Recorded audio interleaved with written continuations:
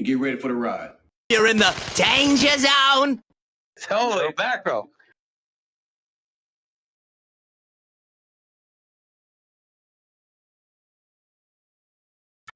Wait a minute, get it how you live it.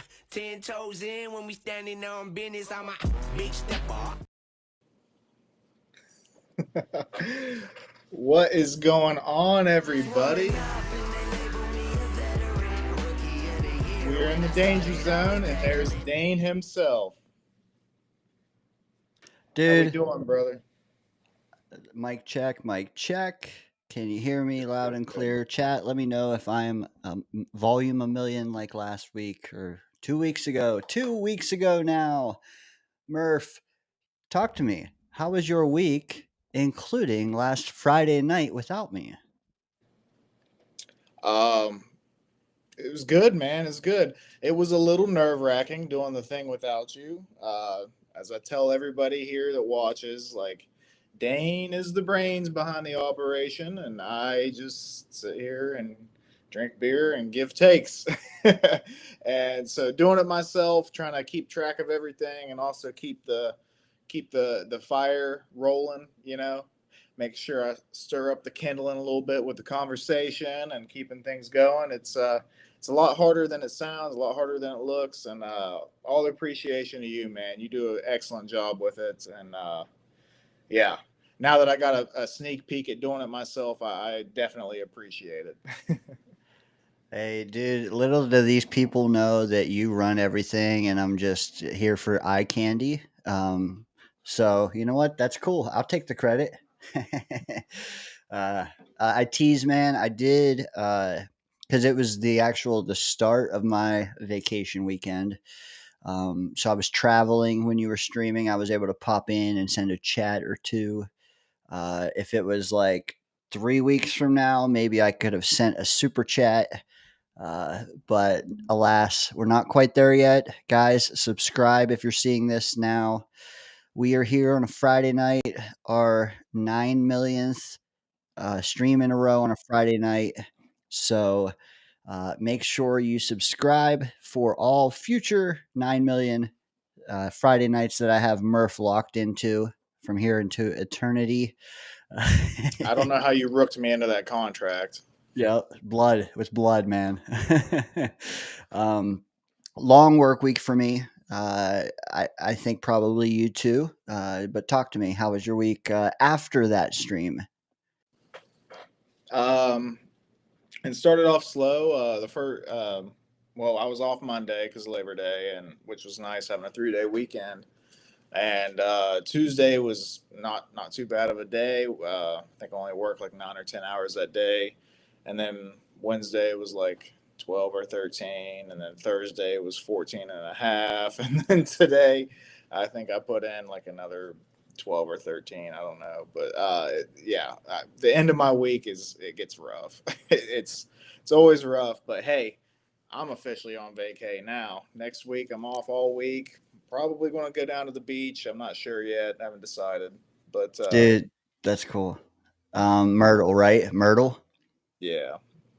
All right. If you are a cougar hearing this, Myrtle Beach this upcoming week, a meet and greet with Murph. And meet is spelled with an EA. Shit. Okay, cool. You get vacation because my next question was going to be, are you all coked out, Murph? Coked out? Oh yeah. I'm definitely coked out for sure. I needed a week off for sure. Fair, man.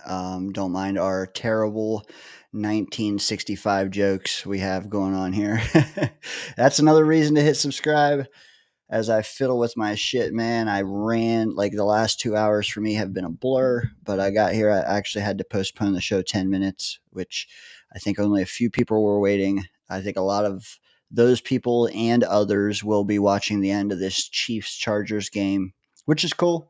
Have one on the old phone, the other on the computer, one on the TV, one on the tablet, however you want to do it. But you don't want to just sit there and listen to Kurt Warner, as good as a human as he is. You want to listen right here with us. I joke. We're just kind of riffing here like we do at the beginning of every show, waiting for some people to file in.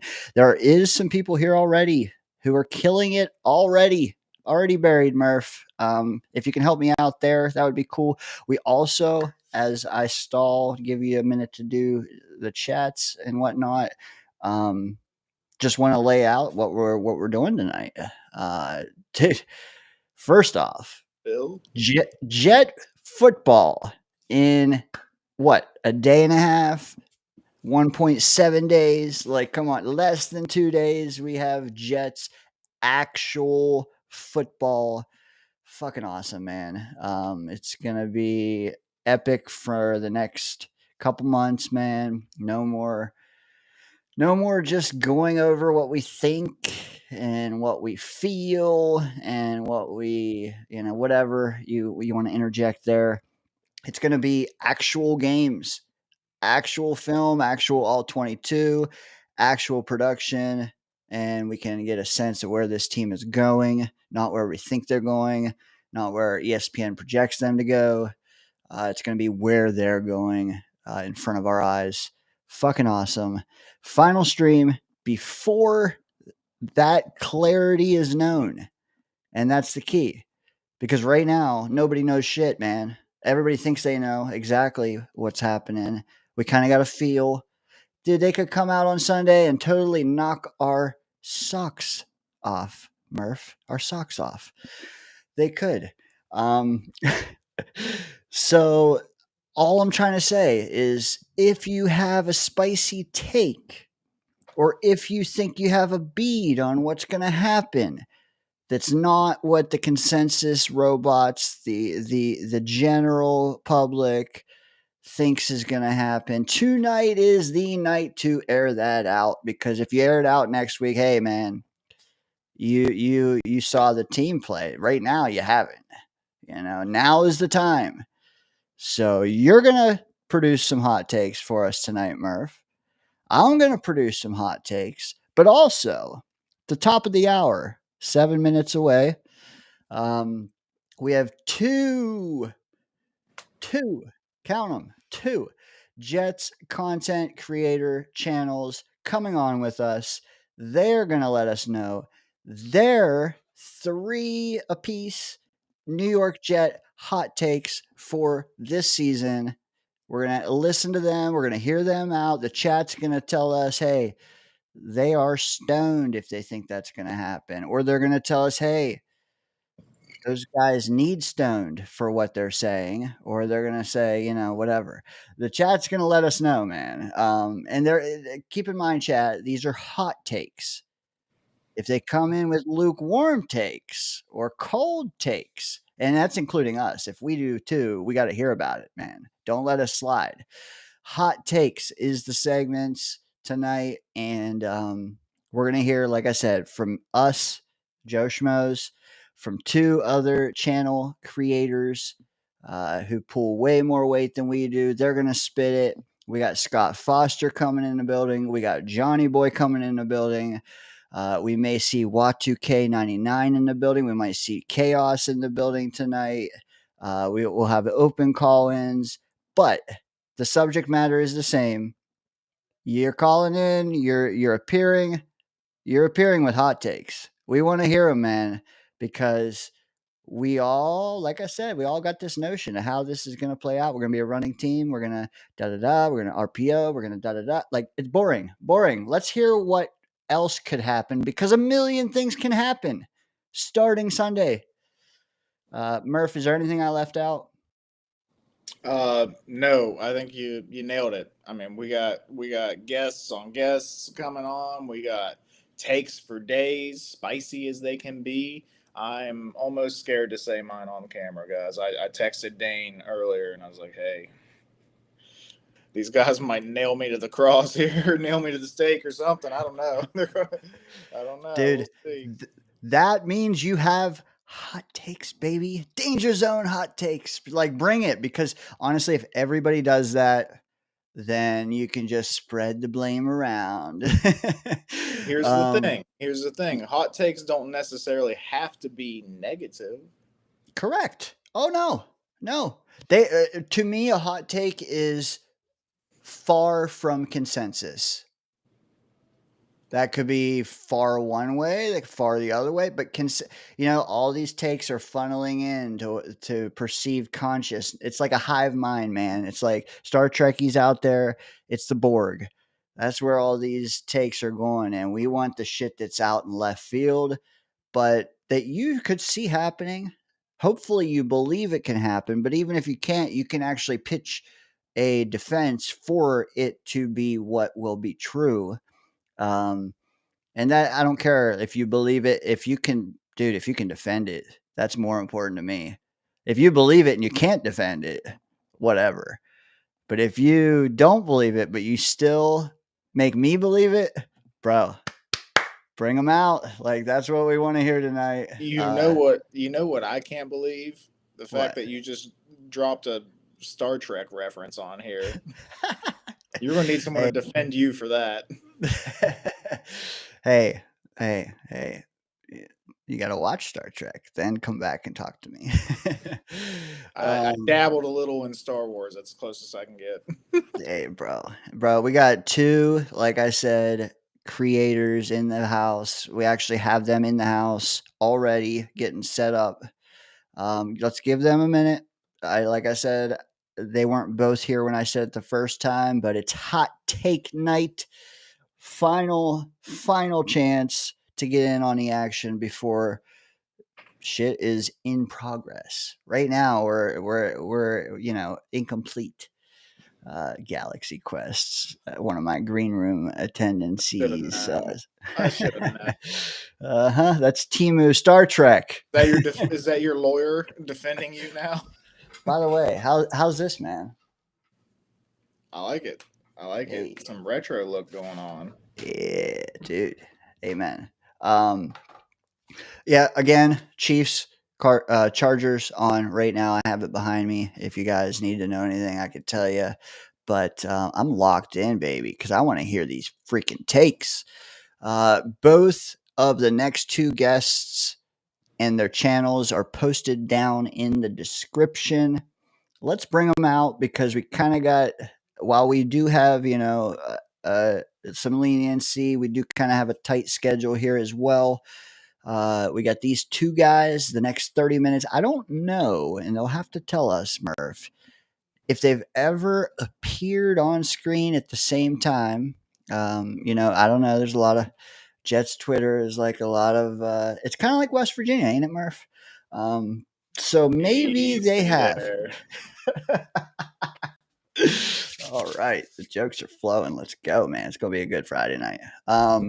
Anyways, without further ado, let's bring them out. Two friends of the channel. They both have been here standalone. They've both produced heavily on this channel. Great appearances, solid fucking takes, man. And that's all we ask. Today we want their spicy takes, though. No solids allowed. Spicy. Let's hear them out. But let's just hear how they're doing first, I guess. We're in the danger zone on a Friday night, and we have Jet football on Sunday. All right, right. I'm a little geeked. I need to stop. You are geeked. Right. You started talking about Star Trek, and I instantly thought you were geeked. All right. First come, first serve. I'm going to bring him out first. Creator of the Jets Ward on YouTube. Look it up if you haven't already. Click the link down below. Without further ado, Ryan Ward, welcome. What up, guys? How's it going? Jets football is back, baby. It's coming back. I'm so excited. Right. I'm so pumped, man. Jets football is back. Got a gut punch with AVT news earlier this week, but hey, Joe Tippmann's going to be winning the offensive player or lineman of the year this year at right guard. Hey, hold up. You know what? Is that one of your hot takes? Oh yeah. All right, let's hear it. He's winning protector of the year. Out guns a-blazing. He's going to be protector of the year. He's a better guard than he is a center anyway. And when he gets in there, we think Cam Hayward's probably not going to play this week. I don't even think if he played, I think Tippmann could bowl him over. Tittman's a solid player. He's a bigger guy too. So that was a big concern when he came in as a center, the size of him. But man, when he's at guard, that's when he's at his best. He can maneuver around the pocket. He can bend around if he's pulling. The kid is going to be amazing. I think the switch to guard since AVT went down, which sucks, Joe Tittman is going to be the best right guard in football and win protector of the year. Dude, that is spicy. Chat, let's hear it for that first hot take of the night. To me, that's spicy. I like it. I like it. Murph. Spicy. That's very spicy. There are like it, 31 other teams in the NFL. All of Joe Tittman as guard. You can't even say when he played guard, you got to say he's a much better guard than he is a center, and he's got all the power and the tools that he needs to be successful at guard. I honestly think he is going to be dominant and can be up for protector of the year and win it. While I agree that he is probably better at guard than center, I just think that's a hell of a leap we're taking. But I want to hear what this next guy has to say about that particular take. He's going to come in with some of his own takes too, but I gotta hear another voice of reason here. He's on the bandwagon with you. I'm like, whoa, let's slow this thing down. That wheel's looking a little wobbly. I don't know if it's going to take off.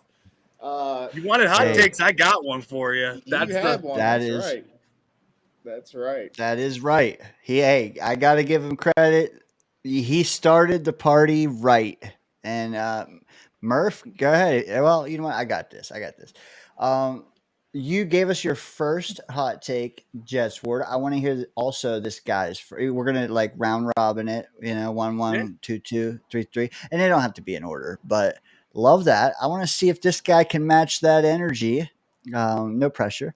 Without further ado, creator/host of the Rich Sports Talk on YouTube, actually has been doing this a lot longer than anyone on screen. Without further ado, Nolan Rich. We got the Nolan Ryan special, baby, coming in hot tonight. All right. The lights are on, so the hot takes are already cooking. I'm really excited to be here, guys, and I guess you want to dive right into hot takes. I got a bunch for the Jets and the NFL. If you watched my show earlier, you might have got a little appetizer of this as I had Nick Shine on, but I have a very bold prediction. Here is my hot take this to start off.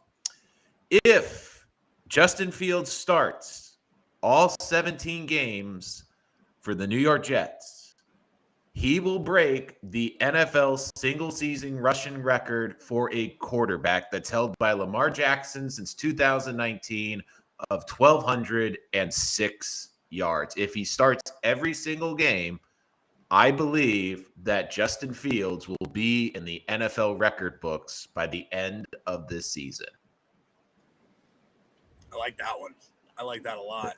That's fucking hot. Modine says it right here. Boo.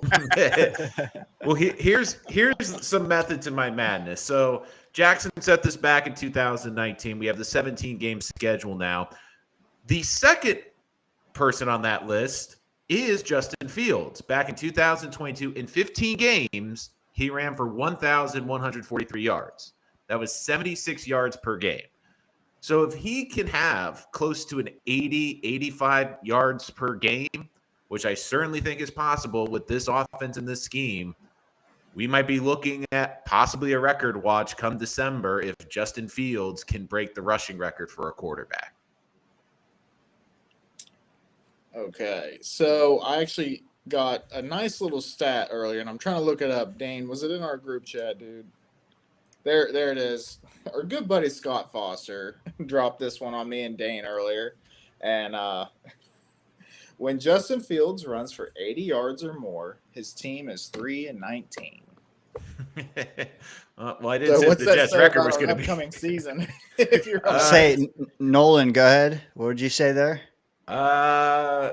Well, we know they're going to try to be run first, where with the Bears, I think they were a little bit more trying to pass, and running was a nice option off of that.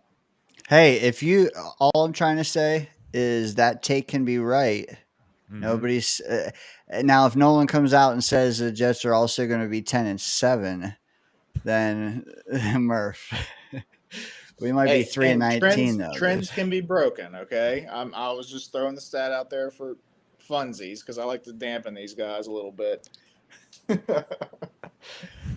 Dude, 1,200. What did he have in, what was it, 2022 or 2023? Didn't he come Yeah. close?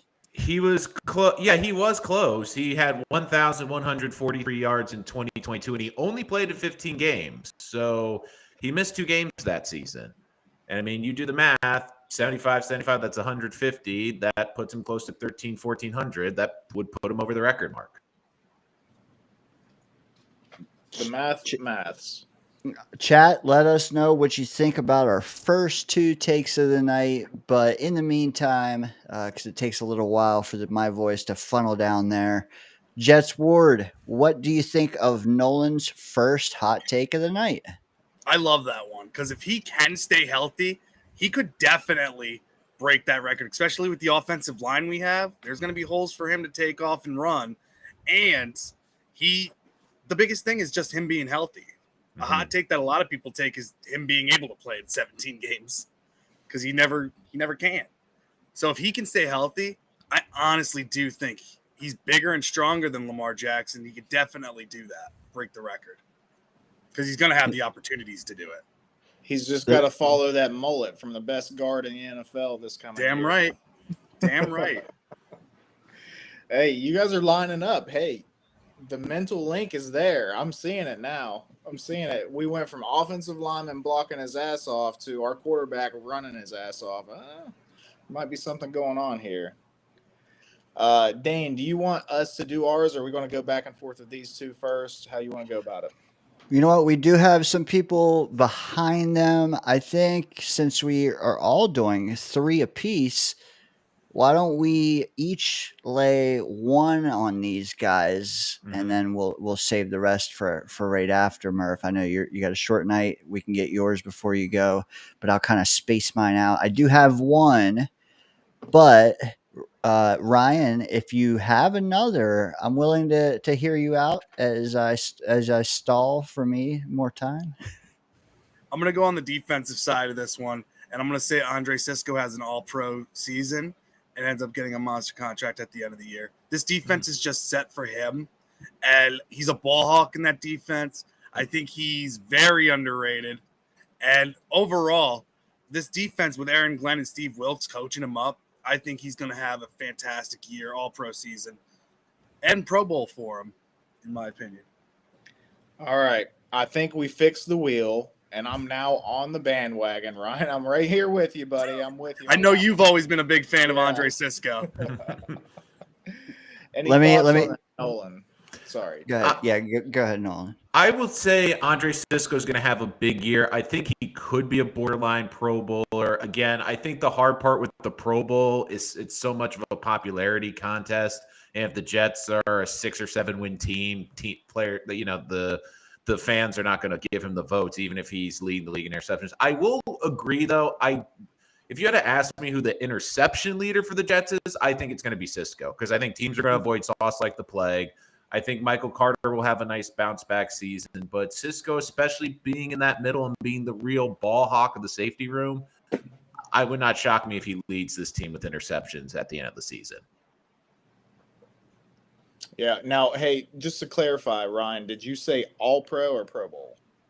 I said All-Pro.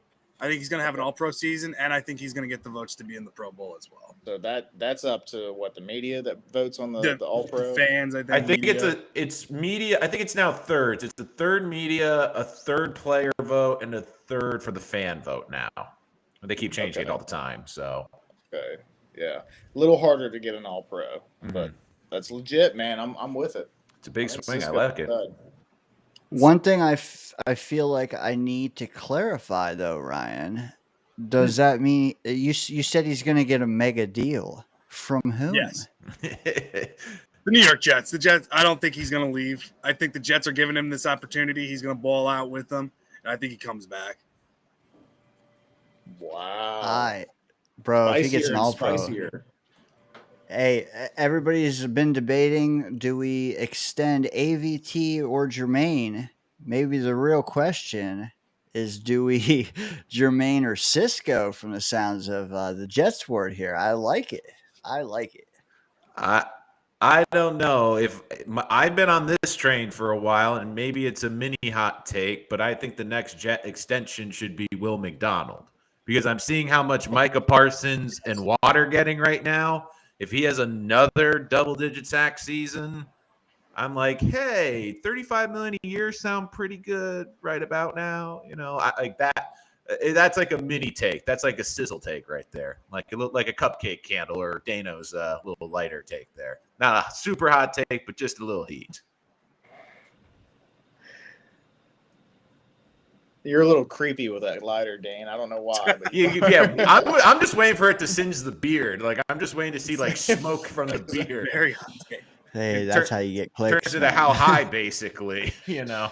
Yeah. Yeah. Agreed. Done with that.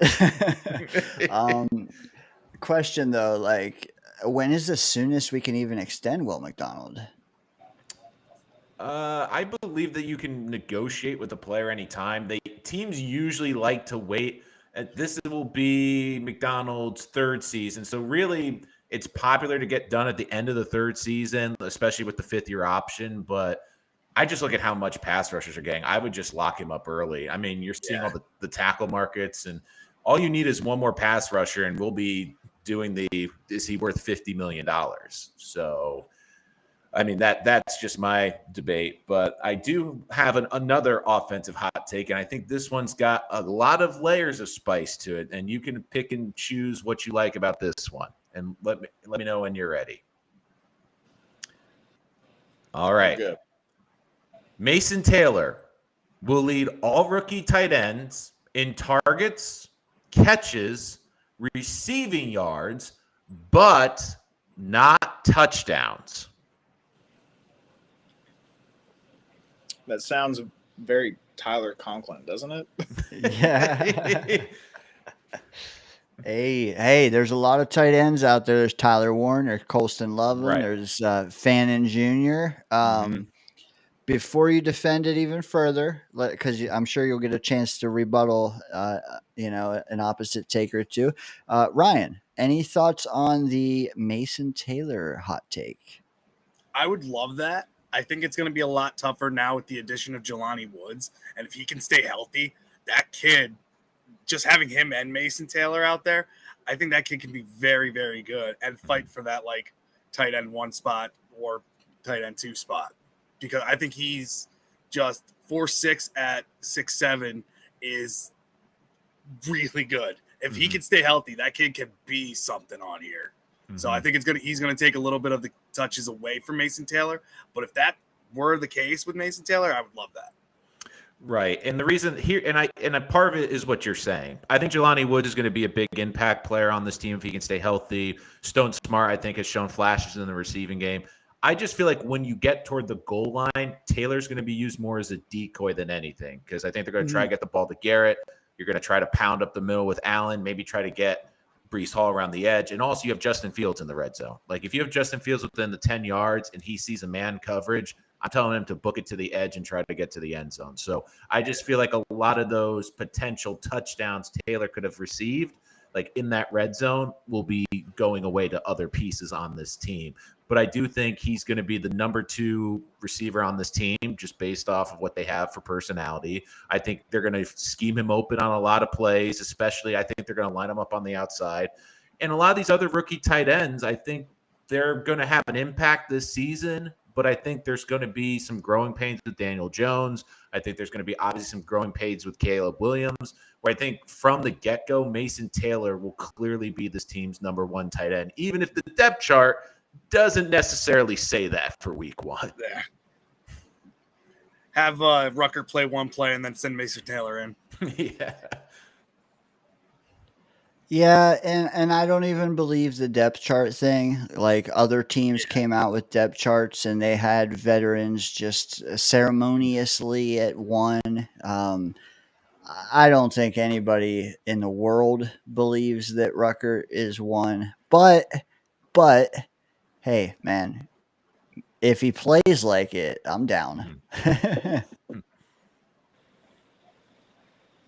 Murph, did you catch it? I don't. We can keep rolling here. Actually, these guys have both given us two yeah, feline friends, right? Two hot takes apiece. So now we're all caught up. All of us need to give one before we let these guys go. We got about 14 minutes here, so we don't have to hurry through it. We also got the chat down there cooking. Infrared, Nate, Charles, Boomtown, Bill, bunch of guys down there cooking. Sorry if I missed Artie. So appreciate you guys.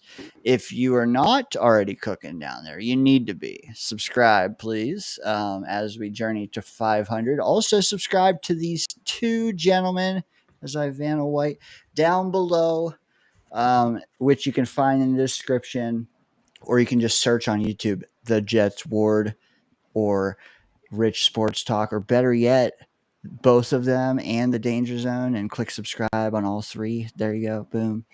Boomtown.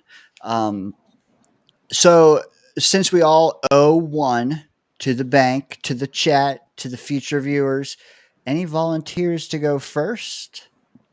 Was this Hunger Games?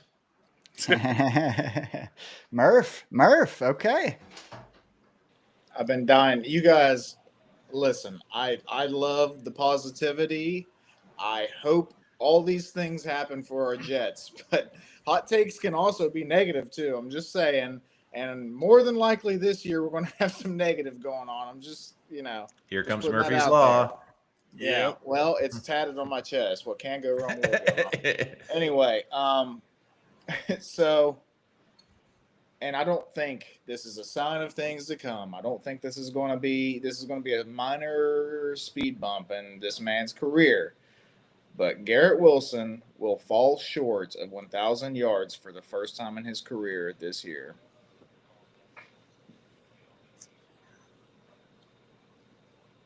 I don't know if that one's that much of a hot take because we're going to be running the ball more often than not. Come on. So Come on. I understand Garrett Wilson is going to be the number one receiver, lead the team in receptions, but this is going to be predominantly a running team. Mm-hmm. And I don't know. I could definitely see Garrett Wilson falling short of that 1,000 yards. Yeah, I think it'll be close, but is there where I see 900 yards? Absolutely. Yeah. And like I said, if the Jets are throwing that much, let's be honest, this team is not in a good position. So I But feel he's like also the only receiver they have. right, but that also means you're going to see a lot of double coverage. They're going to shade the safety over to him. They're going to put the best corner that they have on him. Like, I think they're going to take away Garrett Wilson, and Tanner Engstrom's main job is going to be, can I scheme my tight end Mason Taylor open? Can I scheme Breece Hall open? Can I scheme Arian Smith 2 or 3 times a game open? Like, to me, I'm more excited about this offense and this coaching staff scheming guys open and having different schemes and adjusting. But unfortunately, I think most defensive game plans, the first thing they're going to say is, how are we taking out number 5? And I think that will be the focal point of every defensive coordinator that comes against the Jets this entire season. Let me weigh in here. Is it a hot take? Was the first accusation? I think it is a hot take because I would not say that. For reasons already specified, like there's no other wide receiver. You have to at least, we're going to have 8 in a box if we don't feed somebody. And yeah, maybe we spread it around. What I'm trying to say is it a hot take? Yes. But also, Murph, I can see it happen. I don't think it's like molten lava, if that makes sense. Would I say it? No, but I didn't think it either. You came up with it first, man, and that's saying something. So something that I've kind of done, because to me, like, I'm putting Garrett Wilson's career trajectory on a similar path to Terry McLaurin. if you look at the stats, like, I mean, Terry McLaurin is 1,000, 1,000, 1,000, 1,100, like 1,000. You know what I mean? Like, that's he's always been consistent. He always gets that 1,000, no matter how crappy the Commanders, football team, Redskins, whatever they are at the time that he was playing for them. No matter how crappy they were, how good their run game was, how bad their passing, it doesn't matter. He's just consistent. Except for his rookie year, he got 919. It's been 1,000, 1,000, 1,000, 1,100. You know. So to me, like, Garrett is that guy. He's like, I'm always going to get 1,000 no matter what. Like, well, I think this is just going to be like that one instance his entire career that he's not going to get 1,000. So that's kind of my thought process, because they're both super talented receivers. We all know Garrett's super talented, but it's just like circumstances right now. First team, first time head coach, first time offensive coordinator. A lot of young players. I don't know, still getting a feel for things. I don't see the passing game doing well. And you guys make good points arguing my point for me. But also at the same time, like, Garrett's that dude. And, that dude gets 1,000 yards no matter what. Like, that's Terry McLaurin, Garrett Wilson, like Jamar Chase, always going to get 1,000 yards. Like, those type of receivers, that top 20 type guys, they always get that 1,000. That's just the way I look at it.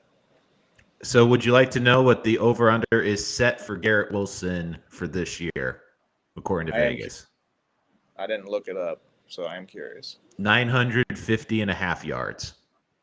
So right in the range. So you could still technically get under 1,000 yards and still get the over. So, I mean, that's something. Yeah. Fair point. Hey, Murph, your next two better be molten lava, brother. You know what? Let me go next, because you guys, like I said, have already given two. Murph, you've already given one. I have given my middle initial here, exactly that, to the show yet thus far. This thing that I'm going to predict has not happened since 2014 across the entire league. So I feel like that should qualify. And I also believe it can happen. I'm not going to, say stab me or something if it doesn't, because it can happen, or it can fall through is what I'm trying to say. But I do think that it's way more reasonable to expect than consensus opinion would think. My first hot take of the night is that this new look New York Jets defense will not give up 300-yard passer all year. The last team to do it, the Kansas City Chiefs in 2014. And I'm going to say there's way too much talent on this team, for one. So it's just been squandered for years. This year, I feel like they're all dialed in. It's a new dude. They have a new daddy. And I feel like every damn player on that D is trying to please daddy. If they do, and hey, man, this schedule, I don't think teams are going to need to throw a million times. Yeah, I'm going to say that since 2014, the next team not to yield a 300-yard passer all year, the 2025 New York Jets. Thoughts? That is my a good take. My first thought was, it's literally been sooner since a team has done that than we've made the playoffs. Damn. Take that, depression. Jeez. Anyway, any thoughts, guys? I like it. We have the defensive backcourt and the pass rushers to make a quarterback's life hell. So this defense is gonna be hard to throw on. Jamie and Sherwood's not bad at coverage either. Quinnen's not bad at coverage. We'll see how McCrary Ball does, but I think this defense is overall going to be much, much better, especially in the run defense too. But I could definitely see this defense not giving up a 300-yard passing game to another quarterback. Yeah, I I think that if they're going to allow a 300-yard pass, there's only going to be once or twice this season. The only thing that slightly concerns me is, yes, this defense I think is going to be a great defense, but this is also going to be a more risky defense. And you're going to see plays like the Giants preseason game where a slight blown coverage or you got guys on island could lead to some big plays. So I think the two I'd watch, the Bills, I feel like they have Josh Allen's number a bit. I think he can go for 250 in the air. Dolphins, I think, are frauds. The game I think that will be the decider will be the Bengals game because you have strength versus strength. You have their passing game. They have to score a ton of points. They have to win through the air. That, to me, is the one game I would circle as the one game where I could see them going over 300 just because that's how the Bengals are going to have to win games this year. Would you agree that the fact that it would only take like one blown coverage in a game, or like the fact that it's that hard to do would inherently make it at least a hot take? I mean, I think it's hot. Yeah, it's a hot take. Just this is a passing league, man. Yeah. It's a hot take. Yeah, because 2014 to now is even totally different. It's only 11 years, but. And correct me if I'm wrong, like we had seasons where it was only like we gave maybe two games, like Nolan said is likely. Maybe you give up 2 times.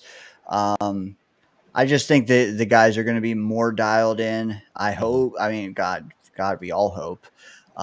If they do, they're capable. I think they were capable in 2022 and 2023. They just, whatever. But Zach Wilson, it wears you down when you have to do it. Let's hope we don't have to do it.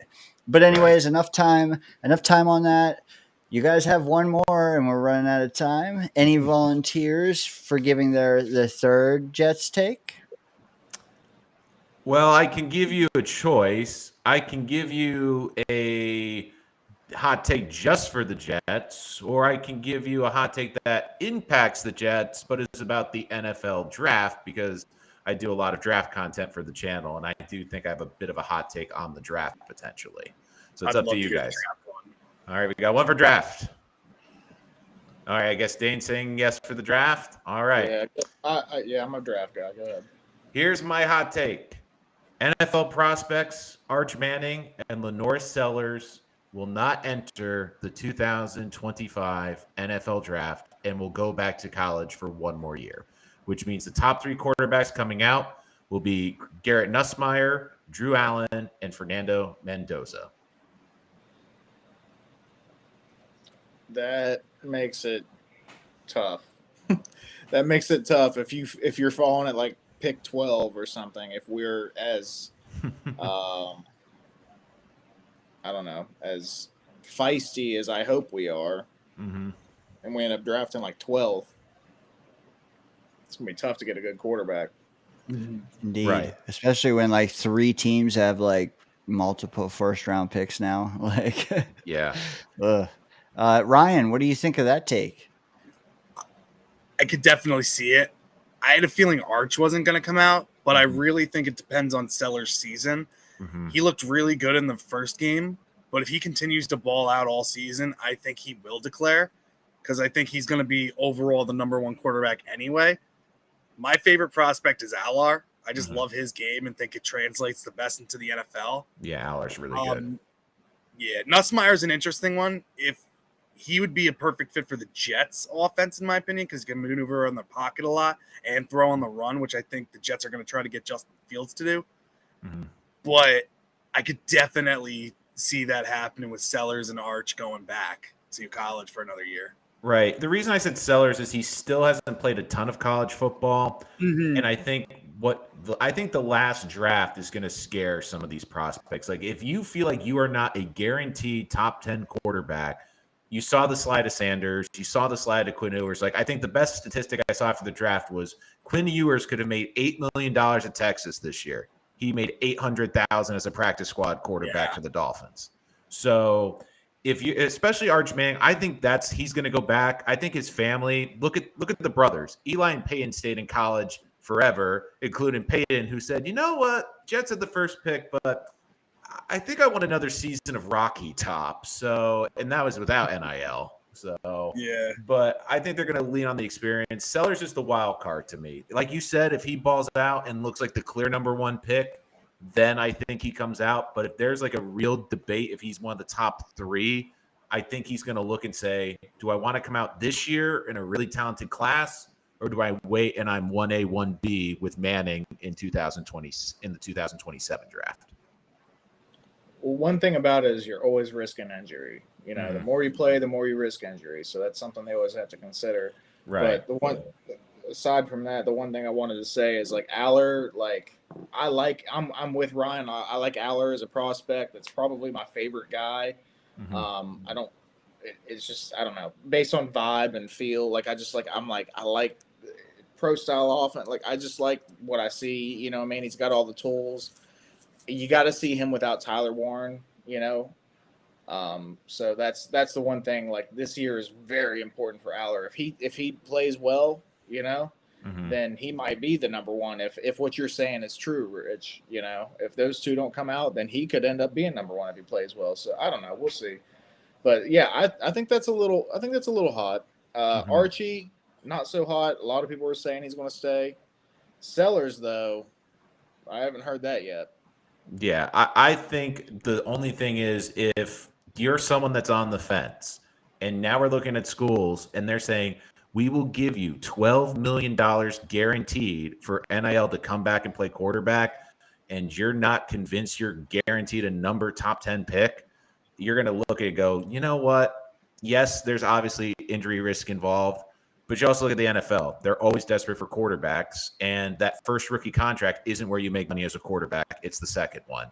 So if anything, if they get injured, but they go to a good system, maybe they go in the second, third round, but they go to a really good place like a Kansas City or a team with great structure, they're like, well, I made more in college and I made up the difference in college, but I'm still going to a better place to get my life-changing contract, which is the second contract in the NFL. Facts. I like it. That was the first non-Jet hot take of the night. Nolan, you have one. It packs the Jets because they need a quarterback. So I don't think it's that out of left field. Well, it depends on which one you have on the way out. It could be, I guess it could be either now. Jets Ward, do you have a non-Jet hot take to provide? I have to think about that one. I was going to say something about Shedeur. I think he was going to end up being in conversation for Rookie of the Year with the Browns because I think he's going to take over that team much earlier than expected. I like Shedeur a lot and think he's going to be a solid quarterback, and he's got the weapons over there. And I think they're finally going to utilize David Njoku over there finally, and he's going to be a top tight end in the league. So I think Shedeur is going to have a very, very good season for the Browns and end up making the Browns a lot better than what a lot of people think. That is certified molten lava. I like it with guys like Cam Ward and Ashton Genty out there and others. A guy by the name of, I think his name is Armand Membu. That guy too. Yeah, awesome. Nolan, do you want to rebuttal that one? I think that one is the hard part is I think you're right, but I think there's going to be a lot of chaos in Cleveland. To be honest, if the NFL was smart, they would have a Kamaker in-season Hard Knocks for this season because it's soap opera gold. I just think Shedeur's going to get in because it's clear the owner loves him and it's clear the owner wants that box office out there. The hard part is going to be with Stefanski, which is it's clear Stefanski didn't really love Shedeur. Shedeur is the third-string quarterback to start the season. It's clear they like Gabriel more than him. I feel like they took Gabriel almost out of spite just to say, look, we took our quarterback. We're not taking Shedeur. And then at the end of the night, it's like, well, this is my final pick. I pay your salaries. We're taking Shedeur. So I do like Shedeur. I just hope for the kid when he comes in. I know that's going to be impossible with all the noise around him, but I just hope he's in an environment and with a coaching staff that truly supports him. And unfortunately, I don't really get the sense that the coaching staff, of course, they want to win. And of course, they want him to be successful because then they're successful. But I think there's going to be a lot of pushing and shoving a la Aaron Rodgers, Tyrod Taylor after Aaron's hamstring almost exploded in the Broncos game last year, basically. Mm-hmm. I did. Hey, Murph, final thoughts on the Shador take? Hey, man, to me that's molten lava. So like, you don't have to agree with it. What do you think, though, Murph? I mean, I don't agree with it. He very well might be like their second best quarterback right now, but that's not saying a lot. I don't know. I think an injury has to happen for that to happen, and it has to happen early. Stefanski's he's like it was said. I think Rich, you were just saying it. Stefanski's not a fan of him. He didn't want him from the get go. It's pretty obvious, and I don't know. I trust Stefanski, ex head coach of the year. I would love for him to be my head coach. I'm gonna trust his opinion on a quarterback. Is he going to quit the end of the season and write on a napkin, I resign as the HC of the BRONWNSs or CLE?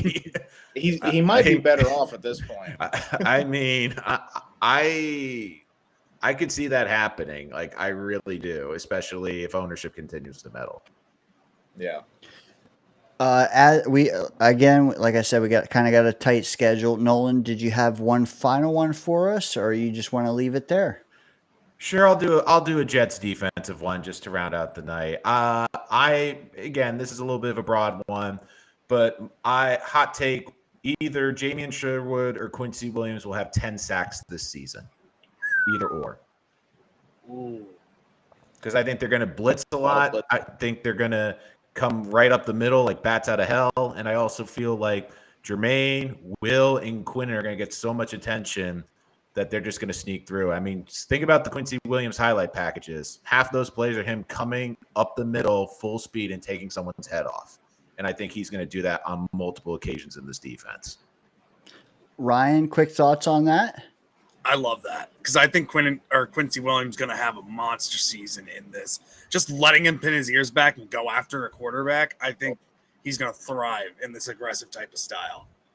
Awesome, dude. Hey, Ryan is from the Jets Ward on YouTube, Twitter, both, maybe elsewhere. I know he's there, though. Nolan, you are Rich Sports Talk on YouTube. Do you guys have anything you want to plug before we let you go? No, I think you hit it all. On TikTok as well for those. So make sure you follow me at the Jets Ward on TikTok. Other than that, on X, on YouTube, follow me, like and subscribe. Also, like and subscribe to the Danger Zone. These guys do an awesome job here. Always fun to join you guys. Yeah, but of course, subscribe to Jets Ward, Danger Zone, and you can always catch me on YouTube or wherever podcasts are available. And I'll be coming live after every single Jets game this season. You can air your grievances, and we are going to talk, of course, about Aaron's reunion at MetLife this Sunday after the Jets home opener. Hell yeah. All right. Awesome. Man, y'all killed it. Murph, any final thoughts before we let them go? Hey, no, hey, I love having you fine gentlemen on this stream with us. It gives us some good takes, even though some are really spicy. Maybe a little need some milk spicy, but I loved it. You guys backed it up. You backed it up with facts. You backed it up with honest opinions that make sense. Like, hey, I can't argue that. And I knew you guys were going to come and bring it, and I appreciate you guys for coming on, and you're always welcome in the Danger Zone. Thank you so much. Thanks, guys. You have a great weekend. Have a great weekend, guys. Jets. Thank you very much. Go Jets. All right, man. We got some spiciness out the way, Murph. Some spiciness. I'm gonna need more out of you. I'm just kidding. I thought yours was spicy. If we get the time, maybe we'll find out from others if they think your take about Garrett finally coming in under 1,000 yards. Is that a hot take? We'll find out throughout this show. Murph, I'll give you two options, okay? We just got done with two guests. We also got two more. But if you would rather, we could comb through every pixel of Mekhi Becton's tweets over the last week and all his Oh, God, no. mentions. I'm okay on that. Dude, so tonight's game, he got pulled from the game because he's had food poisoning all week. And all I could think about was what his boxers must look like. Oh, no. That was not where my mind went at first. I was thinking Denzel Mims, but All right, Denzel you know what? Mekhi. I need a new computer. I say it every week. I'm at like 99% CPU right now. I promise before Halloween I'll get one. But as you guys stall for me to give it a little massage the CPU, I'm gonna bring out two more guests, man. Two more guys, two more channels. What the fuck? Danger Zone extravaganza indeed with Murph. Fucking A. Love it. One guy from home, another guy is like 3 time zones away from home. So, we get to hear from him as well. Maybe the two most beautiful guests we've ever had on this channel. You'll have to let me know, chat. Let's bring him out. One guy waiting a while. I'm going to bring him out first because he's like rubbing elbows with former Jet players now. And like, I don't want him to big time us and leave. Without further ado, the one, the only Johnny Boy. What's good, guys? What's going on? I like the lid. I got the spiciness ready to rock and roll for you guys. This might make Murph go ahead and just flip his computer over. You might be getting a computer the next day because you're gonna be like, this dude is bugging out. But I'm just going to chuck mine all the way to Oregon. Oh yeah, dude. I don't know, but I think I knew this hot takes was coming tonight. I don't know. Johnny, though, in my back of my mind was like, I am most excited to hear Johnny's. Before, though, you rattled your first one off, I want to bring in another guy, and a guy that you know and love, because I feel like we need a fourth on this panel to not only weigh in on your hot takes, Johnny, but to provide some of his own. Like I said, he's 3 time zones away.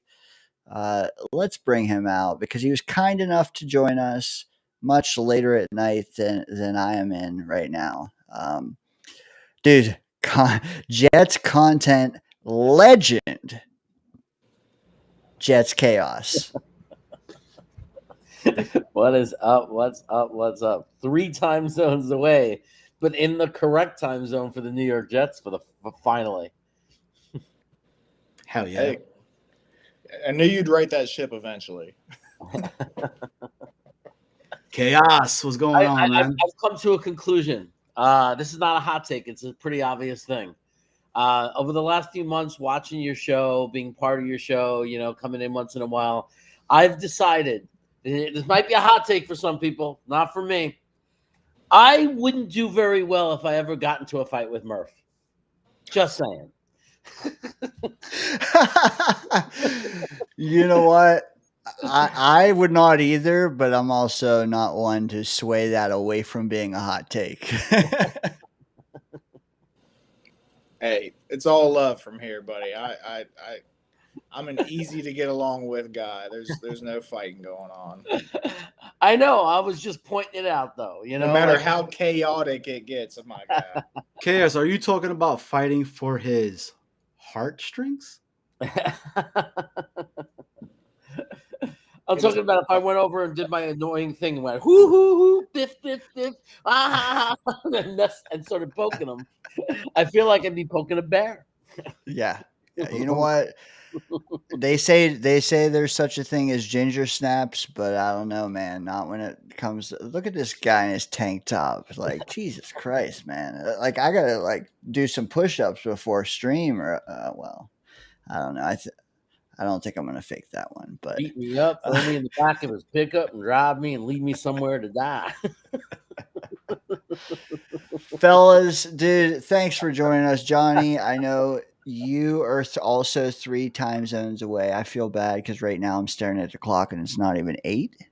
But you guys were awesome to hop in because, bro, we got a game on now, a game on last night. We got Jets and like two sleeps away, man. Two Hell sleeps yeah. away. You can stay longer on the back end if you want, but let's at least get some hot takes. Johnny, it sounded like you were ready. You want to go? Dude, I am ready. So if it's okay with you guys, I would like to say my 3 hot takes because I actually gotta go get the kiddos real quick. But I want to come in here like a wrecking ball. I want to piss some people off because you know what? It's always a great time when I do that, and I love it. But my first hot take is this: Arian Smith is going to have over 800 receiving yards this year, which means 80 plus receptions. That's my first hot take. Second hot take: Sauce is going to lead the league in the most interceptions, including 3 pick sixes. And my last one, and I came in here because, again, you know, we've had issues with this. It pisses off, but I'm somebody that's always talks about the special teams.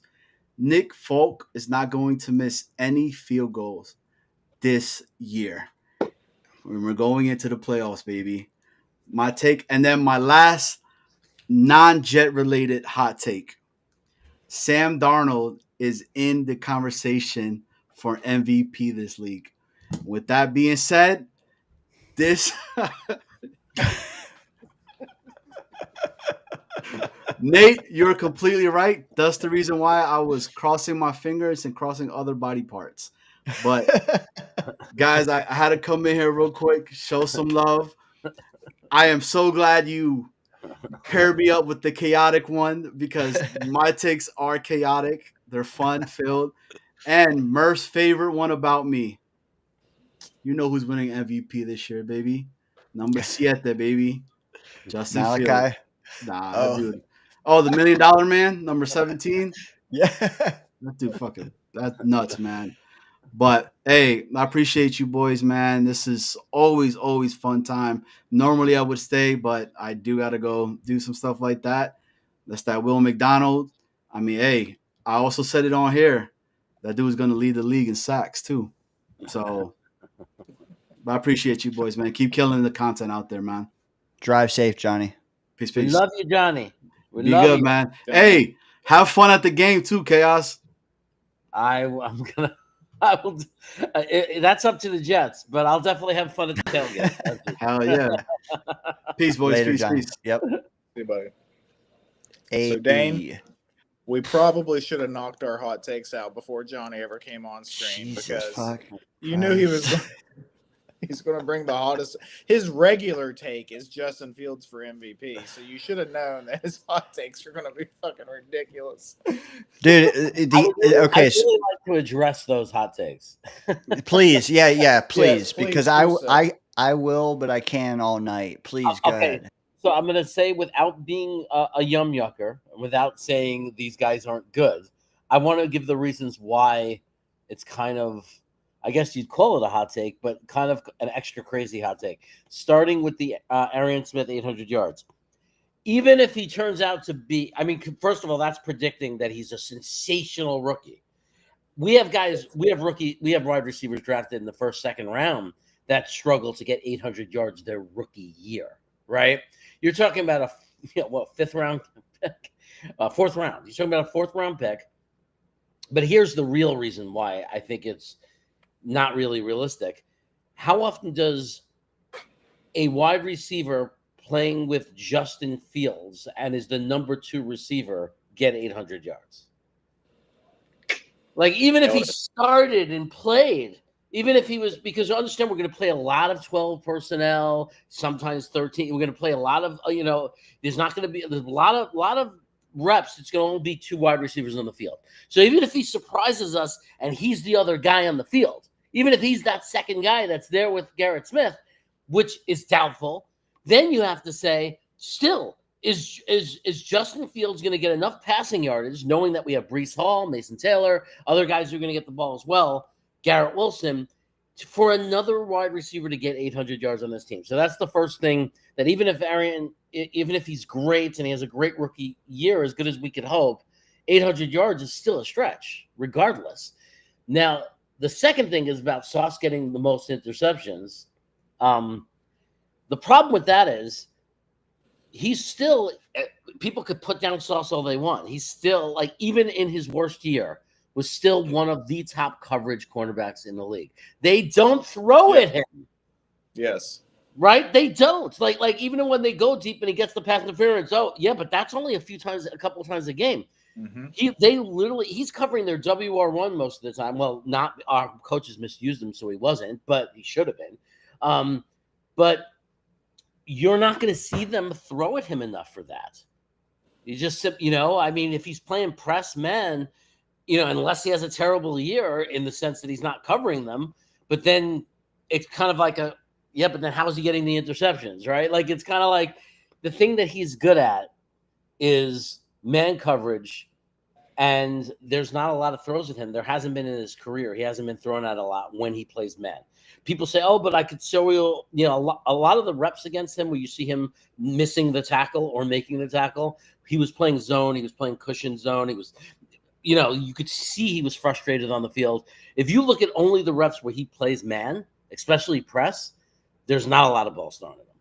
So for that reason, I think those hot takes are just kind of out of whack.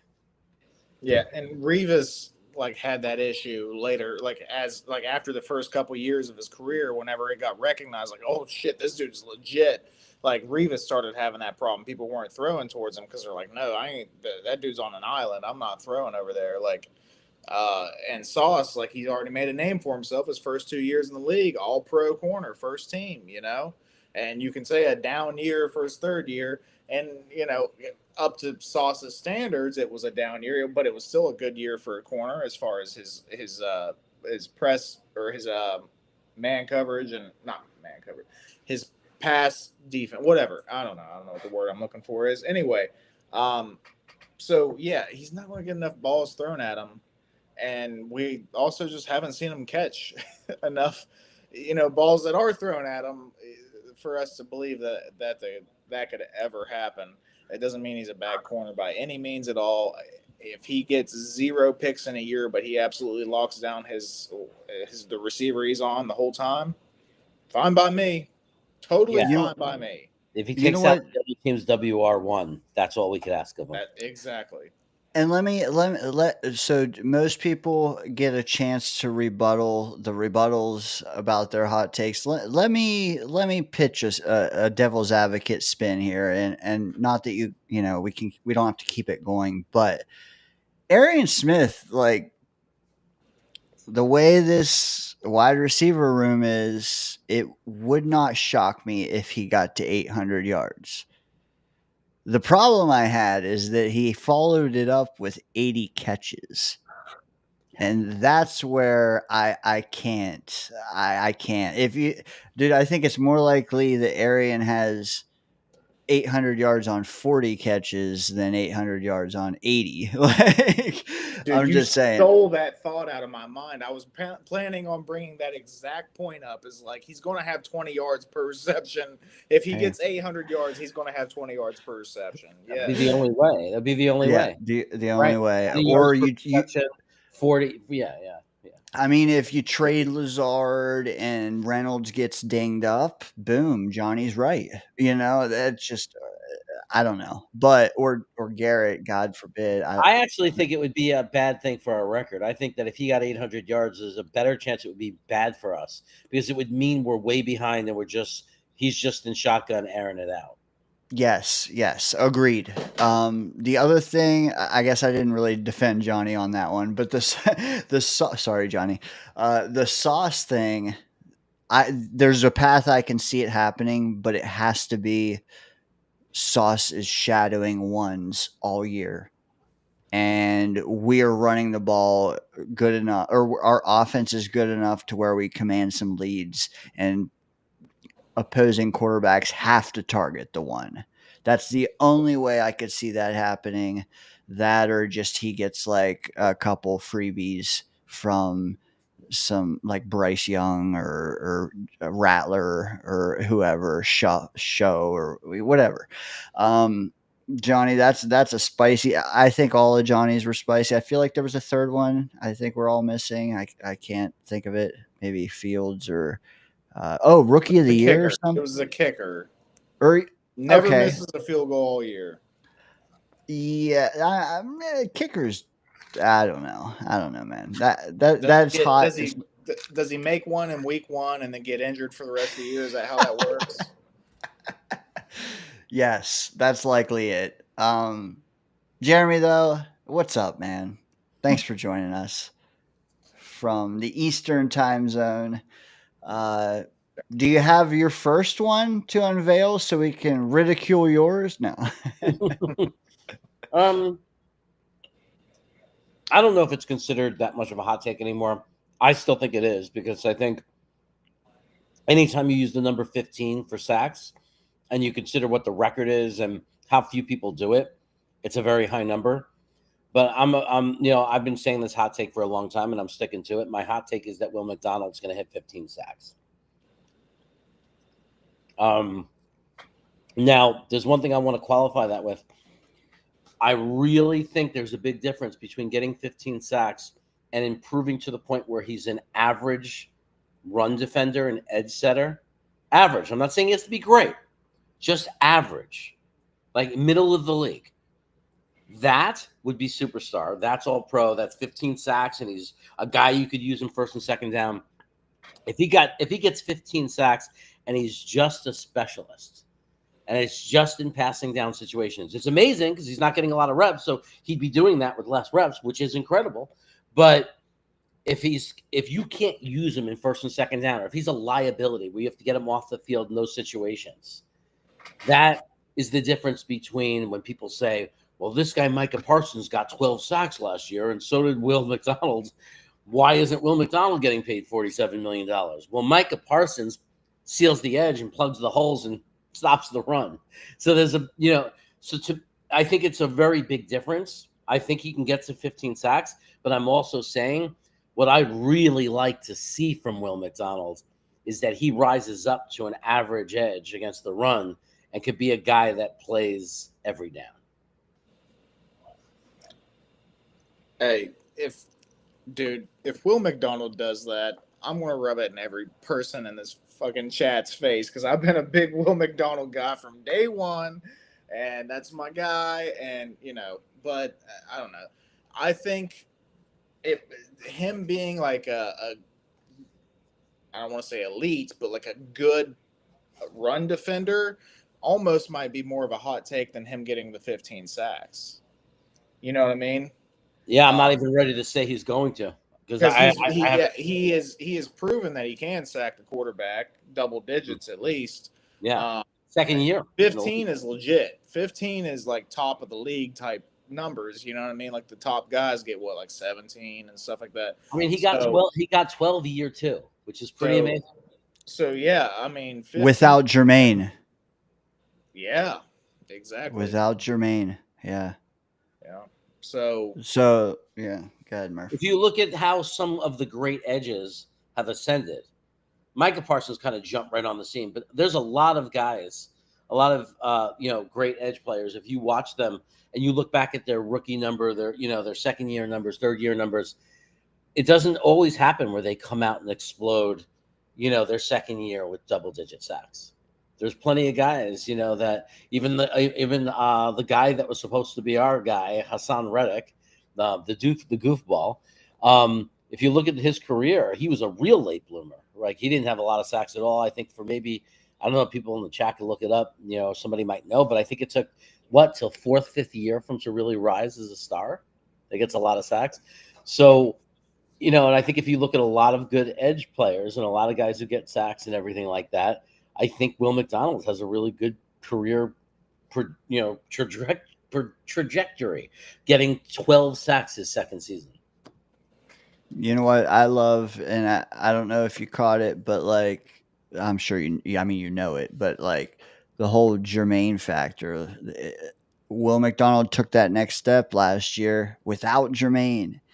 Michael Clemens was on the opposite side, and they didn't. I mean, they either did shade the attention to Will McDonald, and he still got 11 and a half, or they didn't foolishly, and now they're going to be forced. They're not going to have that choice anymore. 15 would be epic. If I was given the choice, and real quick, Chaos, I'd like to know your thoughts too. Like, if you could have 11 and a half again, but Will McDonald's run defense comes up to a Jermaine level, would you rather have that? Or would you rather have Will McDonald's run defense of last year and his sacks go up to 15? Oh, and Green Bean jumped all over me for this because he's not always as bright as people say he is. There's no question. I'd rather have him go to Jermaine Johnson level. That would be the biggest hot take of all the hot takes tonight. To have him have that kind of jump, I don't expect that at all. I said just get him to be average. Jermaine Johnson, is an excellent edge setter. That's what. Forgetting the sacks, he can get 7-8 sacks. And if he sets the edge the way he's capable, we're happy. People forget how important it is. People are acting like sacks. What the run? Stopping the run. You can't. I mean, it's so hard to win an NFL football game when you can't stop the run. Can you? If we had if he played edge the way Jermaine Johnson plays edge against the run, and we had that on both sides of the line with Quinnen in the middle, and now we got this kid Phillips. That's right. That's a recipe for a lot of success. So to me, because like you said, Jermaine Johnson is a borderline elite at run defending. That's his bread and butter. He's a decent pass rusher, but he's a run defender, dude. So if you're talking about Will McDonald staying at that 10 and a half, 11, whatever, and getting to that level in run defense, I'm gonna take that all day.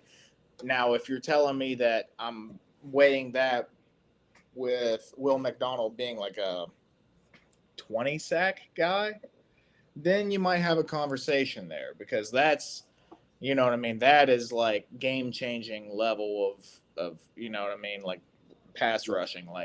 You see TJ Watt, he literally impacts games every freaking game. It's big fourth down, they got to convert. If they convert and they get 8 yards, they'll be in field goal range. They might be able to pull, get a field goal and win the game. Oh, boom, TJ Watt sack, game over. That's the type of stuff that you see out of TJ Watt day in and day out. If Will McDonald got to that point as a pass rusher, even if he's still a mid run defender, you might have an argument there. But and 20 is different also because Will McDonald got to 11 and a half, but he had 6 the first 5 games or something like that, right? It was, you're right. In New England, he got 3. So it really wasn't that much per consistently throughout the season, game after game. When you get to 20 sacks in a season, that means it's not just the 20 sacks. Everyone has got to realize, if you get 20 sacks, Murph, how many pressures does that mean you were getting? 50. Yeah, I mean, you can't get to 20 sacks unless you're terrorizing the quarterback consistently week after week. Yeah, absolutely. You know what? I'll believe he gets 20 when he develops a bull rush. Damn, sorry, I shouldn't have said that. All right, let's segue to the next one. Dude, that spin move, though, that'll get him 15 alone. Dwight Freeney did it. Murph, I don't know if anyone will believe you were the Will McDonald truther on this channel. Look, I'm holding a Will McDonald autographed mini helmet from Jets Worldwide. You won that? I did. And all I have is a Michael Carter one when he got released a week later. Can you put a number? I feel like it's just you guys. All you guys are just passing those helmets around to each other. Dude, you just need to write Will McDonald the second. Yeah. All right. Well, Chaos, I don't know how long we have you. If you have another one, we can go to that. Sure. Oof. I kind of I have to think of them because I kind of gave up on hot takes because it feels like it's just setting myself up for misery. We could give one of ours to buy you some time. Sure. Let's do that, and I'll think of the one I want to use. Okay. Murph, if you're not ready, I got one. It's chambered. I got them all right here in the notes, buddy. Okay. All right. Hey, you're the one you're on Eastern time. I'm gonna let you go first, Murph. You got me till you need me. Okay, so don't worry about that. Oh, baby, don't threaten me with a good don't be time. doing no 3 a.m. All right. Anyway, Johnny got us started with the Arian Smith stuff. I actually had a hot take regarding Arian Smith. I think that Arian Smith will have less drops than touchdowns this season, guaranteed. Hot take. I don't know. Maybe it's not that hot, but I think it's hot because everybody's talking about he drops the ball all the time. Shit, say it one more time. I'm sorry. The chat Arian got me. Smith will have less drops than he will touchdowns this season. Ooh, more touchdowns than drops. You're coming back from your first negative hot take to a positive one. I like it. Every other hot take I have is positive, other than that first one I dropped. Well, no, the other one, there's one that's kind of like, I don't know. You can take it iffy. Yeah. First off, I think the rebuters, the debaters or whatever, should first say, is it hot? And then say, do they agree? I would say I think that's a hot take. That's damn near molten. The way that kid has been paraded up and down Jets Twitter the last 5 months as being a choke artist when it comes to reeling the ball in. I think that is a hot take. Do I think it's possible? Yes, I do think it's possible, but I don't think it's possible for how he will be used in this offense in year one. If that makes any sense at all. If it doesn't, then I'll just say I think his yards per target are going to be a jillion. Regardless, dude, if it happens, I'm stoked. Chaos, thoughts on Murph's take? Is it hot? And what do you think of it? It's hot because I don't see Smith get it, and this is not a knock on him. I'm excited about the rookie. I like the camp he's having. I'm all in on this kid. I'm very excited that he's playing well. But even with that said, I don't see it very likely he gets more than 4 to 5 touchdowns. I just don't see that as a likely scenario. I mean, how many touchdowns does Justin Fields throw? Like he runs some in, and you got Garrett Wilson, and he's going to throw some to Breece Hall. And so I think it's, you got a rookie that was a 5th round pick that we don't even know if he's going to start the season. So I think just saying 4 to 5 touchdowns is aggressive and would be successful. Like I'd be really happy if you told me now that Smith is going to score 4 to 5 touchdowns. And if he gets enough activity to score 4 to 5 touchdowns, I don't think it's that bad to have 6 or 7 drops. Because remember, in the NFL, you play 17 games, not about 11 or 12 games, right? So there's more games.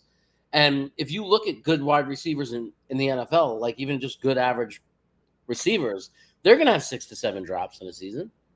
That's not abnormal.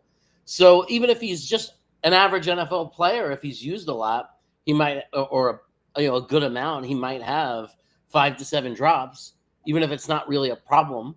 It's just he's just kind of in the middle of the league. And is he going to get that many touchdowns, though? So that's what makes it a hot take. I hope it's true. I would love for him to freakishly score 8 to 9 touchdowns and only have 4 to 5 drops. I would love it to be true. I'm not saying it's not impossible, but I'm just saying why it's definitely a hot take. It's very difficult for that to happen in my mind. Now, to be clear, the way I'm projecting it in my head, and this isn't really part of the take, I just laid it out a little more broadly because I don't want to be put on cold takes later on. I don't see, him getting 9 drops and 10 touchdowns. Like I'm thinking it's like 4 drops, 5 touchdowns. You know, which would be amazing. yeah, yeah, Amazing. I think that he's worked really hard this offseason on trying to shore that up. I think he heard the noise and he said, "I'm gonna prove him wrong." And so we'll see how it goes. And also, I want to point out that the guy isn't just catching touchdowns. I think the Engstrand's going to have him doing some jet sweeps and stuff. He might have a rushing touchdown this year too.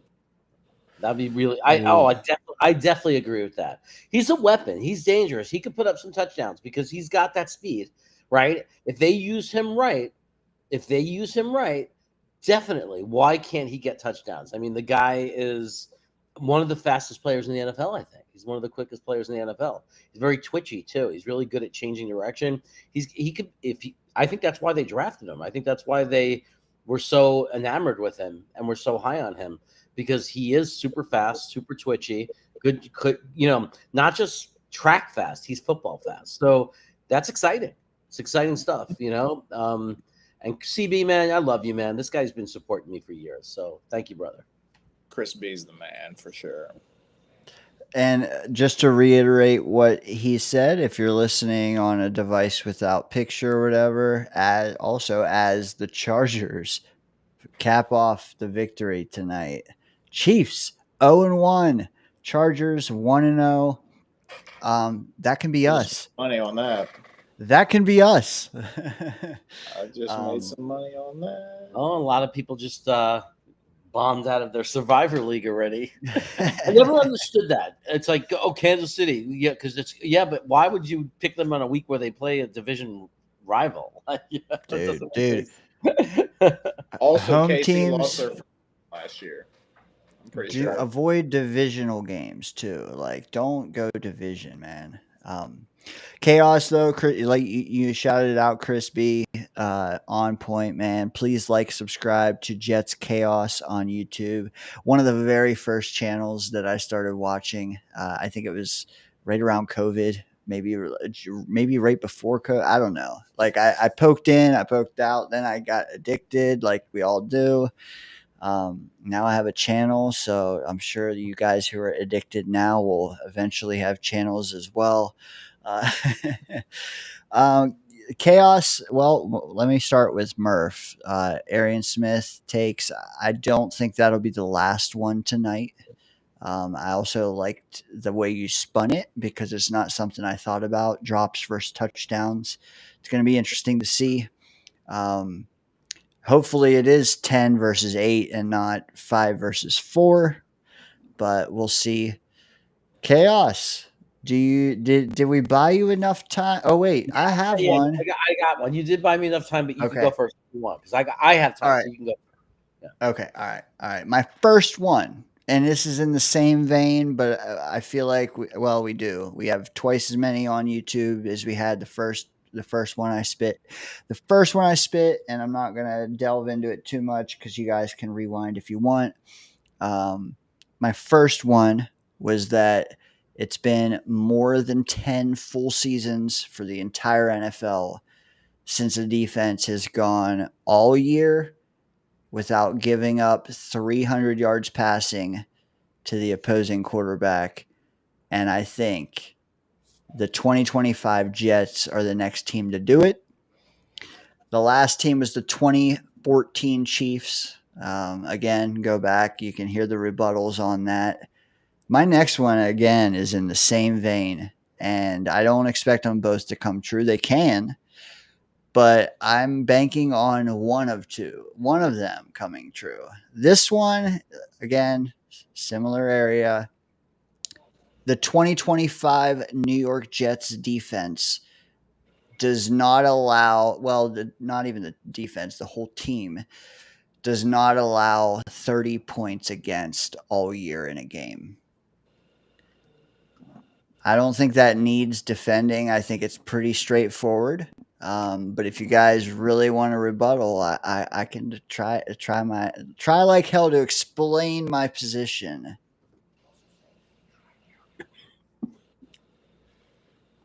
Bro, the Bengals are dropping 38 on us. That's just the first team that came to mind. And one of the two Bills games, they'll probably drop, I don't know, 31 or something on us. Is it hot? Is it hot? It's hot. Yeah, it is hot because teams score a lot in the NFL nowadays. Like 30 points is not that unreachable. It might be for us Jets fans because we've sucked on offense for my entire life pretty much. But 30 points that's lightweight to some teams. I think it's hot because there's always these. I think the defense can be very good, but still, I think can all agree we're gonna have weeks where offensively we're terrible. Yeah, there's gonna be weeks where we're just the offensive line is just the other team's fired up. And we watched Philadelphia get run game the whole second half get shut down by Dallas, right? We play Dallas, so if they could shut down Philly for an entire half, they might shut us down, right? Like, so we're going to have, when our run game is shut down, we're going to be terrible on offense. And that's going to be a lot of possessions for the other team. And then you have those situations at least a couple of times a year where everything just falls apart. Turnovers, muff punts, and like the score gets run up and, like you just have those games. And it's like, even if the defense is really good, to go through a whole 17-game season with an offense that we know is going to have a lot of terrible weeks, or at least a handful. It's just hard to imagine that we're not going to give up 30 points at some point. I think it's not going to be ugly to the point where you're saying our defense is so terrible. I think it's just going to be situation. And hey, I can't knock both your takes. It's a very challenging feat to even the 300 yards passing is very challenging. The Bengals, Murph, you said it.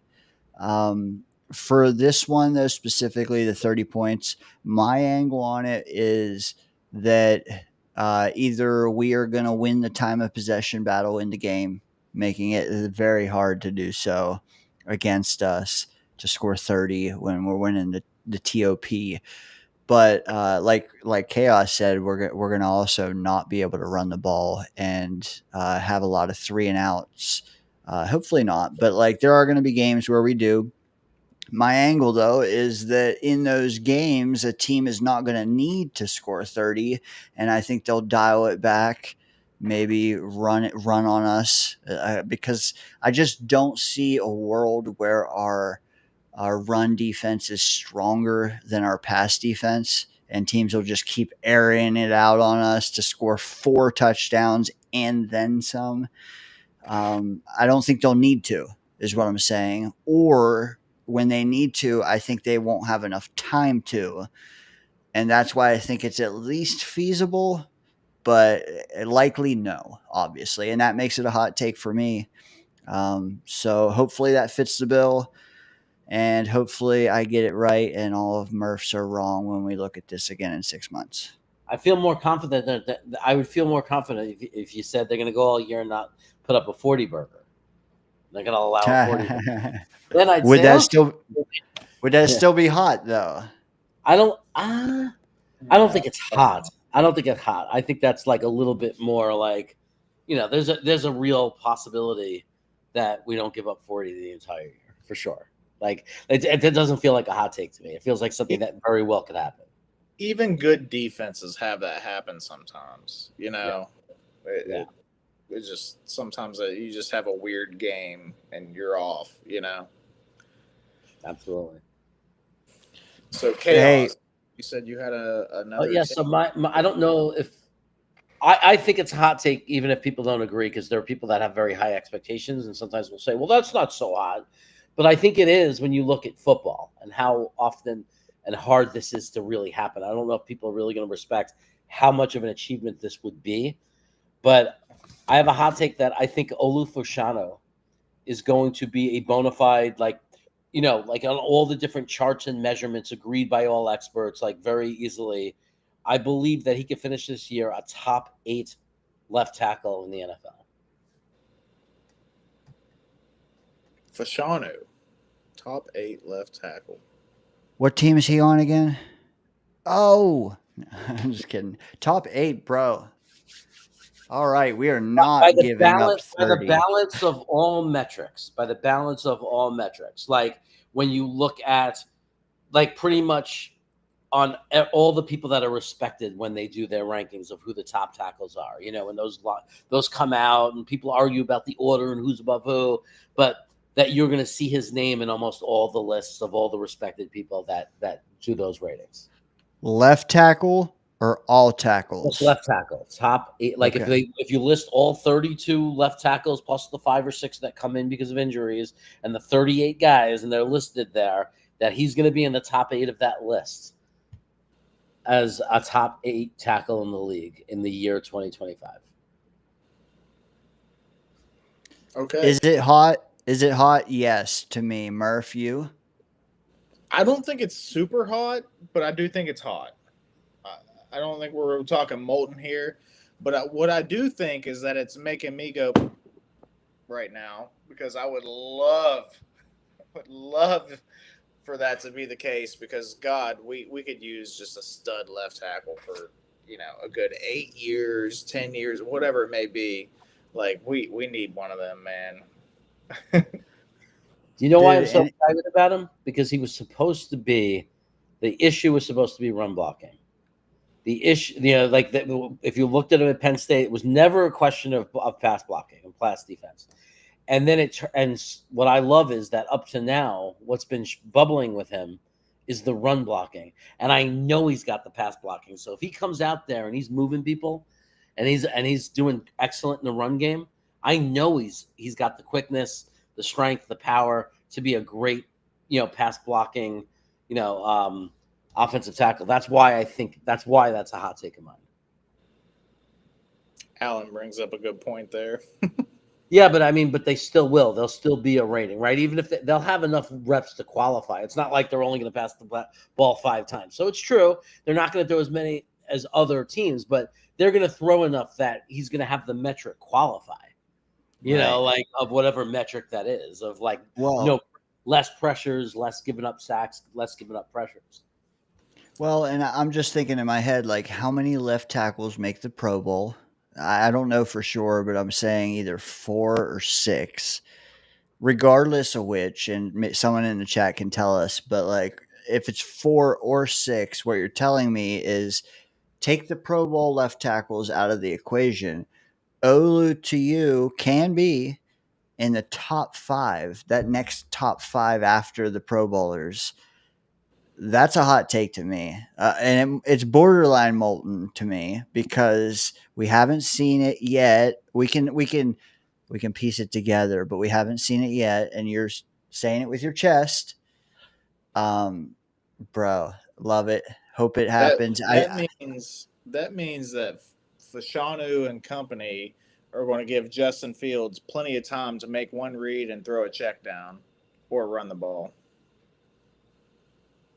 Might be Good all for we Justin need, baby. All we need. One read and a check down, baby. That's all we're doing all year. Yeah, and this is a hot take. I'm not saying it's a likely thing. I think that a likely thing, to me, a more normal statement that's not a hot take would say top 12, or top 15, like with top half of the league. Then it's like, well, he better be. We picked him at 11. So he better be top half of the league second year, and he had a pretty good year last year. I'll never compare him to Joe Alt. I see Alon talking about Joe Alt. The reason I won't compare him to Joe Alt is Joe Alt wasn't a secret. We all knew it. He was a generational tackle. Like Joe Alt was generational. Like if there's no way we wouldn't have taken him. I don't think there's a team in the league that took a tackle that would have taken any other tackle in that draft over Joe Alt. He was generational. Probably the best film that I've ever seen. Yeah, he was. I've only done it a few years, but I have not seen a tackle even close to Joe Alt. Like if you watch his college tape, it's the most perfect college film I have ever watched. You could watch 3-4 different games of all 22 and never see him lose a rep. It's ridiculous. The word for Joe Alt to me was refined. Like he was his technique was great, man. In college, and guys' techniques usually aren't that great. But yeah, he was good. like you said, like top 8 is a big deal, because if you're top 8, then you're pushing Pro Bowl votes. You're, in consideration for All Pro, all that. You know what I mean? Like you may not have gotten it, but people are talking about you like, hey, like he deserves this. So top 8 is a big deal, man. That's It's a a big hot jump. That's a big jump. It's hot. It's But hot. We'll see how it goes. I think it's possible because of the way he played. Each game got better. Like he got we watched him grow. We watched him get better. We watched him improve as a run blocker. The pass blocking is undeniable. Like the history of it is there from Penn State, and I think that it's just going to come together for him. I think, and he's going to rise up and be this very well respected player. I never expected from PFF. Like I never expected, because in my experience since following PFF and being in this world, they hate Jets. It feels like they underscore on under radar players constantly. So I don't put any stock in them, but I'm going by, like those charts that come up at the end by ESPN and CBS Sports and, and all that stuff. I don't love PFF's grades on linemen. I don't know. They're seeing something differently than what I am. I can't get with PFF really in general, but with linemen specifically, like I just like, I don't know. I need to see like somebody that knows what the hell they're talking about telling me like, hey, like I watched this film, I'm breaking it down right now, and this was a really good game out of this guy, or this was, you know what I mean? This they take way too many off for a penalty. I mean, like, it's like if a guy an offensive lineman gets a penalty, the PFF has him under a 50 no matter what. That's ridiculous. If you win all your reps and you're blocking your ass off and your team wins, but somewhere in one rep, you made a mistake, and maybe it wasn't a mistake. Maybe the guy beat you and you grabbed onto him because you didn't want your quarterback to get crushed, right? Or you didn't want a turnover, so you grabbed onto him and you took the penalty. Like knowing you're probably going to get caught, but you do it. Sometimes some penalties are smart penalties. You got beat. You recognize you got beat. The guy's coming, the guy's coming from the left side, my quarterback's blind side. I'm grabbing onto this Mo, and I'm going to take the chance. If the flag gets thrown, it gets thrown, but I'm not going to let him take the hit from behind. Hey, it happens. Better to take 10 yards than to take either a rattled quarterback or an injured quarterback. You know what I mean? And sometimes coaches will tell their players to play more aggressively. Like, I don't care if you get the penalty. I want to see you driving these guys. Or I don't care if you get the penalty. I want to see you keep Justin Fields or whoever it is clean. Like, coaches will tell them, like, hey, I'll take it. Just make sure he's clean, because this is a very important game for him to get his confidence up, whatever it may be. I don't know. But coaches have told linemen, and I know I'm not wrong in this, coaches have told linemen, hey, I don't care about the penalties, just get the damn job done. And we've seen it with cornerbacks, right? Sometimes it's like, you're beat, so you dive and you grab his ankle, or you trip him, or you bump, because it's a touchdown if you don't. So you take the interference because it's the better alternative.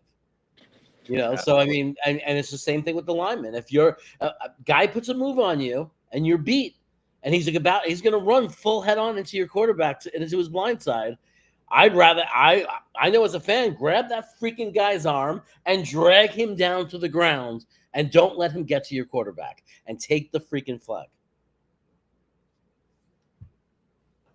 I love it. The Fasciano take, top quarter of the league, that 25% at the top, Fasciano penciled in by Jets Chaos. Freaking awesome. Love it. Dude, it'll be awesome, because not only It was potty breaks or something. Hey. For me, I had to switch so I have a laptop and I have a Roku TV, and the first half of the stream I had the Chiefs Chargers on the Roku TV, and then when it ended, I'm like, shit, I got to get back my YouTube back to the TVs, because that's where my webcam is. I'm like looking like this all stream. I'm like, so you guys bought me a minute to fix my shit. Now Murph is running for beer when he already told me that he needed to go an hour ago. Dude, hey, you get cooking, especially with hot takes, man. You're just frying them up. Fashanu, though, that's not a guy I had on my little list of ones I thought about this week. I do have one adjacent to Fashanu I want to provide just to buy Murph a minute to give his final. Oh. You know what? Screw you, Murph. You're going to wait for mine now.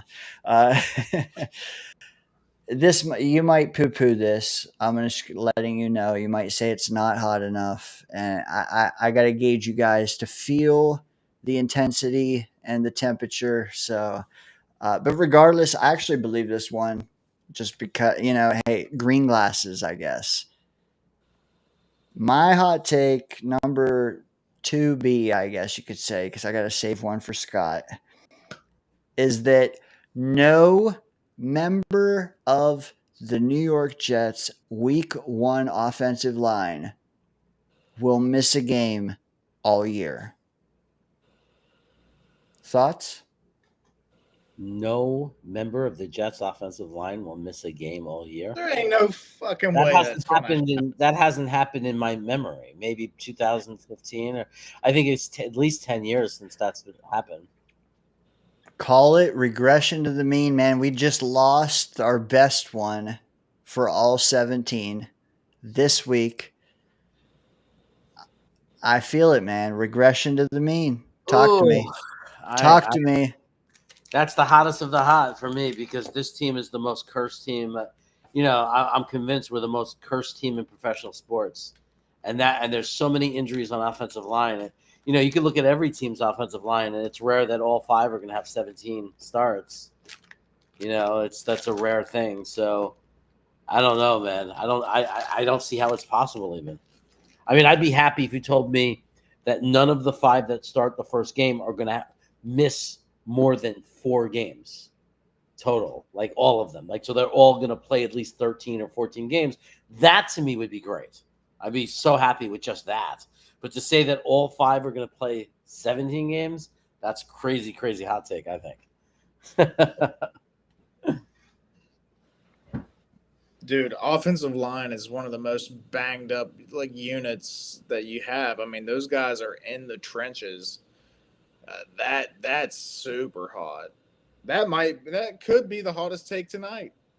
Maybe, Dane. I mean, I feel like we already lost a guard. That helps, though. I feel like how much more cursed can we get? Also, it pits this conversation of, do we keep Myers? Do we keep Simpson? Do we keep neither? Do we keep one? Which one? Tippmann, he's a damn good guard. Watch and see. He's damn good guard. But also, I hope it's true, obviously, because the tackles, you're not going to, Fashanu didn't even finish last year. Fashanu didn't finish last year. Membu's a rookie. Tippmann is playing a brand new position. Myers wasn't here last year. That's molten. I wish I could back it up. Obviously, it's not something I can, but I'm willing to use one of my 3 or 4 by the time this show is over on it being a possibility, just based on regression to mean. Because, bro, 2 years ago, 3 years ago, we went through not 11 O linemen, I forget what it was. It was a ridiculous stat where we had 15 combinations of an O line in 17 weeks.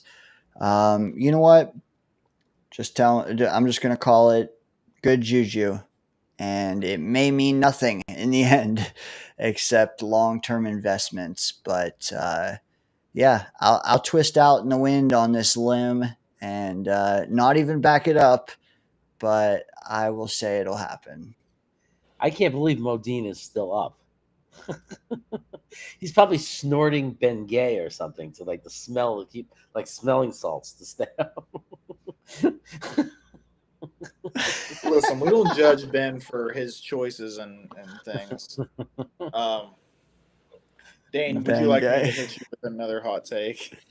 Yes, please, because we do have a guest on hold, another guest who's waiting to call until we really need him, and you two guys who I have no idea how long I have you.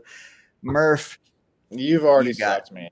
I'm done. I'm done absorbing time. All right, all right. So my next hot take, and I don't. Guys came blazing tonight. People went really, really hot. My next hot take was that Brandon Stevens will make the Pro Bowl as an alternate this year.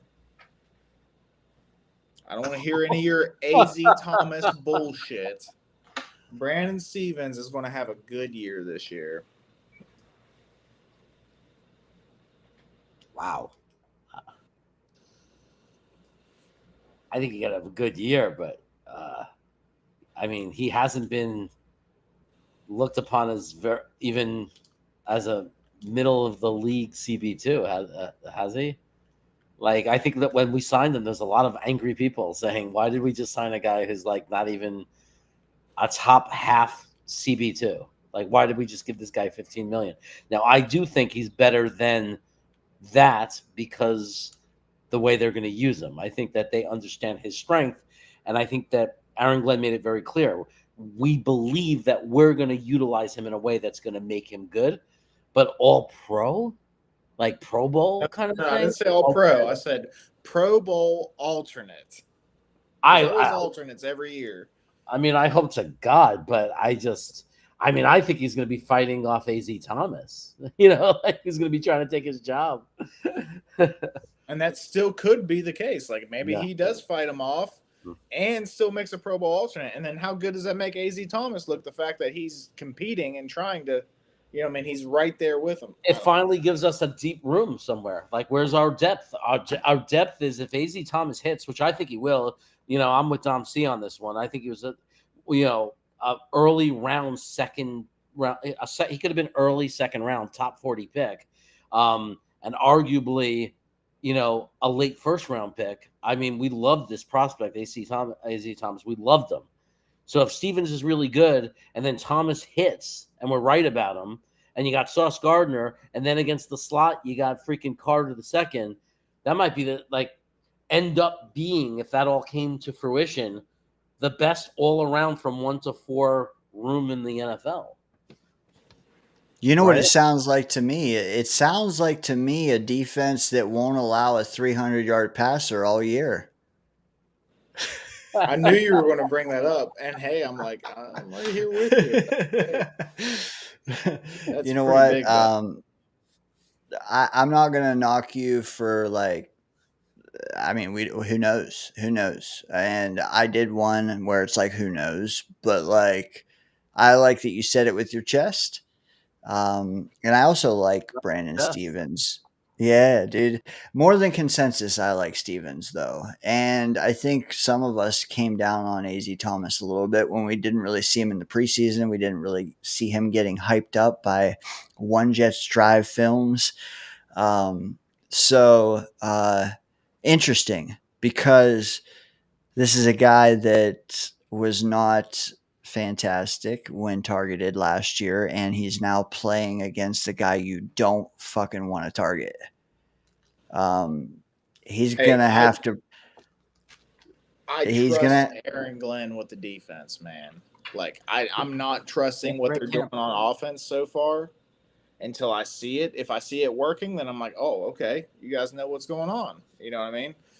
I'm not trusting the signing of Justin Fields. Oh, that's our guy. Is it though?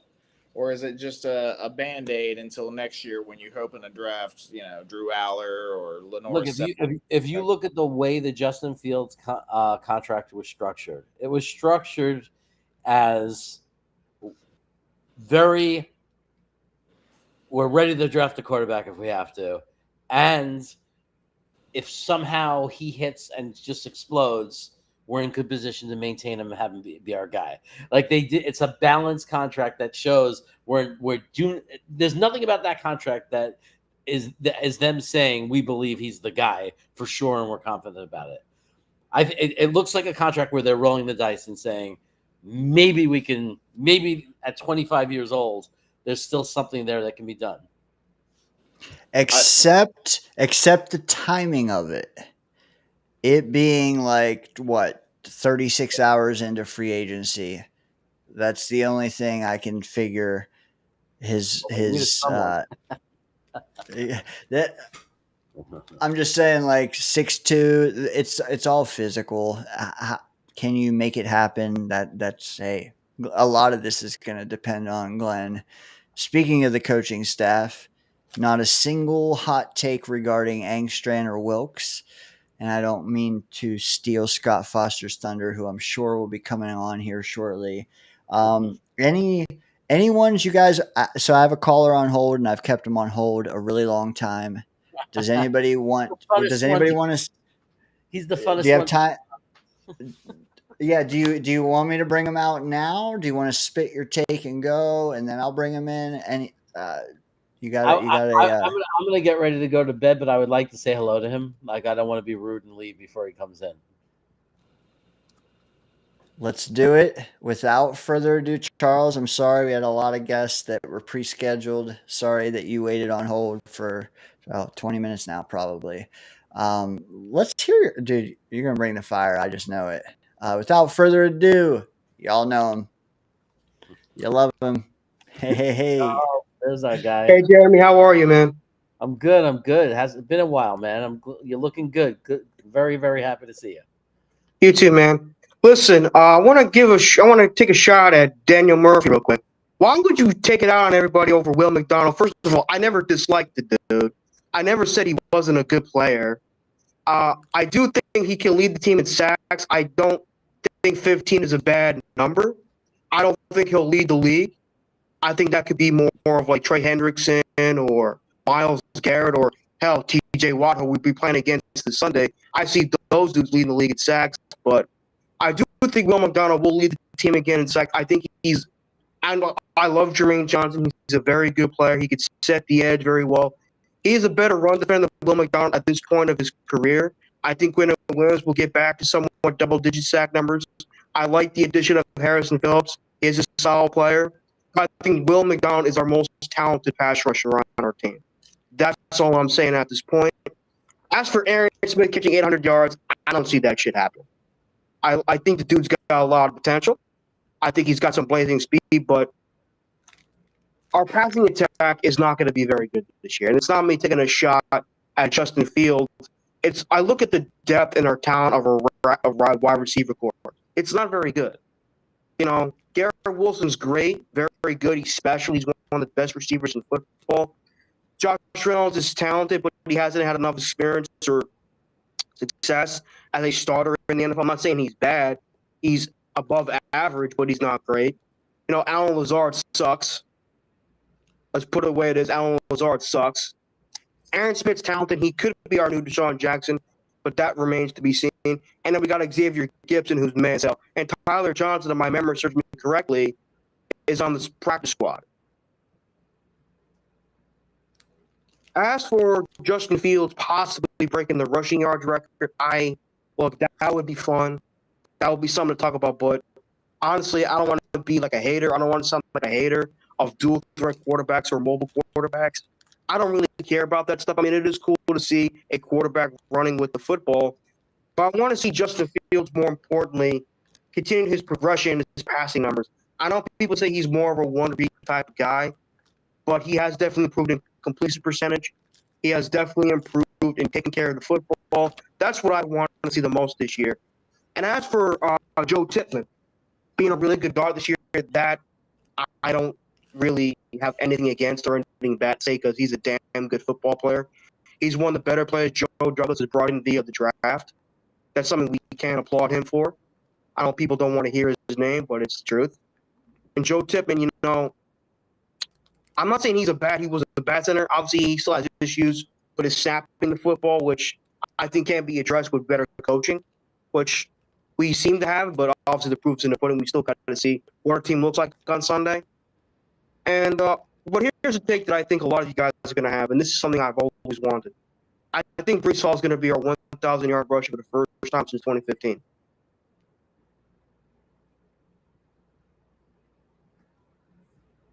Okay. First, well, yeah, he hasn't done it yet. That's right. That was a really, pretty awesome presentation and,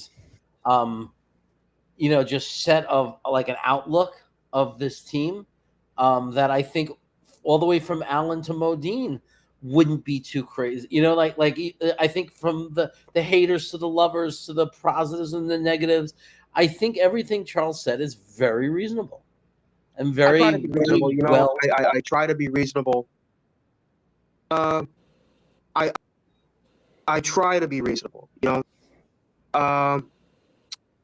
Charles, and I like to think that Murph and I just have this, I don't know, I think the new school kids call it this aura about us, where we just pull out the NFL takes from you, and we appreciate that monologue you just had, man. I'm hearing that you have a lot of crackle to you tonight. Oh, I'm sorry. Just wanted to give you It might be my a heads internet up. or It's something. I don't know what the hell's going on.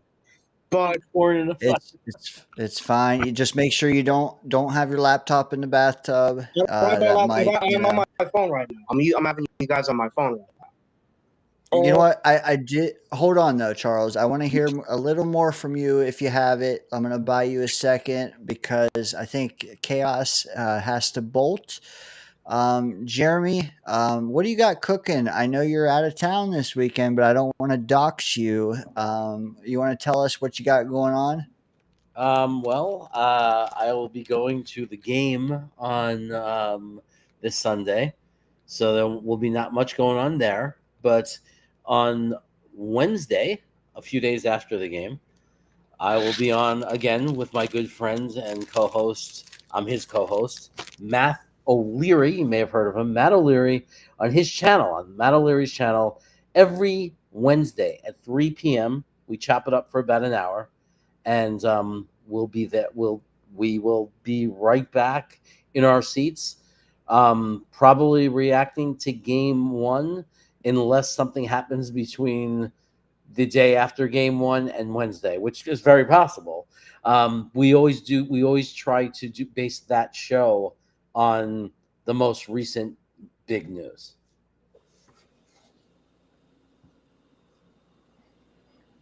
Perfect. I didn't agree. By the way, by Wild Wave, I didn't agree with everything that he said. I just said that for him, that was the most reasonable thing I've ever heard. The presentation, the delivery. Right, the delivery, the professionalism, the emotion, the tone. Like, I could pick apart individual things he said that I don't agree with, but there was nothing that made me outraged to say, oh, you're a shitty fan or you don't know what you're talking about. Like, he came off to me as very, like, he had reasons for his beliefs. Like, he backed up his opinions and feelings.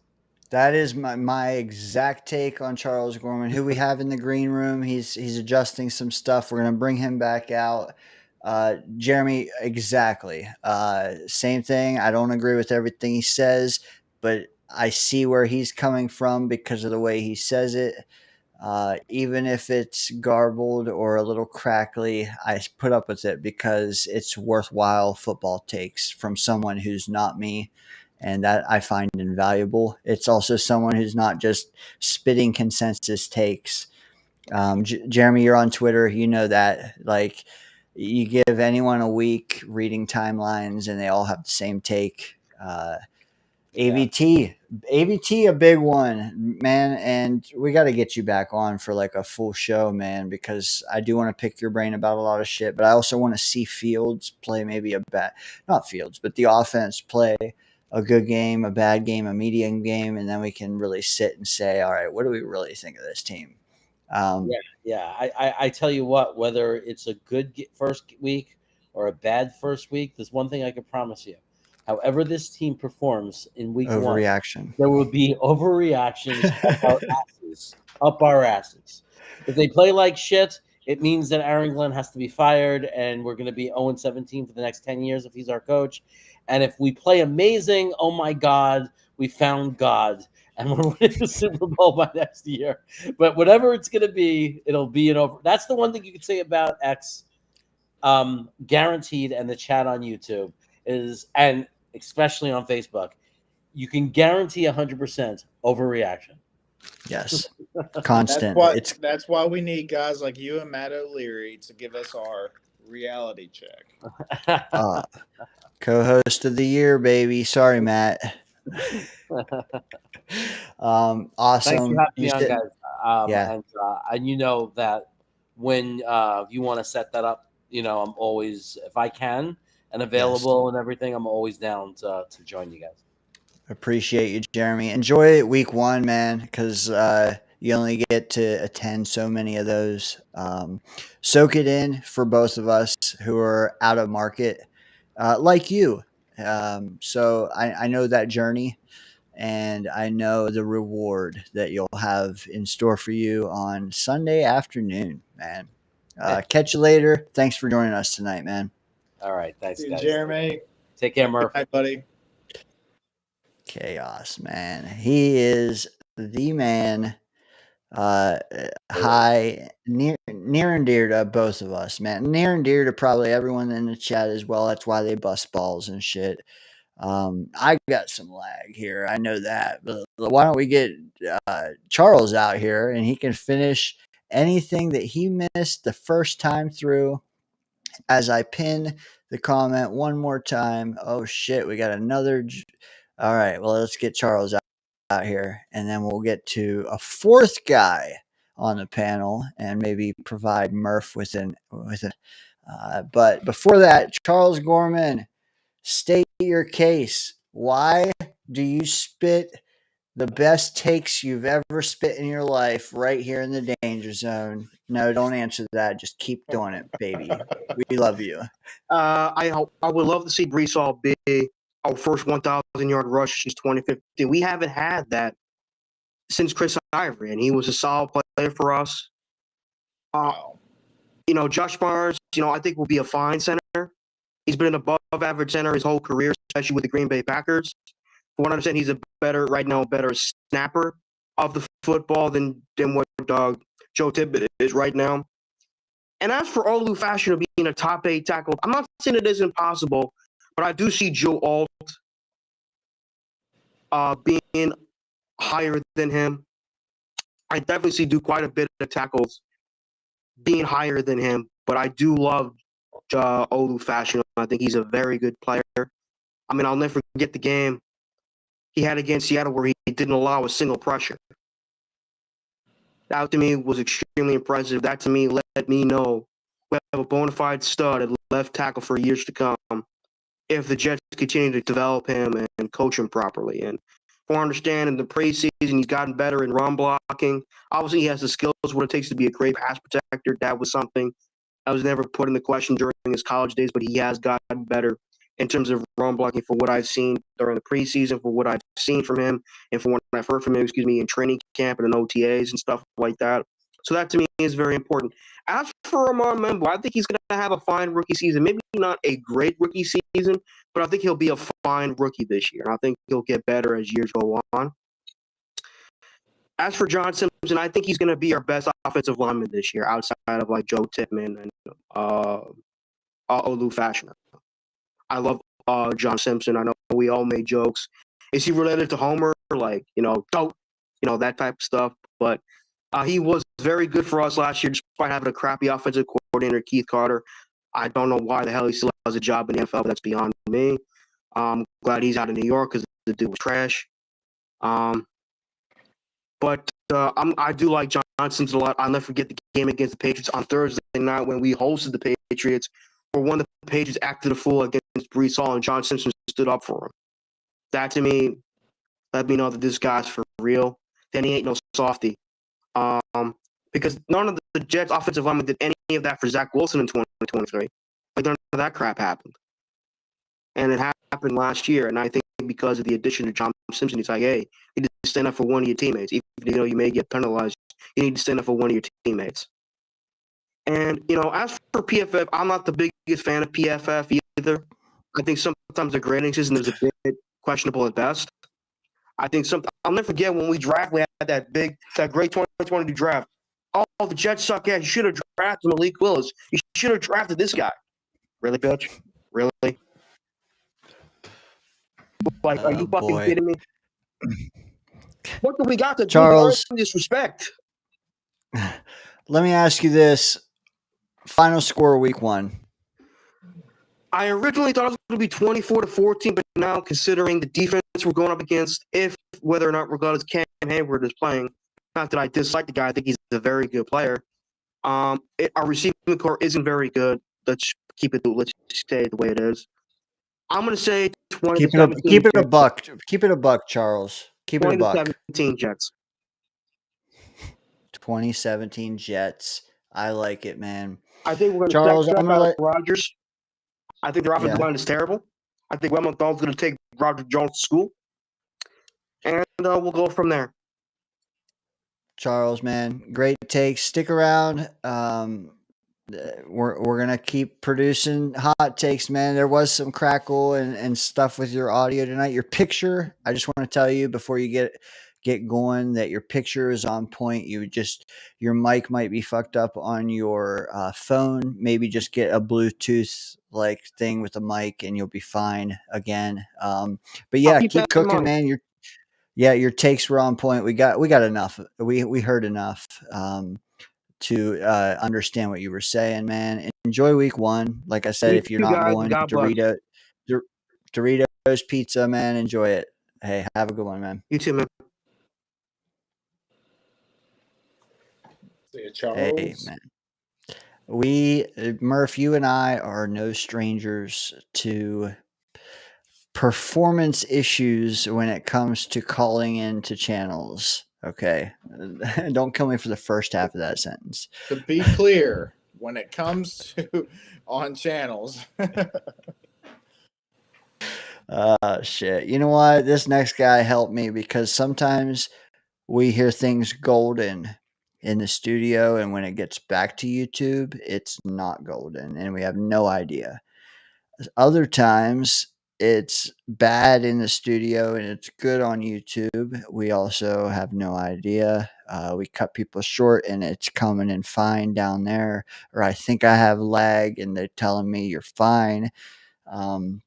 This guy helped me out tonight. He said, you know what? There is a snap, a crackle, and a pop when it comes to Charles's mic.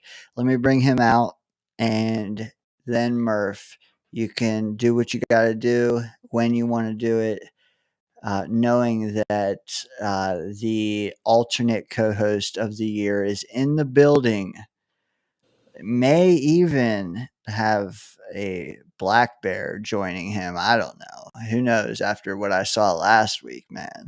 If you haven't seen the short, the only short I put out the last 2 weeks on this channel, go check that out when this stream is over, because this guy is starring in it along with my co-host Murph, and it was a good one. Without further ado, check out his name tonight because he changes it every week. Oh, okay. The Delusions. Oh, the Delusions. Hey, boys. Cheers. All right. Cheers, buddy. What was the wildest hot take of the night? Oh, my God. I heard Dane's. Pretty wild right there. Which one? The O-line one? The O-line one. No, I heard your 30 points and 300 yards passing. Okay. Those are, yeah, both of those are pretty wild. I felt the heat all the way out here. Hey. What did you think? Before we say our hottest, what did you think? Oh, my alarm's going off. What did you think of Murph's first one, which he got a lot of flack for, coming out with not a sizzler, but a fizzler, they said. That's what they're saying in the message forums right now. That Garrett Wilson will not get 1,000 yards this year. I considered that same hot take. Do you think it's hot? I think it's fairly hot because he's done it every year. And it's, 1,000 yards is not what it once was. So what is it? 60 yards a game, basically. So, Yeah, go ahead. I I was going to say that benchmark of something special needs to be raised to like 1,400 yards or something. So Yeah, it's 17 game season now, so yeah. But Plus, and not to mention the rules that the NFL has implemented over the years is to make more offense, especially more passing. So yeah, it's just, and Garrett, he's done it with how many quarterbacks? Like, you know what I mean? Like, he's done it with all these different guys. So I did think it was a little hot, I mean, I don't know. I think that's fairly hot. But I could see it. Yeah. I thought, hey, I defended Murph. And, hey, Bailey, come here. Hey, all right. I defended Murph at the time. I was just getting a little pushback, so I figured I'd ask. All right, carry on. Hottest take of the night thus far. And if you check the comments, you'll see that Johnny Boy is stating his own case. Let's see. Yeah, but I don't know what was it. I don't see any. Yeah, Johnny dropped something. Jeez Louise. Well, I knew Arian Smith. Johnny would do that. MVP probably, and that's. You know what? Let me pause because I feel like, and I just feel like stating we have not had any new subscribers tonight, and it's 2 days until week 1 kicks off. If you're watching right now and you have not subscribed, what are you doing? We've had Scott is like the 18th member pitching hot takes for y'all tonight. So if that doesn't deserve a like or a subscribe yet, as Modine said, we've lined up a ton of guests for you tonight. Let me sum it up though, because it is hard sometimes to find exactly what you want in this stream, since we do go with the longer format every Friday night here on YouTube and X. If you're watching on X, you get over here to YouTube. But Johnny Boys, I know a few of them, and maybe Murph can fill in the gaps. But his first one was Arian Smith, 800 yards and 80 catches. Oh, wow. That's hot. Second one, Nick Folk, 0 misses in 2025. Not as hot as the Smith. Okay. Third one, Murph, I need a help. Oh, shoot. What was it? Johnny Sauce Gardner will lead the league in picks, right? Yes. And 3 of which will be returned for 6. That's right. Yeah. Man, Johnny went straight for the heat. He wasn't messing around. He wasn't messing around. My hot take is Johnny won't get anyone pregnant this year. That is molten lava. That is super hot. That's about as hot as it gets. Oh, you know what? Chris B has mentioned it. He has his DZ koozie. He's got his Jets shirt on. Shout out to him. I don't know. Don't quote me on this. Whether you can join a survivor pool after Thursday night football and Friday night football, you might be able to. But if you can, if you haven't seen it already, posts under my channel.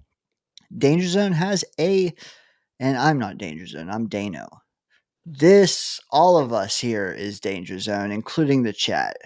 DayngerZone, all of us, is having a survivor pool on ESPN. Go to the channel, hit posts.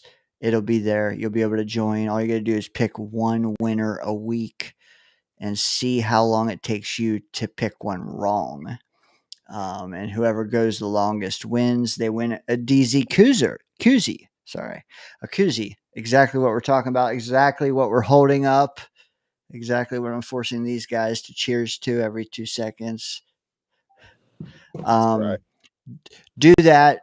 We didn't get a fantasy league together. We got something else that'll only take you 1 minute a week, literally. to do, and you can win something. And that's not the only thing I'll throw in with it. I'll throw some other stuff in with it. So do that. All right. Enough of a segue. Enough of a whatever that's called there. I hate branding, but yeah, we don't have super chats, so or ads, so that's all you get. As okay, you heard Johnny Boys. I can't recite all of the Jets wards or chaoses. You'll have to go back and listen to Rich Sports Talk, all of those. But of the ones you've heard, Scott, which has been the hottest in your mind? You don't have to think for a million years. Just pick one that you think was, well, bro. The Jets not giving up 30 points in a game. Buffalo twice, Miami twice. And Miami, who knows? But when they're on, Baltimore, Cincinnati. Bills. Yeah, Buffalo twice. Yeah. Dallas looks like they can move the ball. So I probably should I be celebrating that it was mine, or should I be like hiding in a corner? Well, you haven't heard the last one yet, right? Corner. No, we haven't heard the last one yet. Wait, that's hotter than Brandon Stevens being an alternate Pro Bowler. My grandma was an alternate Pro Bowler one year. That's no big deal. Yes. Oh shit. You could have 5 guys that'll opt out of the Pro Bowl, and Brandon Stevens could get it. Yeah. Oh, Hazel's calling me out. She wants me. Oh shit! You know what? Optimistic takes. I have. Hold on, before you get to yours. She's funny because she's putting me on the spot here to unveil mine. And I'm just going to get it off my chest because I think you guys will appreciate it. CeeDee Lamb had 4 drops last night, right? Ugh. And when he dropped the 4th one, I said, you know what's funny? What's funny is he had 4 drops tonight, and I know a guy who's going to have more drops than that, who's still going to have more drops all year. Any idea who that might be? Alan Lazard. Fill in the blank. Is that the Scott? answer? No, because I'm including all positions. Breece Hall. Oh. Either or, man. Take your pick. But you know what, Scott? You have the floor. Go ahead, brother. I take it back. The hottest take I heard was Dane saying the offensive linemen would all play all 17 games. That's the hottest one I've heard so far. It sounds like I brought the heat. Well, that's just not going to happen. What if has that ever happened? I at least tried to make my hot takes realistic. Yeah, I know. That was my thought. How ridiculous do I want to get?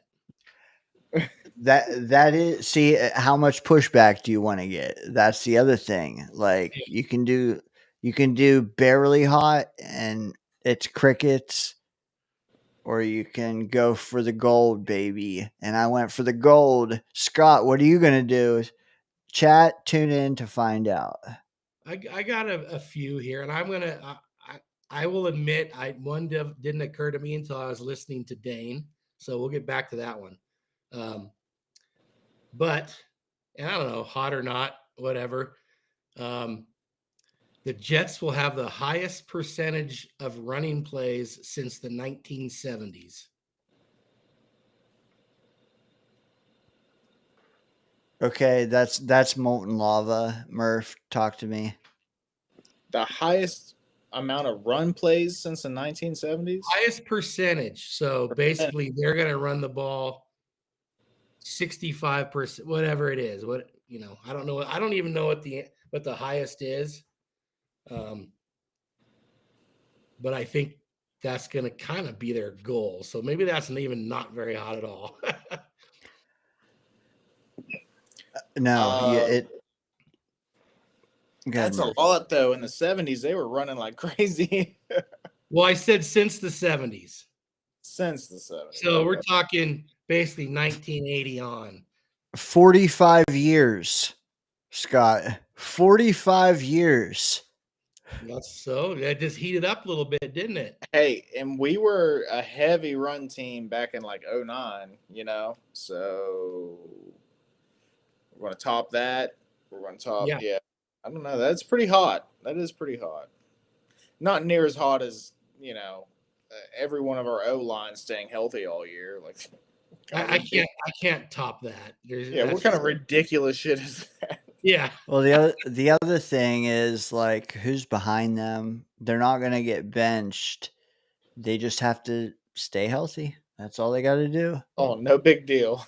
I know. No big deal. No, easy 300 peasy. pounders running into you every day of your life, both in practice and on the field for game day. Scott running 98% of the time, they're fine. Come on. Well, hey, you know what? It seems like there's more injuries on passing downs, but we already lost a guy before the season ever started. I mean, yeah, he played 4 less plays than Rodgers played a couple years ago. So, how are we going to stay perfect the rest of the year? See, that's why I don't keep triceps, man. It's caught AVT 2 season-ending IRs. If he was like me, just don't have triceps, and you'd have millions more. What's your excuse for the lack of biceps, or deltoids, or pectoral, triple or insurance? latissimus dorsi. It messed with his 3-pointers. Yes.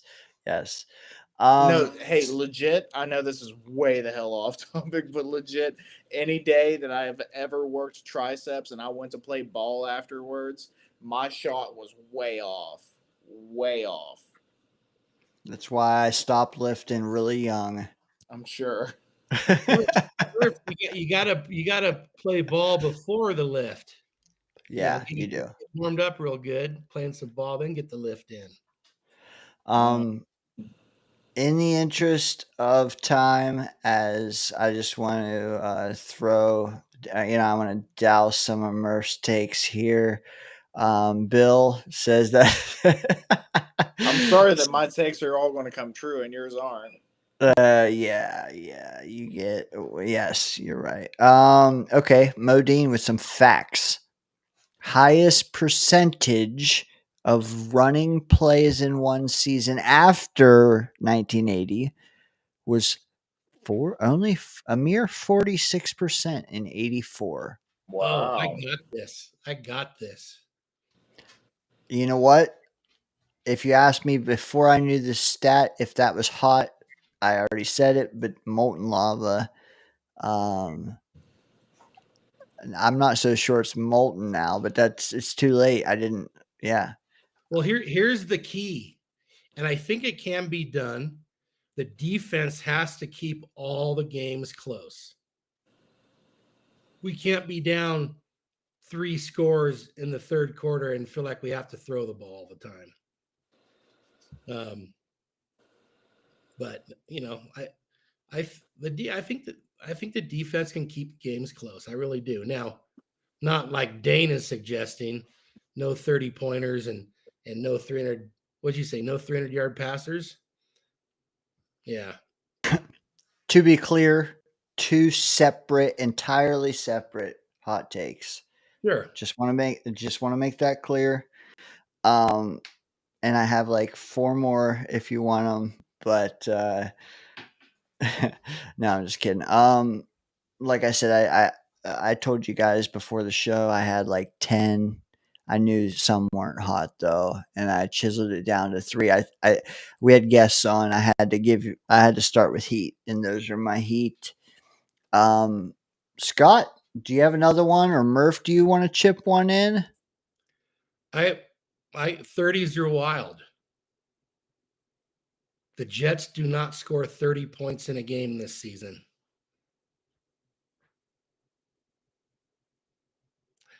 Let me repeat, do not.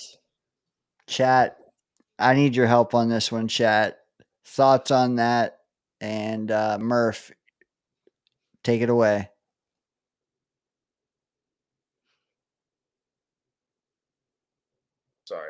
I am low on this offense, and I still think that there will be like an aberration game where we score like 31 or something like that. One game? Yeah. Oh. Yeah, that's all it takes. There's 17 of them, Scott. That's all it takes to break that. So Same I thing guess with that you, wasn't. Dane. All it takes is one 301-yard passing game to knock you out of your little hot take. Yep.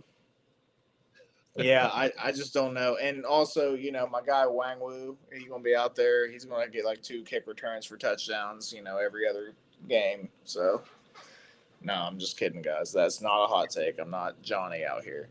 He'll get one. He'll probably get 2 this year. I bet he'll take 2 back this year. He might. See, I was thinking Xavier Gibson would, but go ahead. That would be hot.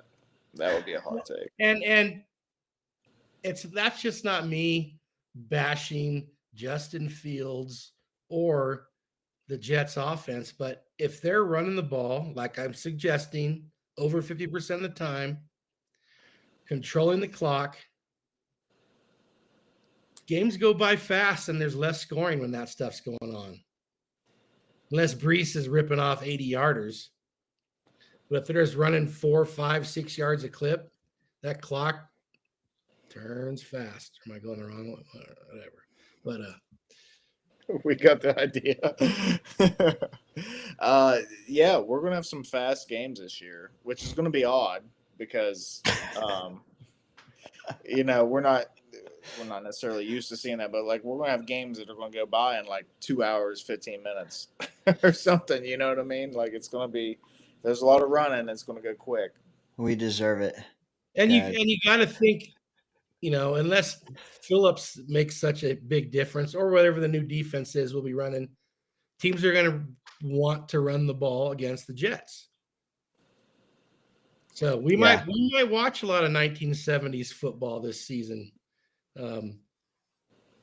Teams are going to want to run the ball against the Jets because they don't want Dane's hot take to come true about 300 yards passing. No, honestly, Scott, like kudos to you because that's actually one that I feel like I should have thought of and I didn't. Damn it. Not scoring 30, I think that's right in our wheelhouse of the team we're going to be, like short of an 80-yard rush or a bomb to Smith. And it's like, well, you have to do that and still score 23 more, like in the same game to get 30, you know, or that in a return. And then still like, this team is not built like that. This team is, and that's why I kind of went the other way. We're not going to give up 30. You said we're not going to score 30. I'm going to say we're not going to give up 30 only because our play style. Now we might give up 30, but we're going to score 6 in that game. You know, it's not going to be 30-20. You're probably thinking the same way. We can't score 30. I don't know. But we're both kind of thinking that we're going to see a lot of 21-17, 17-13, 24-21 games. That's honestly what I'm thinking. I'm with you. Murph, I know you are like running out of time before your meeting. Not before you got to go, before your meeting. I know you have another take for us, brother. Why don't you lay that on us, and then I'm going to force you out the window, whether you like it or not. Triceps and all. I still have 2 Jets takes and like 4 NFL takes. What do you want, an NFL or a Jet take? Staying on par with the Jets or? Scott, help. Just let them rip, Murph. Let's hear them all. Okay. We can discuss this one may not be that. This one's not that spicy, probably, because I feel like Dane is. Yeah, he's not one of. Anyway, Brees Hall will have more receiving touchdowns and rushing touchdowns this year. Next one was McNamara, our new punter, will have the top net yardage per punt in this season. Ooh, I like that a lot. And then NFL in general, Penix will start slow and catch fire, ending the season by giving the Falcons a wild card spot in the NFC. Woo! Also good. NFC South's bottom 2 teams will combine for 7 or less wins this season. Their win totals put together will be 7 or less wins. NFC South's. At least 2 rookie running backs will outperform Ashton Genty this season. And this is pretty spicy probably. Ladd McConkey will lead the league in touchdown receptions this year. Dang. And keep that in mind. I came up with that before this game. Yeah, right. That's yeah. The guy that can't catch a pass caught 2 touchdown passes tonight. So who knows? Bill says Genty sizzling. You went so fast. I should have got to you earlier and spaced them out better. There were some hot ones there. Brees catching more touchdowns than rushing. I don't think is hot just because of, and it's not even Braylon or Davis or anyone like you'd think. It's just Fields. There's going to be a lot of vultures on this team for Brees to be able to not catch more touchdowns than rush. But everything you said after that was damn near molten. And I did say when I did say that, hey, that first one wasn't that hot. After looking at it, yeah, fair. But yeah, top punter as far as net yardage per punt, which isn't just on the punter, that's also on your coverage team. Correct. Yeah. I think Stiggers and the boys are going to be gunning. I think it's going to be a good year for specials, and we need it. And Penix, I think he's going to have a slow start, but I think he's going to end the year as one of the most efficient quarterbacks in the league, and they're going to get a wild card spot, the Falcons. The NFC South, the bottom 2 teams, which I think will probably be the Saints and Panthers, 7 wins or less between the 2 of them. So both top 5 picks, right? Yeah. And 2 rookie running backs will outperform Ashton Genty this season. Hampton and who else? Henderson, maybe. With the wild card of maybe Harvey or, hey, Ollie Gordon is starting week 1 for the Dolphins. It's due to injury, but if he takes off, he's going to get the carries later in the season. You know what I mean? If he goes off for 150 yards, he'll get the carries later this season too. So, yeah. And question. The last one might be the hottest. Ladd McConkey leading the league in touchdown receptions this year. I mean, the offense tonight shows that it's capable. He's just behind the 8 ball already. That's all. What a response, Murph, to the allegations that the Penix take might be mild? I guess it depends on if you're a Penix guy. You know, he didn't show a whole lot last season. I'm gonna be honest. I'm a Penix guy, but he did not show a whole lot last season that made me think that he's like the next Brady or whatever. You know, but. Well, Bill says you made it up with the running backs take, and that's sizzling as hell, basically. Paraphrasing here. Scott, thoughts?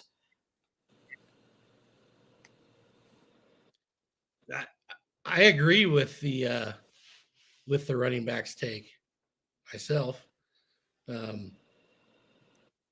I want to see Genty playing the big boys. He played at Boise State, didn't play a lot of big timers there. We'll see. I don't think it's so much Genty as it is the offensive line. Well, and that weighs into it, of course.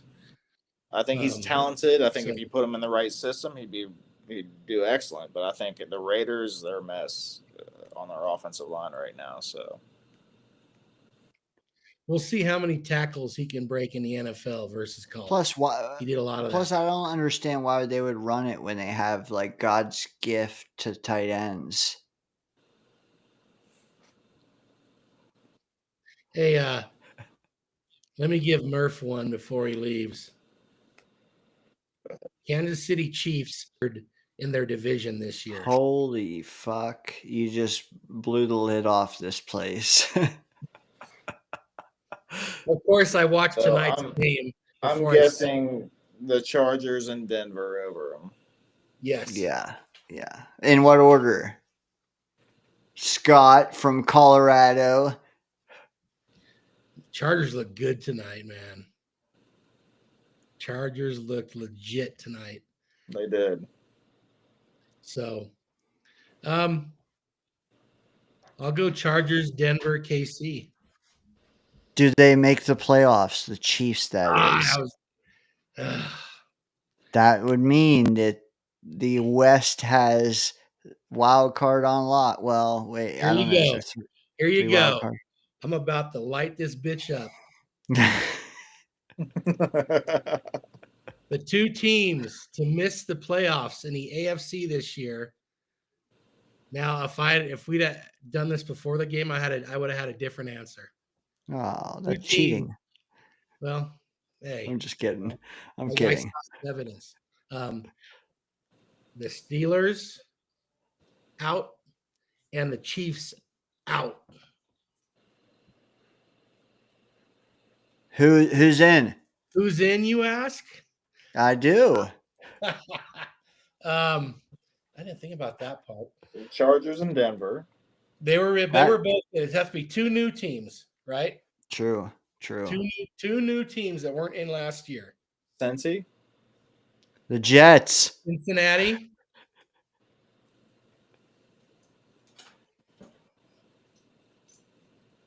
You want to pick the Titans, don't you? Dun, dun, dun. Um, And I'll say the chat's loving this, Scott. So feel free to stall for a minute. They're yucking it up, and I'm sure more will come in the next 10 seconds. But straight volcano, says Johnny Boy. Bill M says Scott with the gas. We got some other takes I'm going to share here in a minute, but you've got the Bengals in for one or both of the Chiefs and who's it? Steelers. Okay. You got one more substitute to put in place of one of those two perennial powerhouses. I had this all figured out a while ago when I even mentioned it. Now I can't remember. KC will have an 8-9 record, says AFG. Whoo! There we go. See, great minds thinking alike. Oh, yeah. Bengals, no D. I agree with that, but they were Jacksonville. hot. That's kind of who I'm leaning towards. Really? Yeah. Not me. Wow. You're gonna think. Oh, Travis Hunter. Oh, Colorado. Oh, I know what it is. The Browns. You think the Browns are going to make it with Shadur, right? Part of me wants to say New England. Whoa. As a wild card. Oh man. Now the lid is blown off. New England wild card team. Boom. Bye, Kansas City. Here come the Patriots. Oh, it's going to be a horrible season for us then. On that note, I think I'm out, guys. Yeah, that's fine, Murph's off to have nightmares. I am, for real. Murph, you killed it tonight, man. Thanks for chilling. You guys. Yeah, have a good meeting, and we'll talk before week 1. But hey, you know what? Before you go, final thoughts on Steelers at Jets.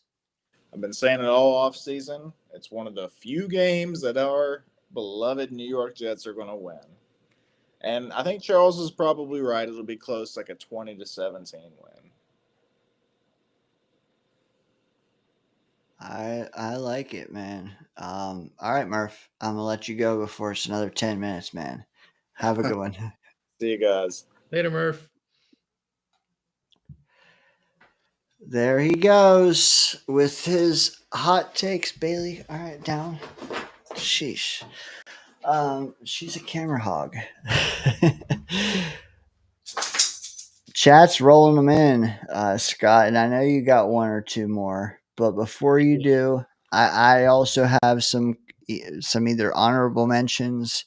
I mean, hell, I'm four deep on the hot takes just because we've had that many people, and I feel bad when they name 3 and I name 0 hot takes.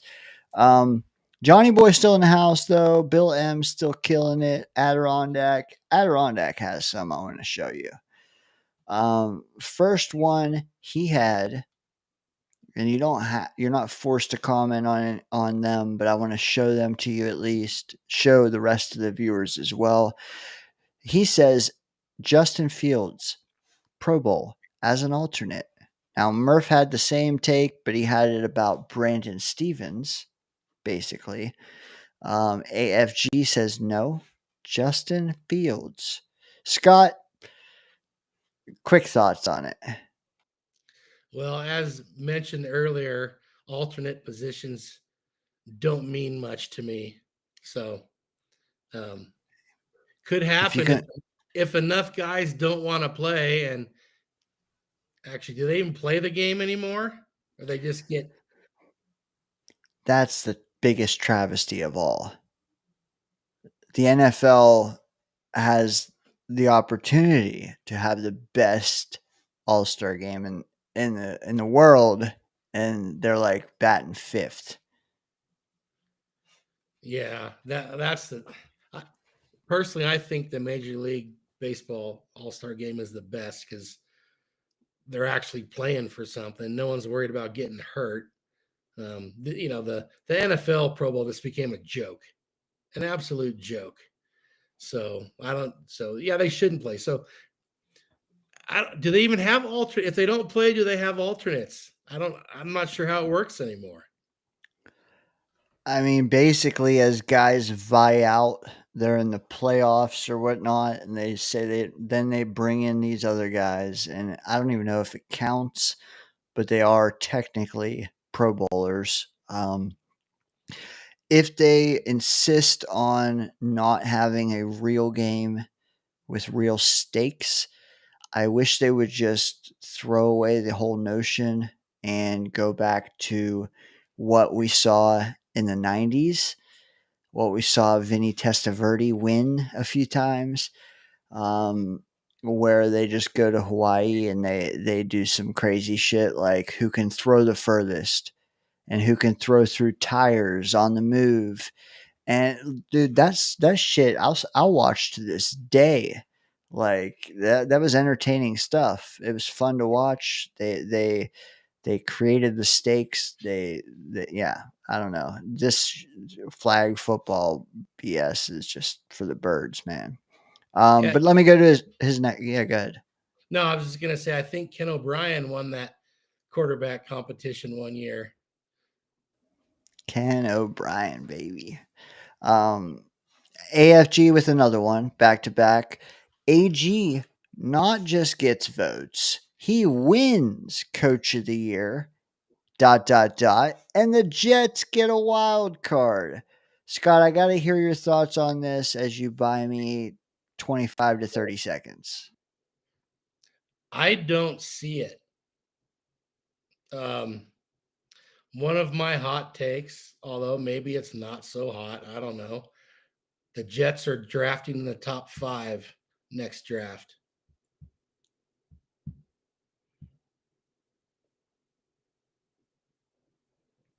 Obviously, my expectations aren't very high for Fields or the Jets. So I just can't. I can't see that happening.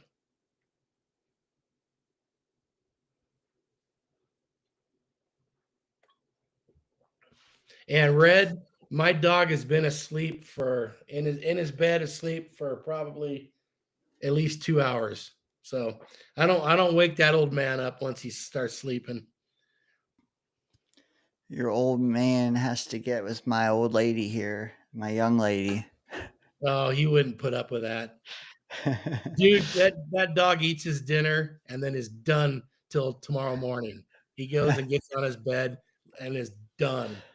So Scott, apparently you brought the gas so far, at least by the time this chat 9 minutes ago. I'm catching up, guys. Sorry. We saw that. We saw a few after that. Here's one for you. Lines up with you. Herbert wins the division. I don't think anything needs said about that because again, you kind of hit that home.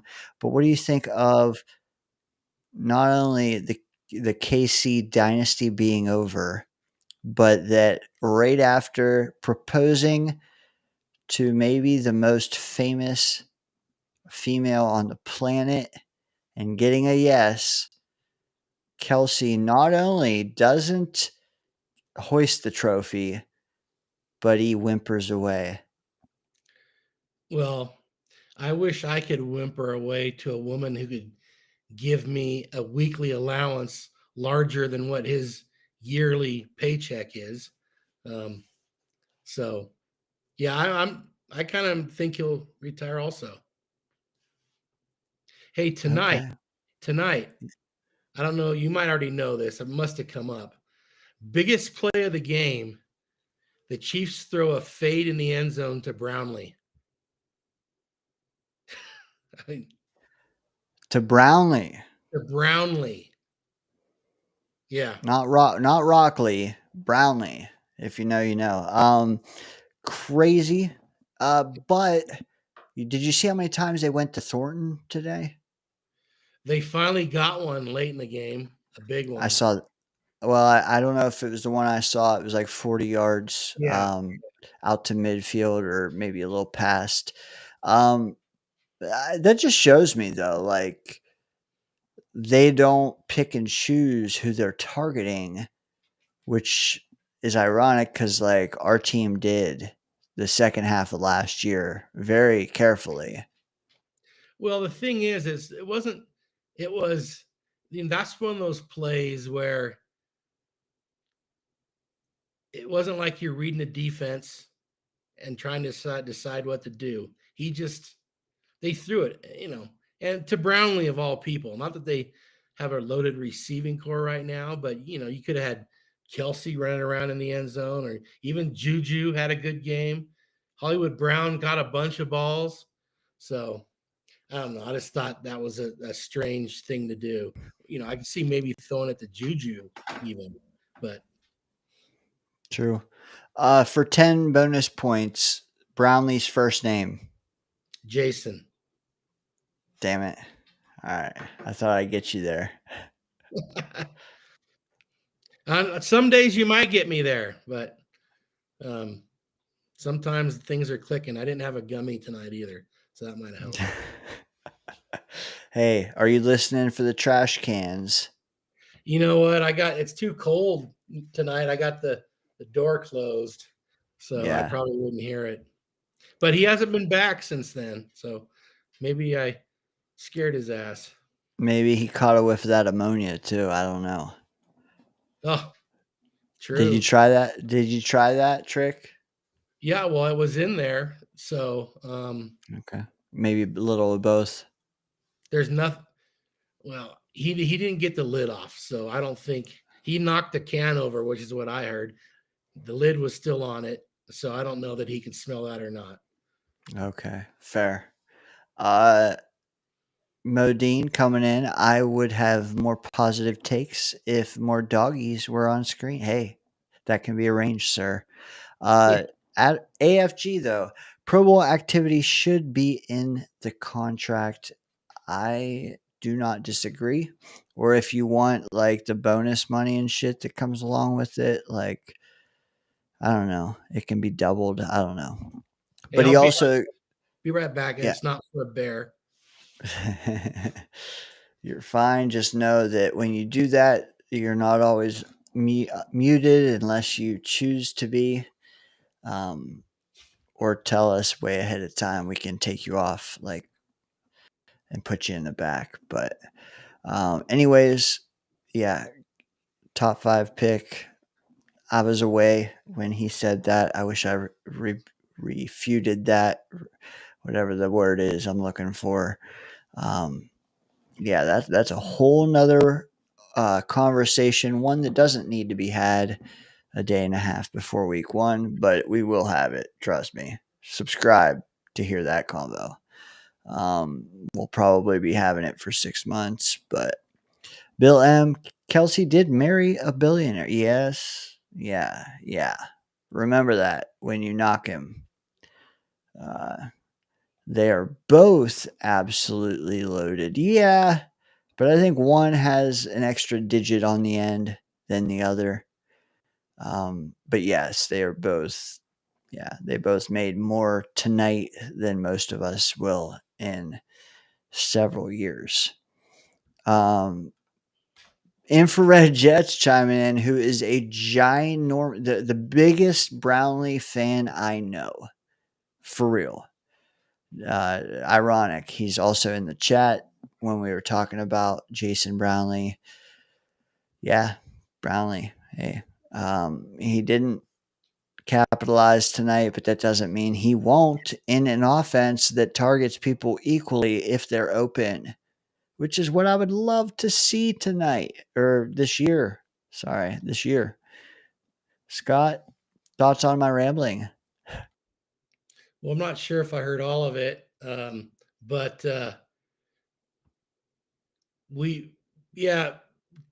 responding to Red, Green Bean and I could have one hell of a debate. You know, this is what the offensive coordinator of the New York Jets said about the god Garrett Wilson, who got so screwed over by Aaron Rodgers last year.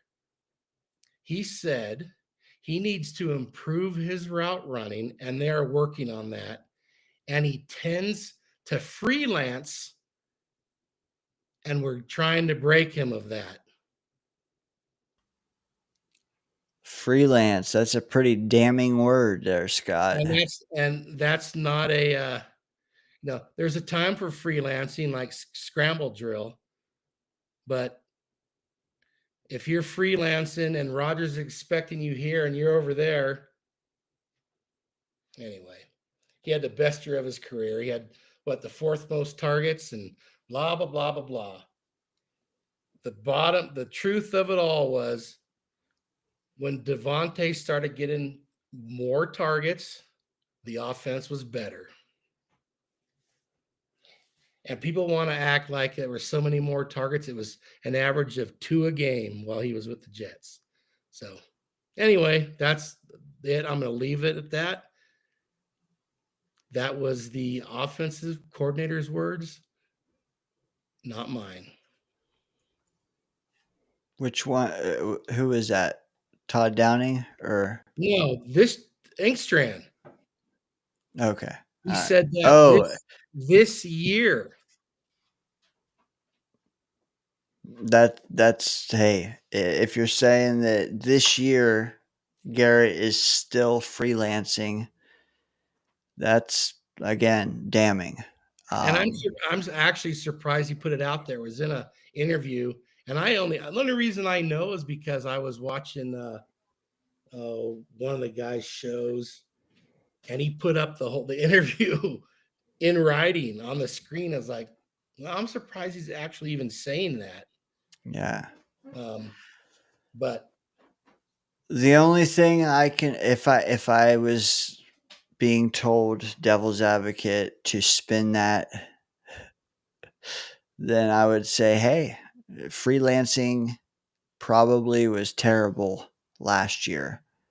This year, freelancing might be fantastic because I'm hoping that's exactly what Mason Taylor does. And he just finds a hole in a zone, sits down, turns around, and catches the ball like Kelsey, who we just finished talking about as well.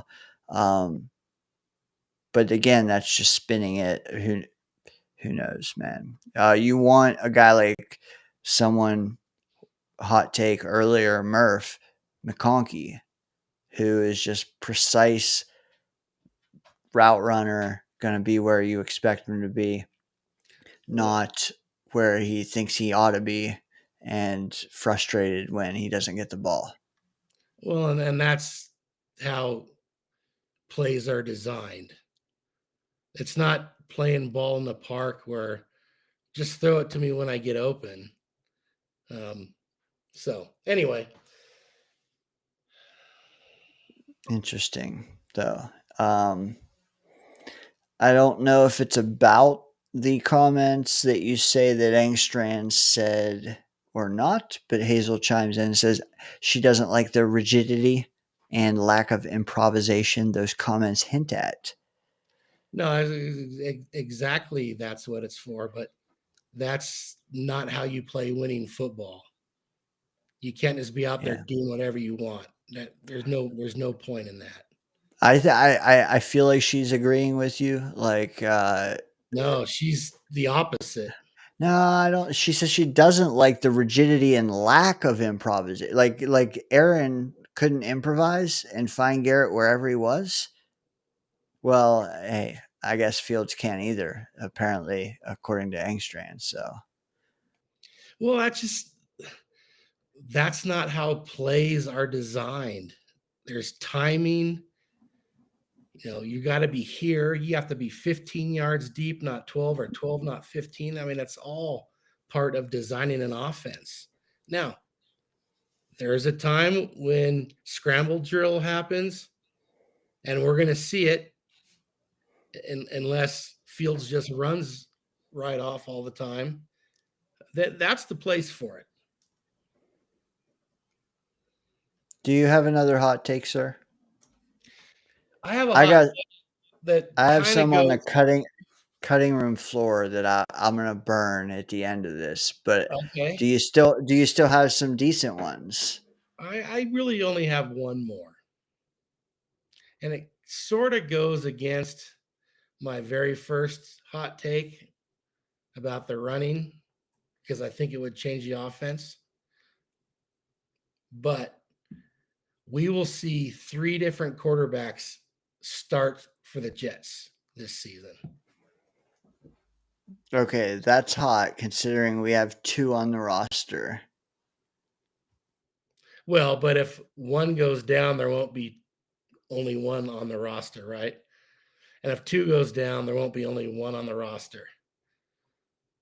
That's for Hazel, that's scramble drill. That's where the improvising starts. So fair point. Chat, I gotta hear what you think of Scott's latest hot take. That's actually that okay, so hot, yes, but also I can see it considering like if the season goes a certain way. If the season goes a certain way, you might see more than that. Well, and that's actually not even why I'm saying that. I'm assuming there's going to be a lot of planned runs for Fields. I think they're banking on that. And if there is, he's probably going to get hurt at some point. Mm-hmm.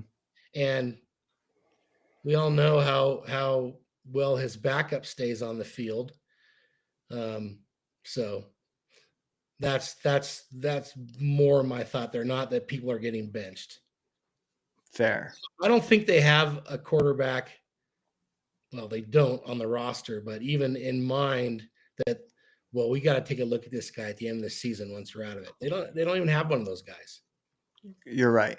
Right. But you're clarifying. You're not saying this is because of a tank. No. Yeah. Okay. Because that's where I first went. Oh, okay, yeah. No, I'm not saying because of that. No.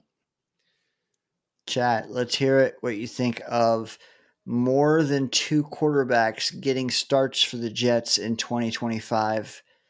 Says Scott Foster, and it's not, dude. There's been ones tonight where I just couldn't see. This one I can for multiple reasons. Health, like you said, our QB2. We don't even know. Is he going to be ready for Sunday? I don't even know. I don't know. You really yeah. don't know? I don't know. Huh. I work too much this week to know. Chat, let us know if Tarod is healthy yet or not. If not, dude, that's an easy win for you.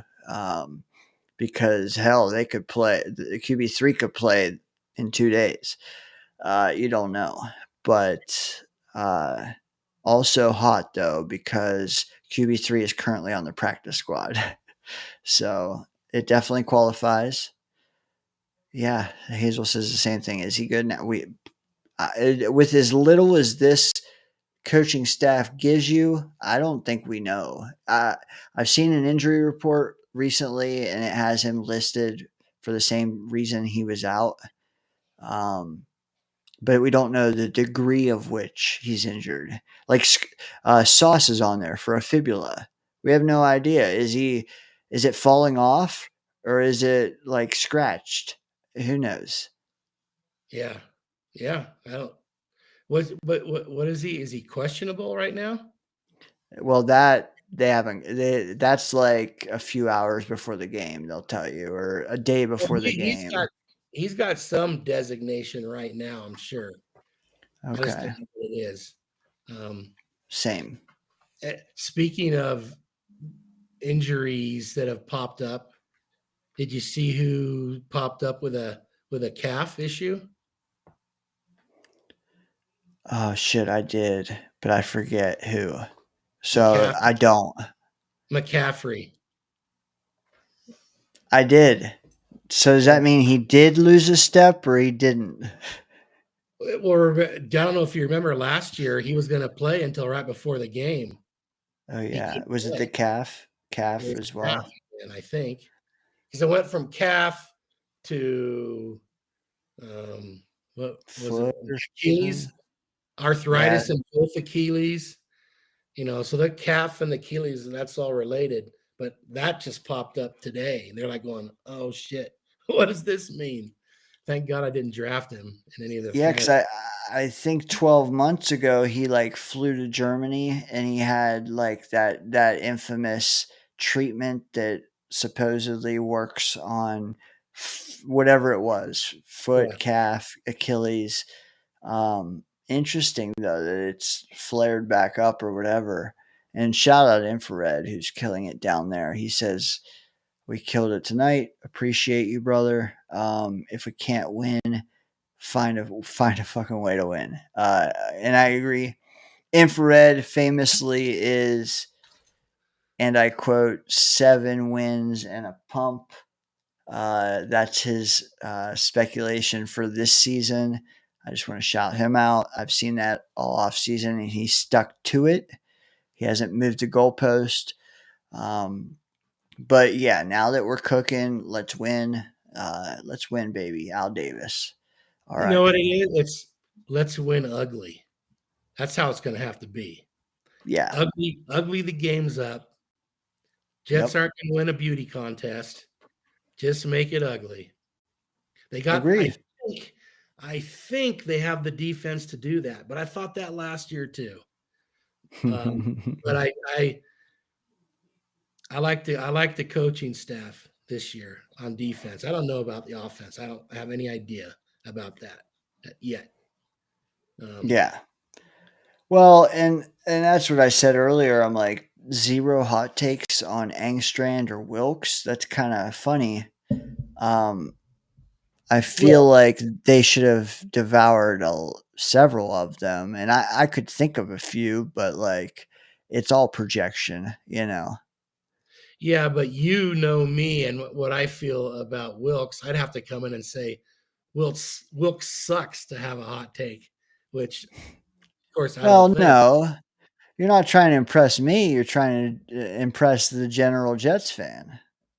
Well, yeah, I don't need to be called out on my bullshit though.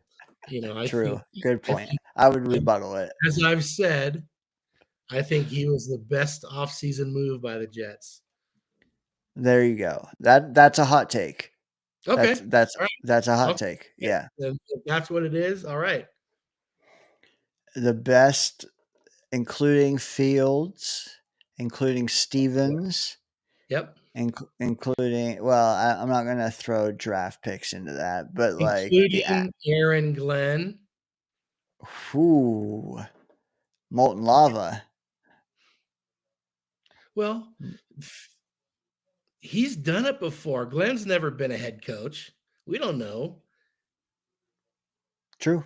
I'm not molten lava doesn't mean I disagree, but it's molten. It's chat. Let us know. It is because people are loving Glenn, but why do they love him? Because he was a great ex-Jet. That if he wasn't that, there wouldn't be the same feeling towards him that there is.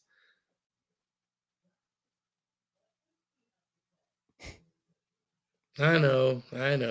I've heard Hazel say that before. because of San Francisco and how they fell off. He had the third-ranked defense there. What did Saleh have before that? They held Kansas City to under 20 points before overtime, and the offense couldn't win it.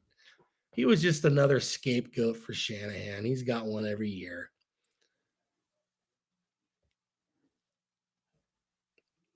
Barney Miller chimes in.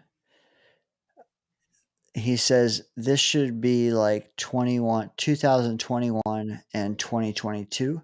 If we win, he wants Sauce pulling out the cheesehead. He wants sack dances. He wants them talking smack. Don't be afraid to lose. You want my week one take? Sure. Because I was listening to a Twitter space this morning on my way to work, and they were talking about their week one takes. And I almost grabbed the mic because I wanted to sound off on it, but I also don't get steady service enough to talk through the Bluetooth on the car or whatever. But for me, week one comes down to this, and it's not just wishful thinking. It's like, and a lot of people are just like, hey, we're going to win by a field goal. We're going to lose by a field goal. And that's all you really get out of them. And it's because Cam Hayward isn't playing, or it's because whatever. Dude, it's just the same old shit. There's 5 reasons and recycle them.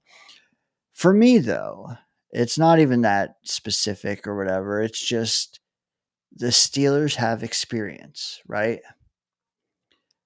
Yeah. The Jets, I feel like, have talent. And it's talent versus experience. But for me, which typically is like, hey, it could go either way. For me, the tiebreaker, though, is 2 things. One is home field advantage. That helps. I don't think it helps 3 points. I think it helps maybe like 1.5 in this scenario. But the other, and I'm not just going to say Rodgers doesn't start hot and that's why we're going to win. No. For me, I think this team gets up for this game.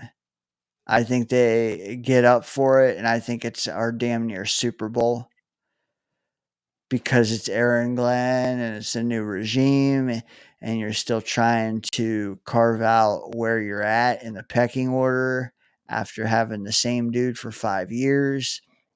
But for Pittsburgh, it's like, bah, it's week 1 again, whatever. We don't even have to win it. We're still going to be there in the end, whatever. Rodgers, I don't think Rodgers wants to beat us as bad as people think he does. I really don't. I think he feels bad. I think he feels bad for us. Like, according to him, it's just another football game. Whether or not that's true, I don't. Who knows? I don't believe that either. But I also think that he feels like he let us down because he kind of did.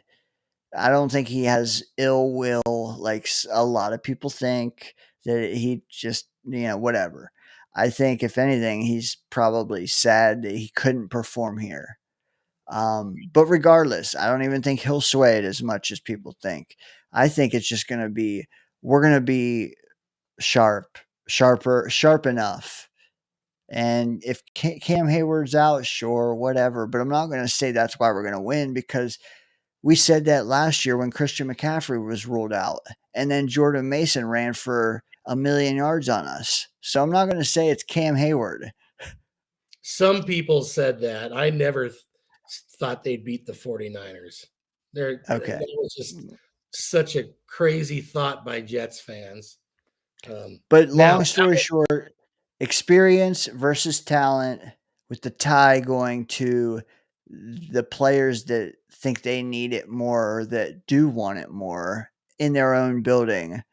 And by all means, don't think that that will mean anything if we win week 1, because I think Buffalo and Tampa smack us after that.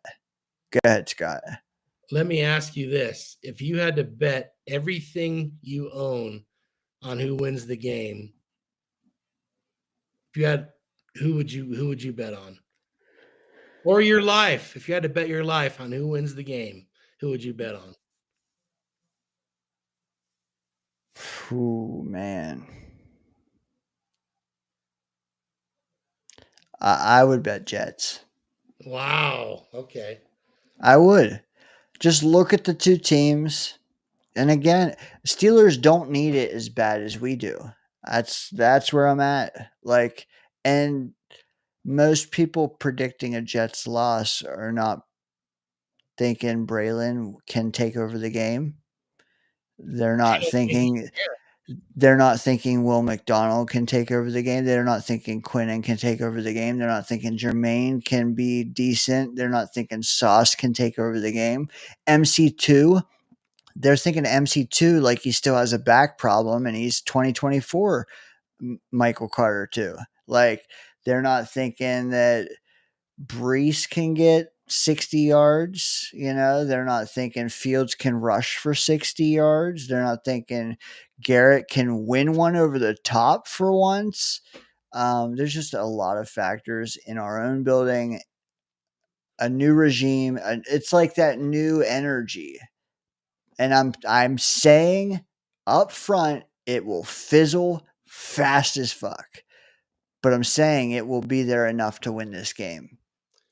Well, and Chaos said it perfectly. Don't overreact no matter what happens. Yeah. Every team in the NFL should feel that way. This essentially is a preseason game still.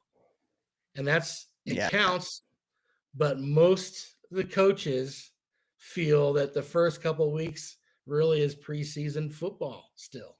So now, to me, Cam Hayward, that's a huge thing because they're already down a starter on their defensive line. If Cam Hayward is out, who's it? Mason Graham? No, it's the kid from Oregon, their first round pick. Oh shit! Yeah, he's out for a week or two. I'm not sure how long, but he got hurt in one of their last preseason game when most of the starters weren't playing, but he was. But I think it's okay. My take on it is Cam Hayward's huge. I think if he's playing, Jets aren't going to move the ball a whole lot. Either way, especially if he's playing, I think it's going to be a pretty close, low-scoring game. I wouldn't touch it on it with a bet, but if I had to bet my life on it, I'm betting on the Steelers, no question. Under 38.5. Yes. Now, what can throw that off is Murph's kickoff return for a touchdown, or a punt return, a defensive score. Oh yeah, always. The Steelers offensively, they're besides a really good tight end room, they're not impressive. No.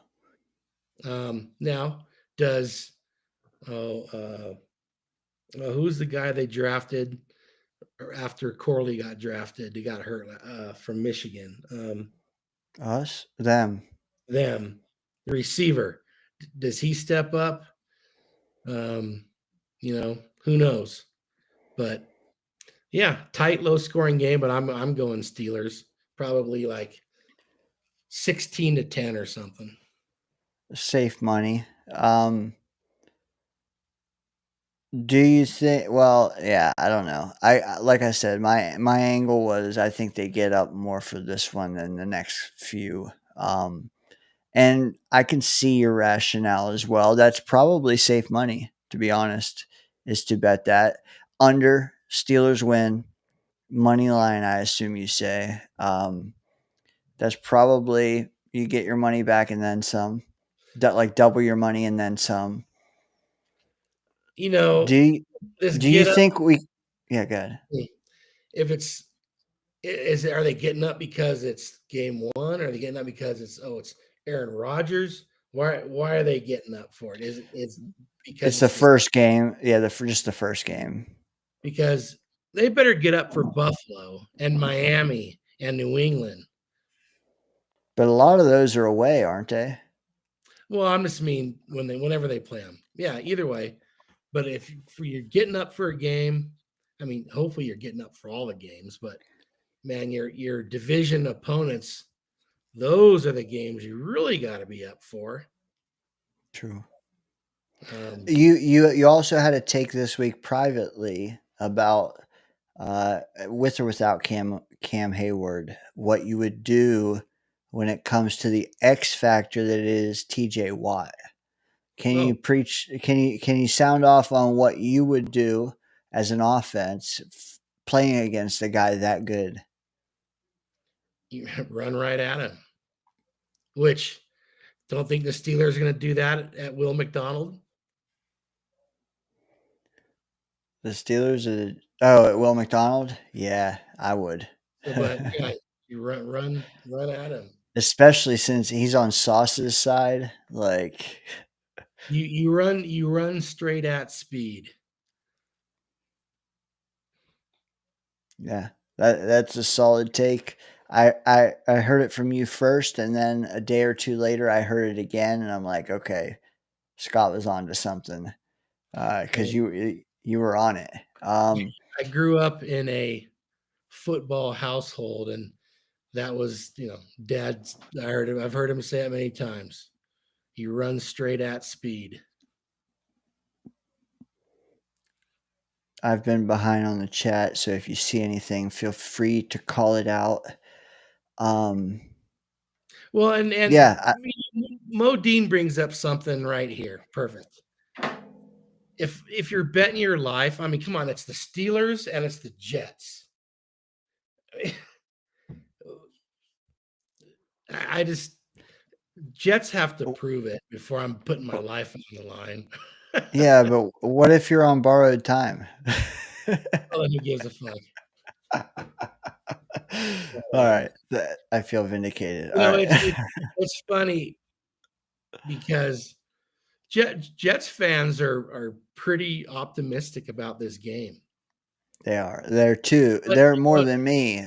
Yeah, they're more than me. And they were the same way last year, but last year Jets were going to the Super Bowl, right? And that was just like, and then I've heard some Steelers stuff, and I got a couple good friends back home that are huge Steeler fans. One of them grew up in Pittsburgh, well, part of his life, and they just think this game's a joke because they think the Jets are a joke. They just think they're same old Jets. So, and that's why I think there's more at stake for the Jets. I'm not saying it'll work. I'm just saying like that's an edge for them. Yeah, that's all. And it's going to be the margin is going to be so tight that I think that they can hopefully harness that. If the Steelers lose, it will not even be a blip. If the Jets win, hey, but does that mean anything? No, it doesn't. If they do win, I don't expect Fields to like have this epic box score. Like, I think it's going to be just a grind it out, and then at the very end, Rodgers has one chance to win it, and he does what he did last year, and he stays true to like 1-7 in one score games. That's not fair. Because you know as well as I do, the defense gave up at least 3 wins on scoring drives after they got the, you know what I'm saying?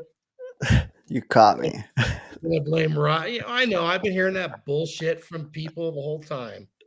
Yeah. I can go back to a bunch of, well, not a bunch because they didn't win a bunch of games, but there's games when they were losing in the fourth quarter and they scored late to win. Tennessee, they're losing to the Texans going in the fourth quarter. You know, he had a game-winning drive against New England, right? And then Sauce got bootied by Boutte. Oh my God.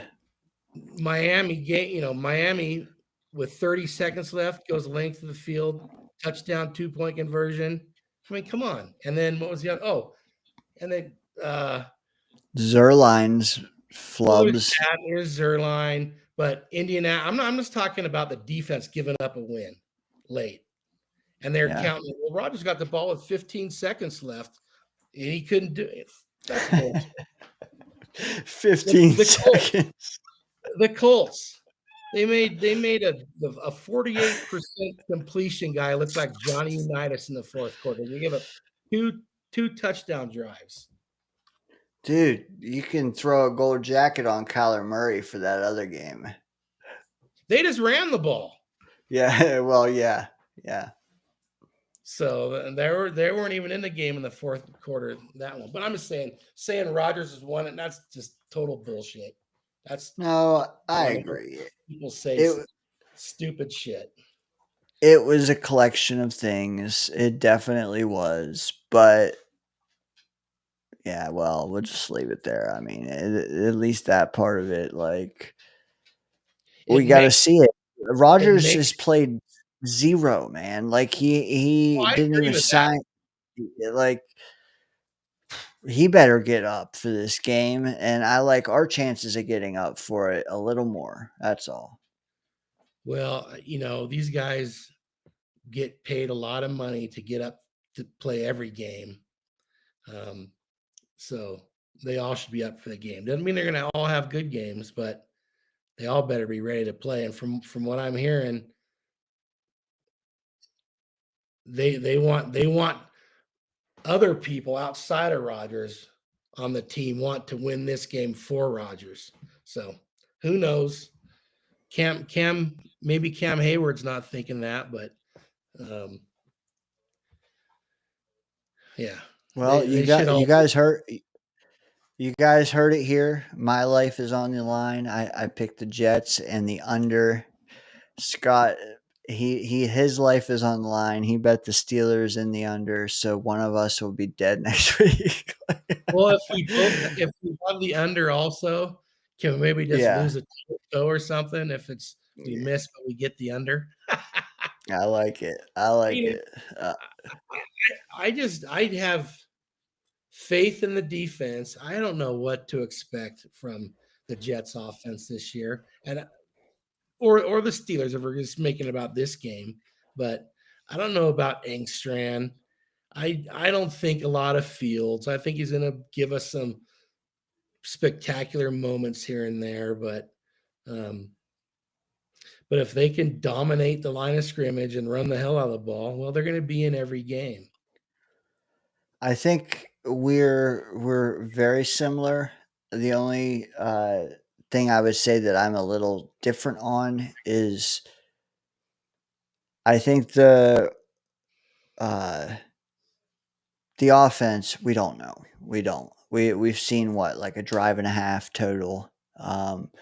We know the creativity might be there, but we also don't know if it'll work or work enough or work consistently. Work late in the season after it's been seen. All the above. I think the one thing that just I'm a little higher on is the defense. I think it's not going to be good. I think it's going to be great. and I don't. Maybe I shouldn't, but like, it just oozes talent. It does. Is it perfect? No. That on paper, is it perfect? No. But also, like, I feel like what we've gotten the last few years has been a watered down version of all of it at times. Like, how many 100, like, if you graded each starter last year across the whole team, even the last 2 or 3 seasons of the Sala era, if you just went through and you graded each of the 22 starters, how much of their max potential did we get to see all season? Well, I don't know how many hundreds are you handing out? last year, I'm not handing out any, except for maybe Sherwood. Yeah, yes. I agree with that. Maybe, well, there's others, but it's in spotty, not very many snaps. The year before, even like when Rodgers went down, dude, 100, like, I don't know. I'm hoping that we can hand out several hundreds this year. And on defense, I think there's like 5 guys. If they get 100, it's gonna severely change things. You don't have to hand out hundreds to everybody. You don't even have to improve everyone's grade. But MC2, that's big. dude, Jermaine's probably not going to get 100, but like Will McDonald, he might have got 100 last year. I don't. No, he was too Okay. lousy to run, and he missed 33% of his tackles. 33%. That's a lot. That's a lot. Yeah. Let me keep going though. Sauce, like, Sauce could have 100-year. I mean, they had a really good defense in 2023. And at times they were good last year. The crazy thing was they could be great until the game was on the line. And then I don't know if they just got tight or what. It was the strangest thing to me. I'm with you. Because you're right. It was bend but don't break, but then break at the end. Yeah. So who knows? But it's going to be a totally different defense. So correct. Who knows? I'm guessing they're going to be more aggressive. Yeah, that changes a lot. But hey, best case scenario is you can get pressure on the quarterback, pressure in the backfield with 4 guys. Because every extra guy you pull up to get pressure, you're weaker beyond the line of scrimmage. But so many people think, oh, the answer is to blitz, just blitz. At times, it's got to be done right. You can't just blitz all the time; you'll get killed. And from different directions, different timings. Yeah. So, but like or last year, rushing 4. If Quinnen commands a double team going against 5 O linemen, it's a wash, man. Like, if you send 5 or 6 this year, and Quinnen commands a double team, hey, you got something. Or, I'm just saying, like, I'm interested to see how it goes. I am.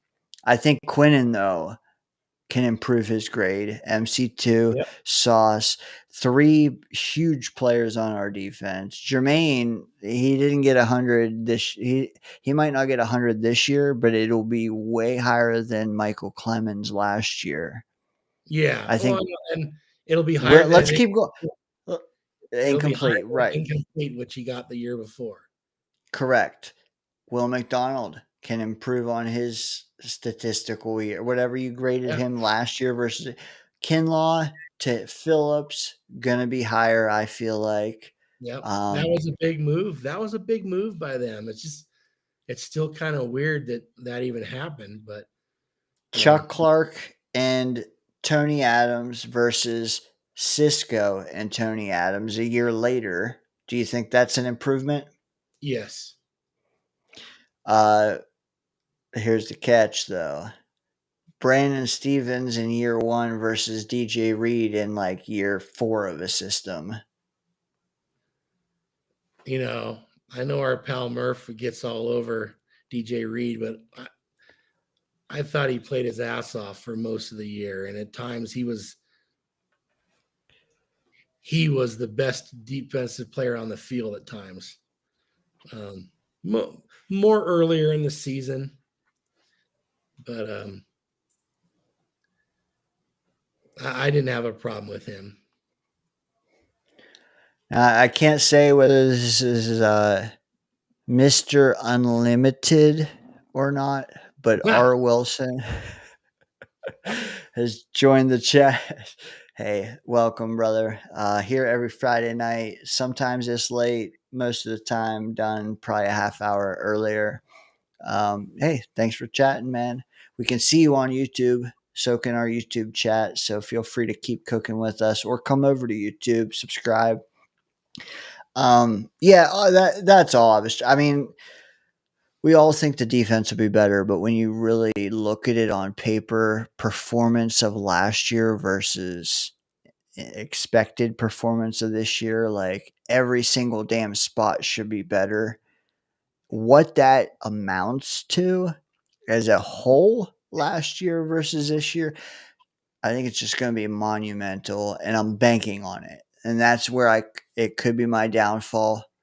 At least week 1, I think it gives Rodgers fits, and I think that our offense can score a touchdown drive and like 3 field goals, 4 field goals, whatever, 2 touchdown drives and a couple field goals. And I think they struggle, man.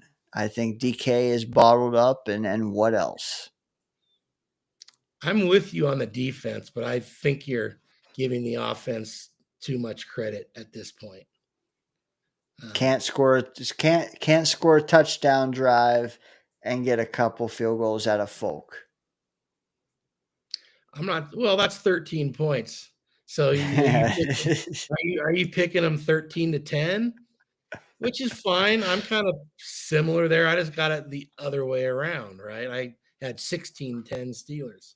I don't think there's gonna be a lot of touchdowns. Fair. No, the truth is somewhere in the middle, and our middle is like a sliver, I think. So we're back to a tie game, basically. Yeah. Honestly, it's going to just come to the way the ball bounces. I need to see more out of Fields throwing the ball. He looked awful in the preseason. And to me, what's most alarming is he couldn't complete a pass to Garrett Wilson. Their timing looked so off. It just looked horrible. It did. And I know they want to run the ball, but you got to be able to throw the ball. And then if Garrett Wilson is catching 3 passes a game, you think he's not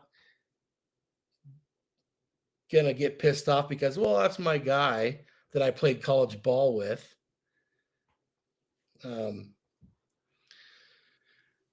Yeah.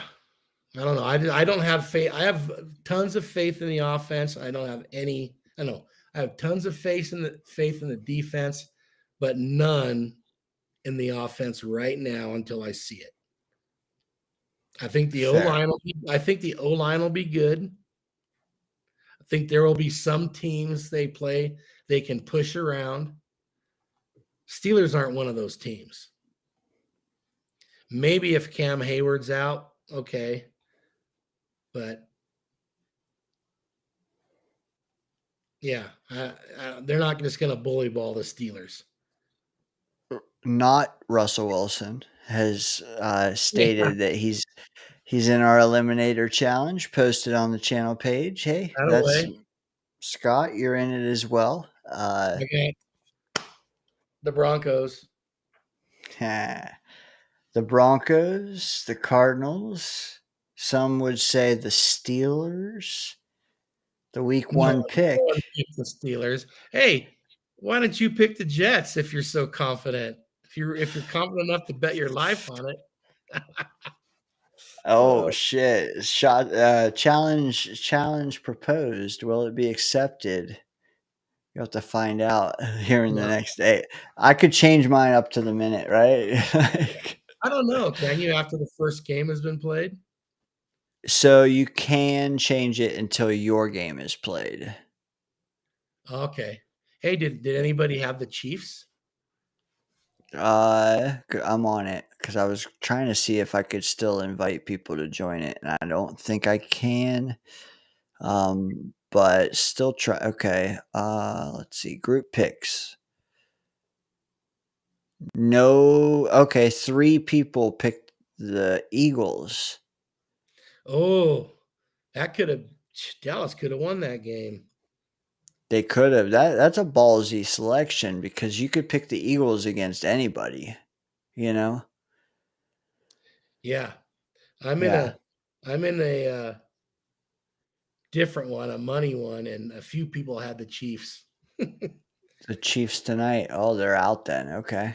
Yeah, but that one is a double elimination. So what happens is if you lose picking a winner, then you have to start picking a loser for the rest of the way, and then you're gone if you miss the second one. I feel the need to say that this iteration of Russell Wilson is still with the Steelers. However, he doesn't root for himself. He says he wishes they still had Fields. Hashtag Steelers. Don't forget about the big laughing face after he said that. Yeah. Hey man, Hazel said it earlier. Her and I and Murph were at the Jets Steelers game last year, and I'll tell you, the whole first half, including pregame, they still wanted Fields. It's not until Russ started cooking in the second half that the whole vibe changed. Now, I'm not saying that it lasted all year, but I'm just telling you that we saw that shift. Yeah. And even in pregame, they were pissed. They wanted Field. I mean, I'm not talking just our section. Like, it was just the whole energy was, what are we doing? Besides, yeah. Yeah, you could hear it on TV. They were booing him, as you know. You were there. They were booing the shit out of him. Yeah. They weren't booing the shit out of this guy. I promise. He's not Russ, but yeah. Scott, I do have like a couple mild takes, but I need like 30 seconds. If you can buy me that, I can give you my last ones. All right. Here, I'm going to put the chat up in case you see anything that strikes your fancy. I'll be right back. R. Wilson, did you really want Fields back after last season? What I'm hearing was that they couldn't open up and run the offense the way they wanted to with either one of those quarterbacks last year. So we'll see this year. But also, the Steelers are on a 5-game losing streak. So who knows what the Jets are actually going to see. I hope Dane is listening to this.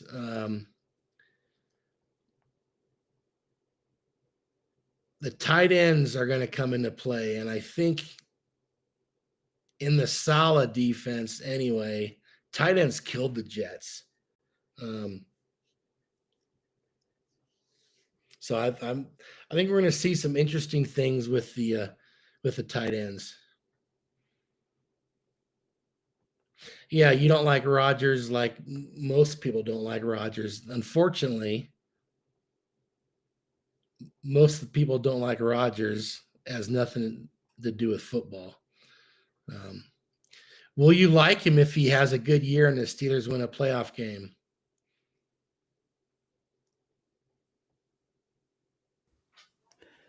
I was listening, Scott. What the hell?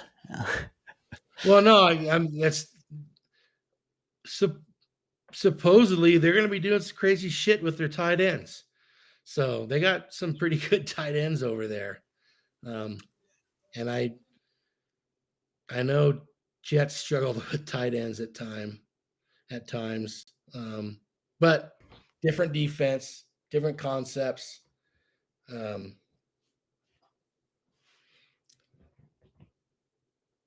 We'll see. We shall. Who's gonna challenge Mount Washington if he's out there catching balls? R. Wilson. I don't know if you're near Pittsburgh, but I just moved away from Slippery Rock, not too far from there. I'm assuming you are near there as well. But my feelers that were plugged in during that time said that they would have taken Fields back had he accepted a 1-year deal. And I don't know that that's proof or like 100% Iowa, he says. Okay. I don't know if that's accurate or not. We were willing to offer 2 years. I think they were not. I think that's what really swayed Fields here, as well as damn near run of the place. But let's not get into that. But yeah, interesting to see how it plays out. If they regret it, if we regret it, we just switched quarterbacks basically. He says Iowa. He says Brees Hall is from his hometown, which is cool. Yeah. Brees Hall, my number one favorite player in the world. If you know, you know. No, that's a hot take. The hottest of the night. Okay, mine are going to be a little meh, but I'm going to rattle off a few that I had left in the drafts. How about that? And for anyone tuning in late, we did hot takes tonight. We've spit our hottest of hot takes. Rewind, even though that's no longer a term. Rewind and watch our hot takes. But anything you hear from now on, don't judge us about. How about that? And I'm gonna tell you why right now, because one of mine was that Jeremy Ruckert, and again, I left this on the cutting room floor. Don't kill me. Ruckert will not be the most disappointed tight end the most disappointing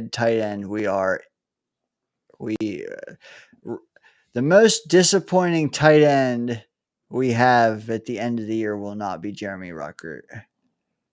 Because he'll be off the team, or we have some other scrub come in who's even worse. Not Stone Smart. That's your guy, right? It is. So who's gonna be more disappointing than Ruckert? Let me just preface this with saying I wish we saw this guy.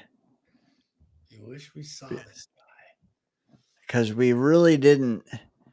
And he's supposed to be Brock Bowers Jr.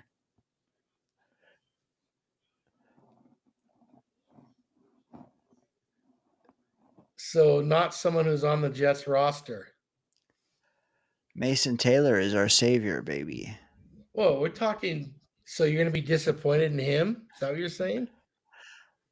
So I didn't opt for this because I don't fully believe it, but there is a world, for sure, as high as expectations are for Mason Taylor, dude. Every single person I would poll today, if I did, would say that Mason Taylor is going to be third on this team in targets and receptions.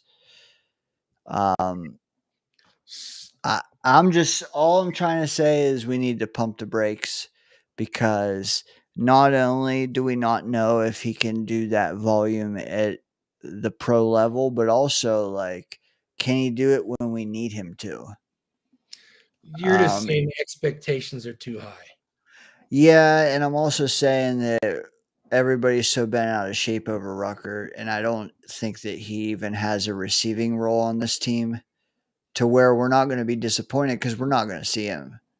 Whereas Mason, we're going to think is going to have 90 catches And if he either has 50 or if he drops some key passes, we're going to be disappointed in him, whereas Rucker's not even on our radar. So that's why I could say that. Do you see the spin zone there? Right. He Yeah. he can be way better than Rucker, but we would still be more disappointed in him just Correct. because of the expectations.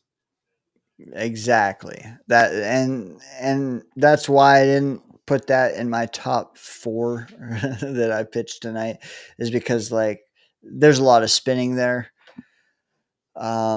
But at the same time, like it's it's a what's that called? There's an alternate reality where that's true. Do you have it? Yeah, good. I was going to say there's a few Jets on offense that could come true about. I mean, most of the Jets offense, honestly. Even ones I've said with my chest can happen with. Yeah. I mean, like Braylon, like Isaiah, like Brees, like Fields. Yeah, like Membu. But once again, that's maybe too high of expectations for a rookie. Yeah. You know, Garrett Wilson. What if he has 800 yards receiving?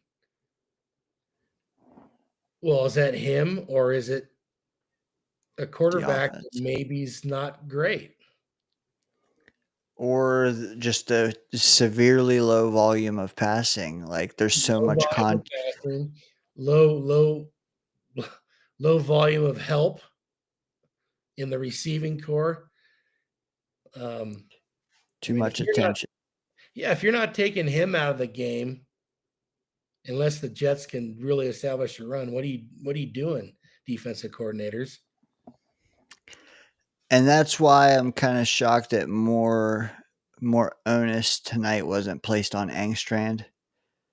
It was on individual players, and I get that because even my mind went to individual players. But like, if we can get a wide open offense going, or one that Mike's in the house. Mike, we don't talk wrestling in here. Unless it's Joe Hendy or Hendry. So since Mike is here, back in the day when I was a gym rat, I went down to New Orleans and we went into this, there's an Irish bar. They make the Hurricanes. It's like patio tools or whatever. And the girls at the door were convinced I was stone cold. And I was saying, no, and my buddy's going, he tells everybody he's not. And he totally is. Oh shit. That was fun time.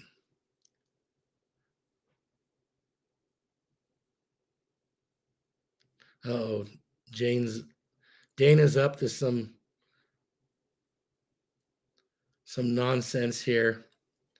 I gotta furnish a photo for you that Midnight Mike is referencing, so we can get your take on whether or not you are this guy. Oh shit. Maybe put the hair on his head on his face, but I don't know, man. That could have been you like 15 years ago. maybe closer for sure. Nah, I'm just kidding. Mike, though, that's a spot on pull. Didn't realize you were a big wrestling guy. I have to remember that when Johnny Boy's on.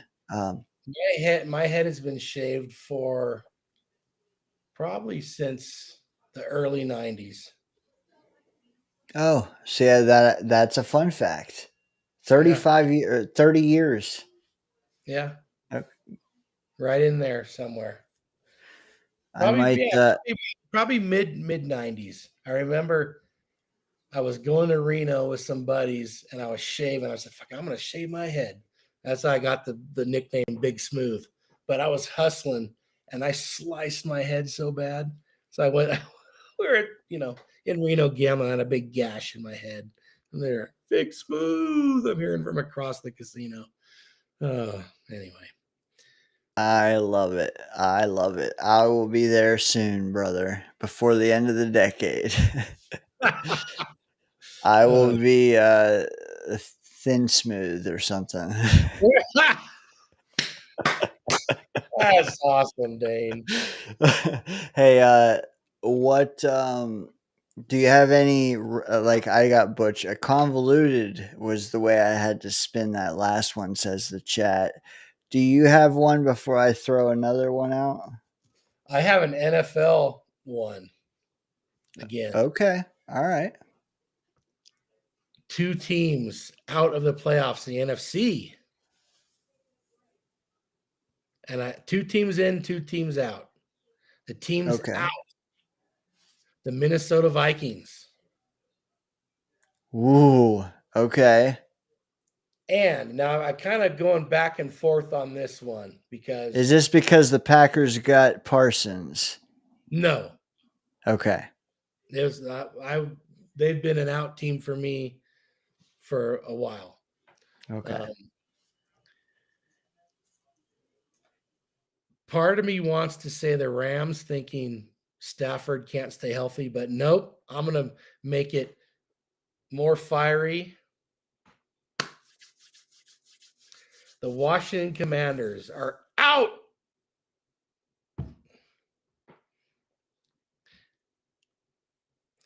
In the 49ers. No comment. Go ahead, though. And it hurts me to even say that, Dane. Yeah, that's like me saying the Steelers. Right, exactly. Same idea. And drum roll, please, the Seattle Seahawks. Ooh, okay. That's spicy. That is spicy, considering the Vikings, I think, have a top 5 coach in this league, and they have a passer that they obviously have enough confidence in to let a guy like Darnold walk in their system. Darnold in their system walk. Right. There's a difference. That's spicy, man. Well, it's supposed to be, right? I think it's spicier, though, when you follow that up with the Washington Commanders. Kudos. Well, and here, okay, my thought on it is essentially a rookie quarterback. Your best player already is having hamstring problems. I don't even know what his status is for this weekend's game. So you have a fat wide receiver too. He's who's that? Debo. Oh, you're on. Well, I was still in Minnesota. Oh yeah. Sorry. Sorry. Yeah. Sorry. I was thinking, wait, the wide receiver 2 is suspended for now. I mean, honestly, both quarterbacks you could damn near call a rookie, though. Jaden hasn't faced enough. I mean, he's faced adversity, but he's come out on top. I want to see him struggle and see how he bounces back. Is all. Yeah, but he's no rookie. He played a whole season. Fair. They had how many miracle wins last year? They had several. That didn't happen 2 years in a row. We were like 1-7 in 1-score games. They were like 7-1. The Chiefs were like 11-0. Yeah, they were. Guess what? They're 0-1 this year. Indeed. Both those teams, yeah. I mean that's spicy because they both made it far past us last year. Who was in again? You said Seattle. 49ers, and Seattle. And I'd say the 49. 49ers because they have the easiest schedule in the league. I mean, based on last year's teams, of course. Results. Yeah. Yeah. But if you look at their schedule, you go, I think I heard they're scheduled in all but 2 games. I mean, they're favored in all but 2 games.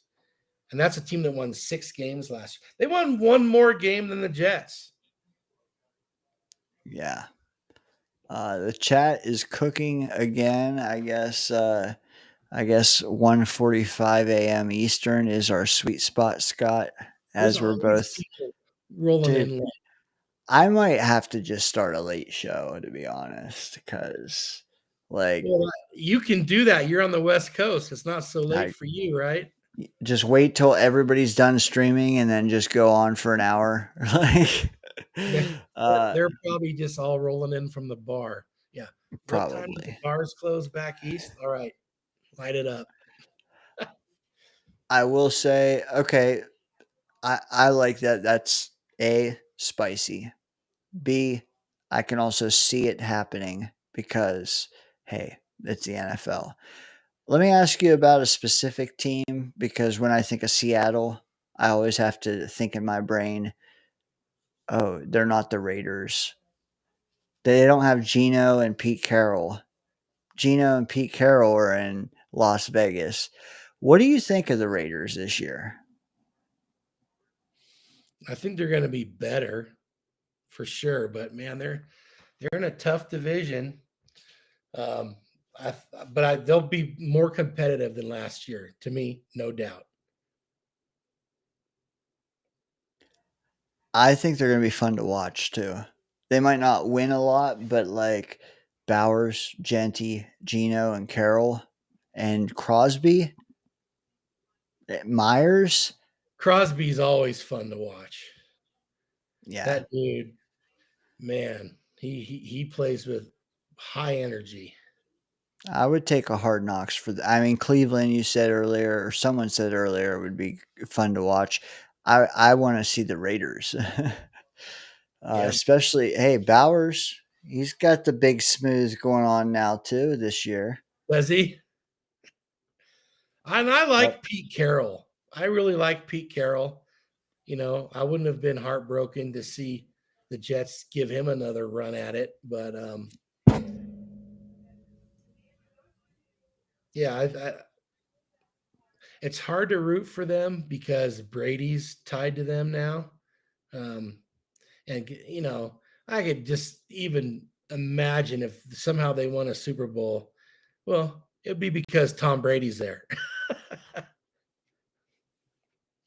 Yeah, especially with how Belichick's going and how that's aged. It just makes it so like people are celebrating the downfall of Belichick, the downfall, but like it's just lumping more in with Brady, man. The truth, and who knows? I don't know if North Carolina will be good. They have 73 new players on that program. 73 new players. That was their first game. So yeah, don't judge his job there till 2 years down the road. I even heard I think today or yesterday that like he's setting it up for his son to just take over when he gets an NFL job. Or yeah, pretty much. His son's a coordinator, his handpicked coordinator, and he'll just like I don't know if he'll retire or go, but like it's more just to get his son a platform. I don't know, but it's interesting. One, the guy that was on the sidelines with him in New England? Good question. Yeah, I didn't look into it or anything, but like it just struck me as interesting. So if that interests you, look it up for sure. Maybe it is an angle that's going to happen in the NCAA. Yeah, we'll see. I have a couple to rattle off before we wrap. Ones I didn't use again. These are not in my top 4 even.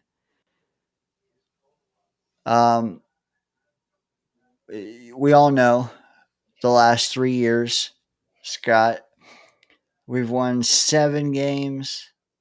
We've won 7 games. We've won 5 games. Well, that means we've had 10 losses, 10 losses, 12 losses. That's a lot of double-digit losses. My hot take is we break that streak. And again, I didn't use this, but we break that long storied streak of double-digit losses that has been 3 or 4 years or 8 or 10 or I don't know. But this year we do not get 10 losses. We get less than 10 losses. No, you're not going to single digits. So it could be 8-9 or 16. Because that's been my big thing is 8 or 9 wins. Well, 9 wins. I did lean 9 and 8, but 8 and 9, whatever.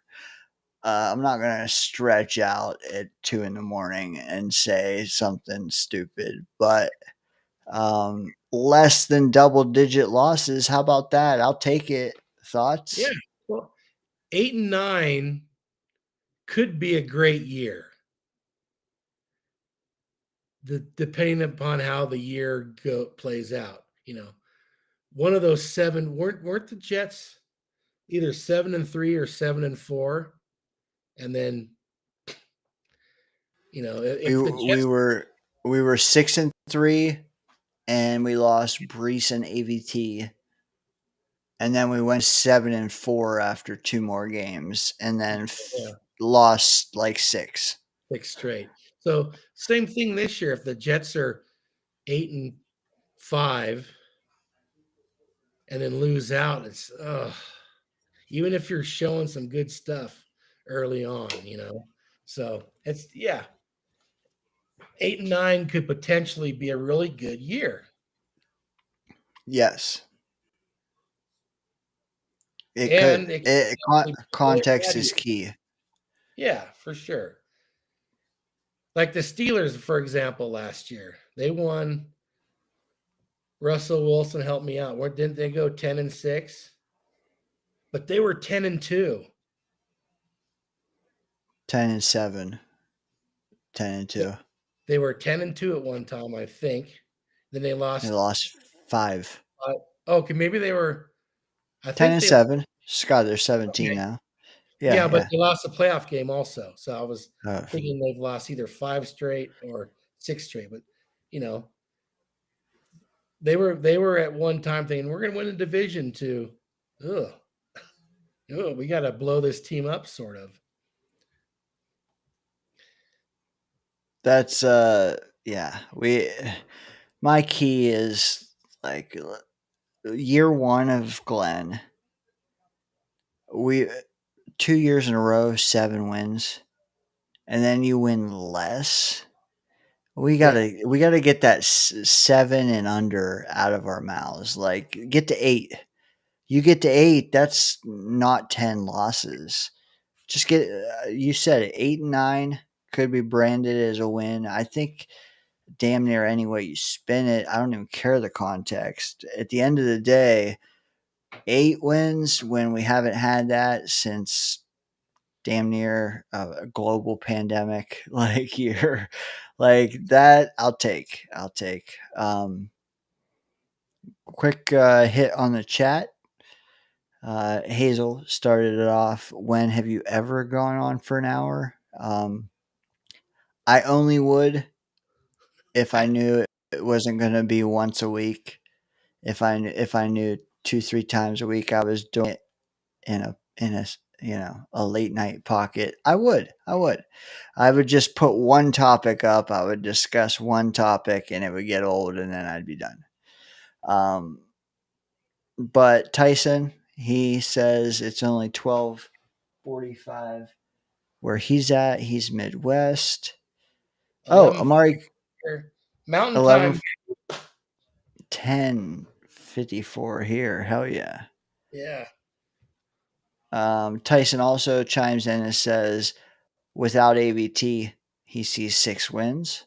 Do you want to comment on that? well, I saw that with AVT, so um, I think they could be okay. I mean, that hurts, no doubt.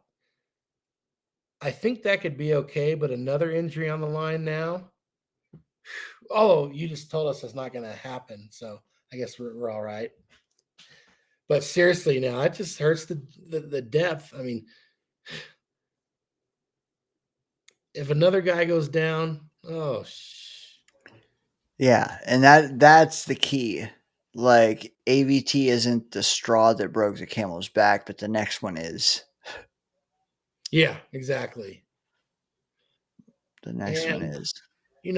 I heard,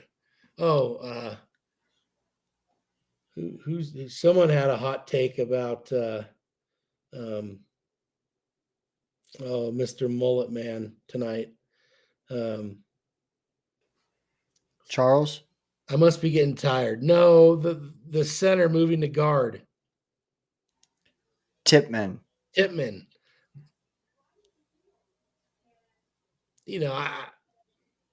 Who was it? Someone said he was going to be like one of the best linemen, best guards in the league. The Jets Ward on YouTube. His very first hot take at the top of the show, and that was 4 hours ago. So like and subscribe this post here. His very first hot take was, yeah, Tipman can win the personal protector of the year. Wow, that's pretty hot. That's a hot take. That is. He said not that he can, that he will. Right. Yeah, that's hot. That, once again, expectations kind of unfair there. When was the last time he played guard? Did he play any in college? Maybe basketball. The world's biggest point guard. Good question. I don't know. We got McGovern last year for a spell, and I thought it was going to happen, but I don't think it ever did it? And then he disappeared. He got signed off our practice squad or something. Yeah, weren't you calling for? Haven't you been calling for him for a couple years? Yeah, like half a decade or something like that. Yeah. The way time flies around here. I know it has flown by. I remember when Jake Asman just had a show with some people coming around, and yep, it was like 30 of us in there. Holy shit! Yeah, and then here we are, still no playoffs, dude. Okay, here's a while. Let me stop you real quick. Sure. There was people I heard chopping it up the other day that are like 32, and they're like, damn, do you realize there were two of them? Do you realize we went our whole 20s without a playoff game for the Jets? And that's Damn. that's part of how do you bet on the Jets? For me, that's all part of playing the odds. I mean, it's gonna end at some point. I don't think it's gonna be this year though. And the problem is if you thought it was and you bet on it, the return wouldn't be what it should be for being the 14-year streak. Like you would have just that's where they get you. Right. Yeah. So, and then, God, I just can't even think of the players' names right now. The center, who's going to be center now, I think the expectations are too high on him also.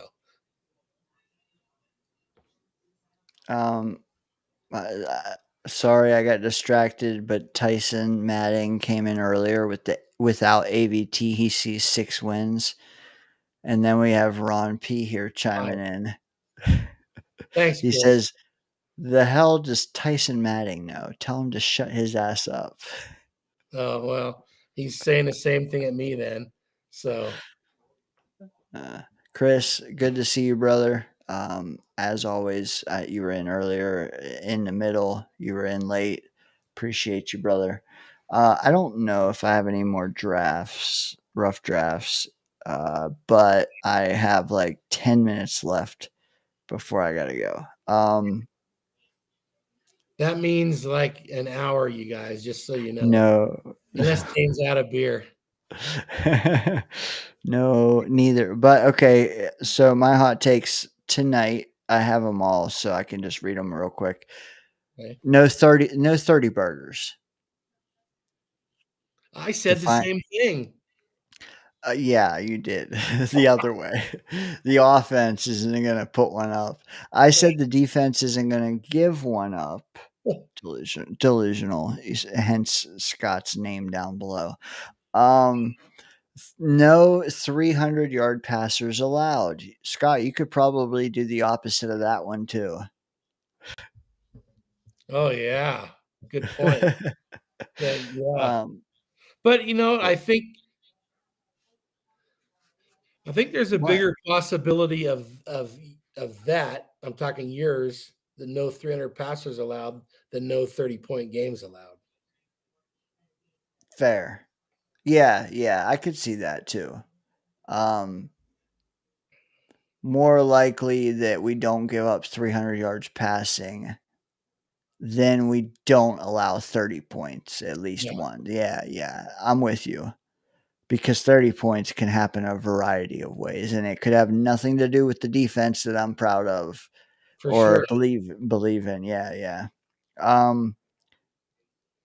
The offensive line that we trot out there on Sunday will play all 17 games, or at least all games they're asked to start in. Oh my god, they better all be asked to start those games, otherwise it's gone wrong. Yeah, that one, that take is on fire right now. That'd be unbelievable. We don't have 10 plus losses. I'm sorry, Dane, but you got to read Bill's out loud there. Okay. Bill M chimes in. I don't know to what yet. He says, the last time the Jets made the playoffs, I was still married to my first wife. I'm now divorced from my second. Oh, sorry, Bill. I don't mean to laugh. Bill. You're laughing, so I think it's okay. Wow. You know what they say, man. Third time's a charm.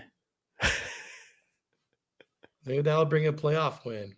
Or just a playoff appearance. It'll break the curse. I think it's not Namath dying. It's Bill.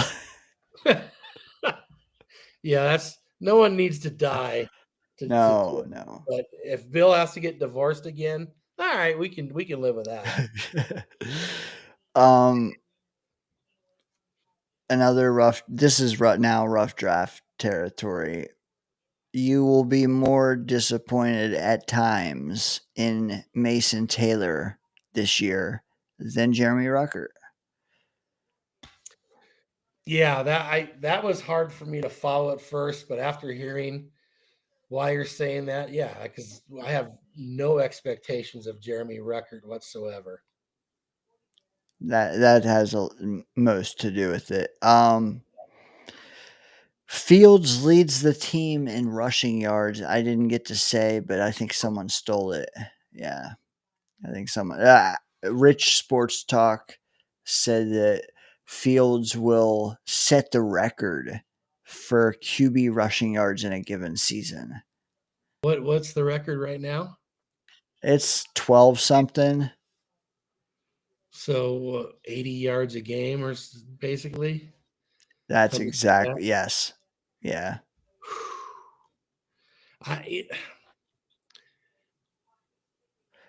Just throw that out the window. Can he lead the team? I think he maybe could, because Brees could be leading the team and get traded before the deadline. Yeah, and that's resets things for sure. Yeah. But I'm kind of with you. Braylon Allen might lead the team in rushing. Yeah, the way things are trending for sure. Here's my thing about Fields. He's a great runner, no question about it. But if him running the ball is that big a part of your offense, man, I don't know that he's going to be able to play all the games or even half the games. Yeah, and I'm with you there too. I think it has to be used strategically, not like as a core component. Yeah. Let me ask you this: Can at the end of Sunday, is it possible that Braylon has RB1 amount of carries right off the bat? Now, okay, does that mean the most carries on the Jets for the day? Or what do you mean? Like he's getting 20 Yeah, and Brees is getting 8? no, I'm gonna say the first thing that he leads the team in carries, I can see including Fields. Yeah, I can see that for sure. I kind of agree with what you've been saying to others that Brees might be more of a receiver. Not that he's going to play receiver, but he might get a lot more touches catching the ball than the other running backs, but less carries. Yeah, to where he probably lands about the same, touches as he did last year. Well, maybe not, because he did have some decent amount of catches last year too. But yeah, I think he had 209 carries. I just don't want him to get 209 again, Right. unless he earns it. And we really don't know yet, based on preseason, based on they have tight lips. They're not telling us shit. We don't. It's kind of like, okay, what are we going to see on Sunday?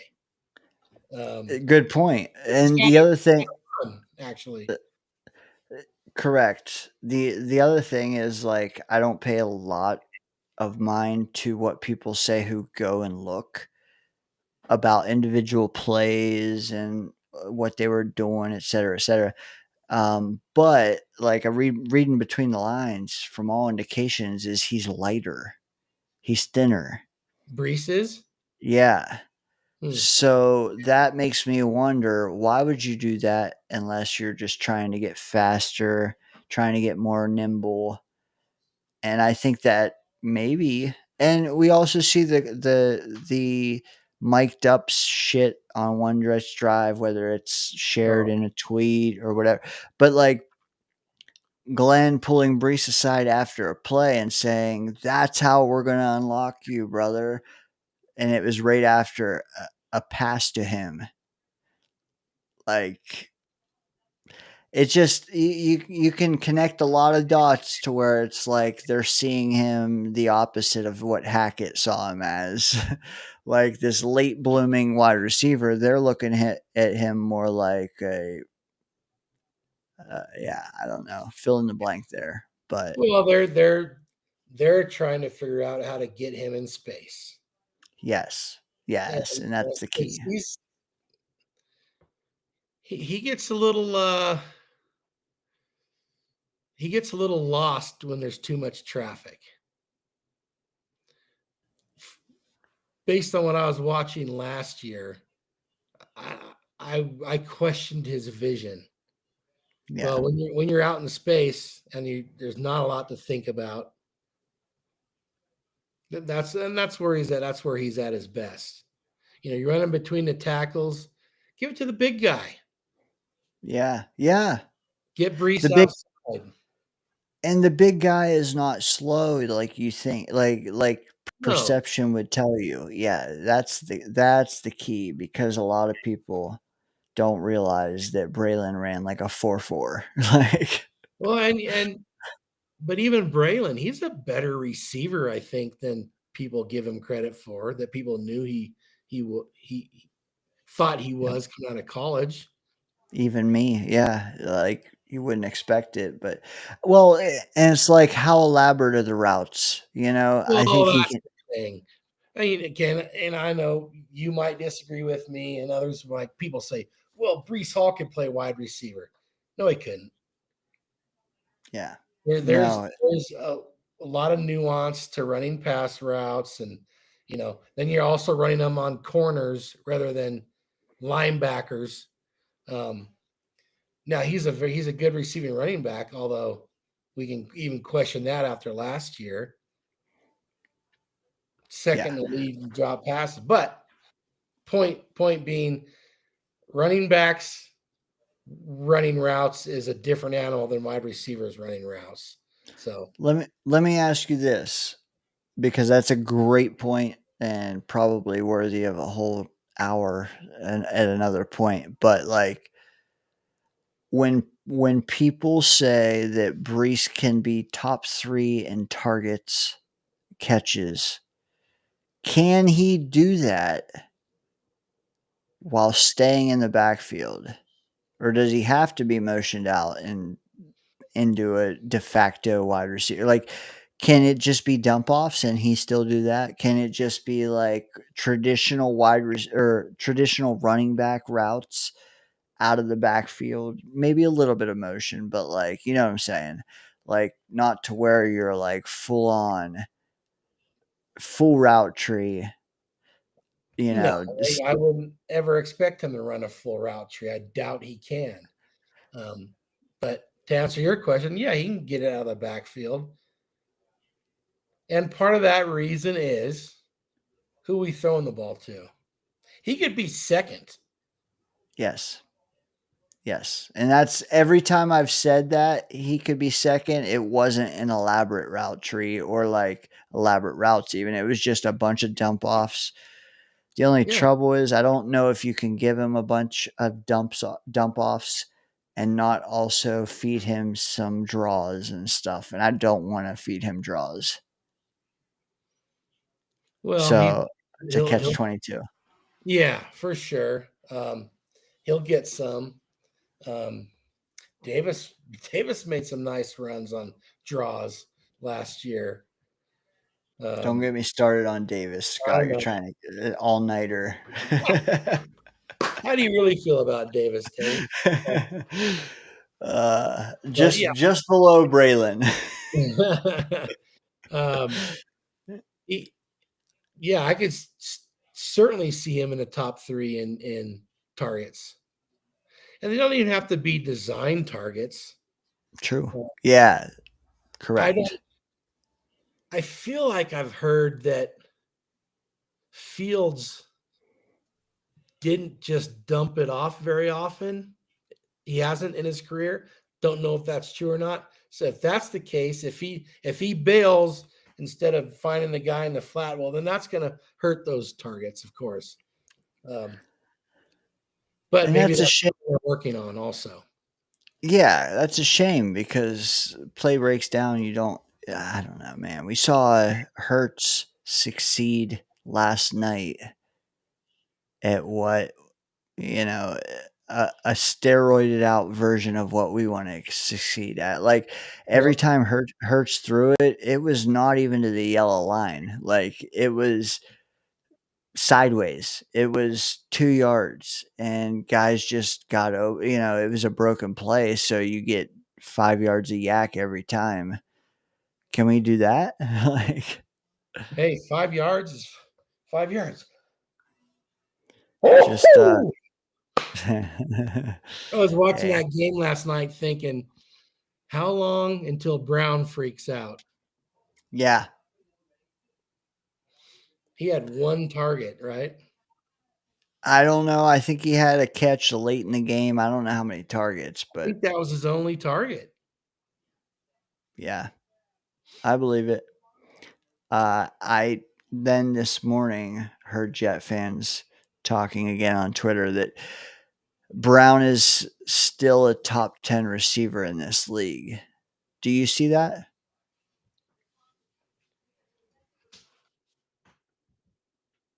I'd have to go down the list and see where I would put him. Now, how are you grading him on his production?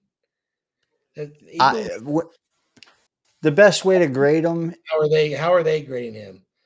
I think he could be. Yes, The he's eye not. test. He's not going to show it statistically. Um, Starting a new franchise from scratch for 1 year.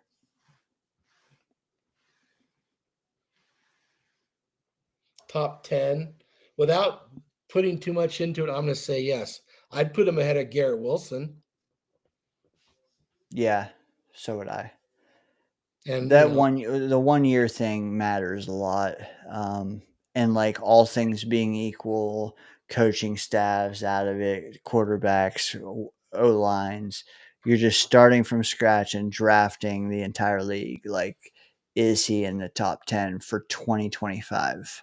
right, for 1 year for sure. I think he's hovering around 10. I'm guessing. But Fair. man, there's been some good young bucks that have come in the league the last couple years. You convinced me because that's what I was thinking initially. Is like there's a lot of receivers, and he's done diddly and poo the last year. Like, But what if he played for the Minnesota Vikings or the Cincinnati Bengals? you're right. Hey, I like that message. Let me get to it. I missed it. It was Hazel. It's just for you. Yeah, I'm fault. Yeah. Okay. One final question because the same thing I referenced before, they were talking about uh, whether he was a top 10 receiver. They were also debating what Hurts is. And people were very strongly saying that Hurts is not a good quarterback. It's more so how good his offense and how historically good his offense is around him, how he has a epic O line, how he has two top 10 receivers, how he has the best running back in the damn league. It's all insulating him. And if you threw him on a random ass team, he would not be anywhere near the top of the league like he is now. Thoughts? I think you can say that about pretty much any quarterback. You know, people act like these guys are out there playing by themselves. The rest of the team around you matters. I like Hurts. I like the dude's demeanor. He is cool as can be. Never too high, never too low. Um, I'd say he is a top 10 quarterback. Um, I'm with you. um, yeah, I like the guy myself. So, he's already been to 2 Super Bowls. Should have won them both. And part of the reason they lost the first time is because he had that crazy ass fumble that got returned for a touchdown. But yeah, no, I calling him not a top 10 quarterback. I would go even so far as to say if you plucked him off of them and threw him on a rant, if you switched him and Kyler, Arizona is way better. I agree, If 100%. if you plucked him off, like you could insert so many teams, but like starting a franchise, I'm taking him top 6. So this discussion or whatever, was this Jets fans or just random people on X? Jet fans that watched last night's game. So okay, so were they comparing him to Fields? Were they putting Fields above him? No, just talking Philly and Dak and Dallas and all that. Okay. But there were some strong opinions about Hurts who I never had strong negative opinions about in my life. Like I think the dude can carry an offense if he doesn't have what he has now around him. He might not win the Super Bowl. He might not, you know what I mean? But like he's gonna carry that team to success. I agree. He did it in college. He's doing it now. Did you? Did you watch the game last night? I did a good portion of it. I kind of feel Well, like okay. Hold on. I I saw. I didn't. So I followed it until the Lightning. Then I watched it from the Lightning on, which wasn't pretty. So I guess I didn't watch it. well, I feel like in the second half they just kind of made a point of we're just going to throw the ball a little bit more. They didn't score as much, and Hazel and Chris both just nailed it. People are haters, 100%. Hurts is underrated, very efficient, which Yeah. which is something I had to laugh about when Aaron Glenn was saying, "Well, they were last in the league in passing." I'm assuming everybody understands how they rank. Yeah. It's It's pathetic. just based on yardage. Yards. Yeah. Yeah. And they threw way less passes. You want to look at efficiency, well, it's a different story. Yeah. So Correct. Correct. stats can be manipulated to almost anything you want them to be. You're right. And I don't know why we rank anything by yards. Yeah. Like, what the fuck are we doing? We rank defenses by yards. Yeah, well, yeah, totally. What Yards and defenses. So I tell you what, I'd rather have the number one scoring team than the number one yardage team. In a scoring league, we're still. It doesn't make any sense at all. But yeah, giving him a knock for being the least pass, bro, that's dumb. Yeah. How about you poll the defensive coordinators around the league and ask them? Because I bet you they have a different answer than how much he passed the ball in 2024. Well, I'll tell you, as the son of a defensive coordinator, Yeah. he he said there's nothing harder to prepare for than a mobile quarterback. Now, of course, these are back in the days when you had the big, strong drop back statue quarterbacks who could chuck it. Too early for Air McNair. Could do a little of both. Air McNair. Okay. It's a different game now, but occasionally you'd come across these guys who are great athletes, and it wasn't so much design runs, but it was they get loose out of the pocket and there they go. Yeah. So anyway, that's been hearing that one for years. Crispy chiming in. Hazel killing it down there in the chat. He says Hazel is an incredible female representing our New York Jets team and fan base. Small percent female power. I like it. There you go. I like it. This team or this channel, and I think it has a lot to do with Murph and Scott, but this channel has a lifetime 6% female audience. Really? Wow. It does. It does. Lifetime. Higher in 2025 for some reason. Must be because Murph started working out again. Okay, Dane, I'm going to come clean. Okay. I got 5 other fake Counts. accounts that I'm a female on all of them. I never go on camera though. Hey, analytics, baby. Just like how the idiots judge Hurts. Analytics. You know, You know what I use? People I are use this. They are. Especially on social media. And that's what so much of what all this is. Yeah. Dude, this is way better than any stat or analytic I see. I know. Like, I agree. This told me that Brees needs to start earning every carry he gets. Well, here's the thing about analytics and Who are we talking about? PPF? PFF. That's still these things, watching it and then breaking it down according to how they see it. It's not like some scientific method. So That's the whole thing about all this. Like, sports is so subjective, you know.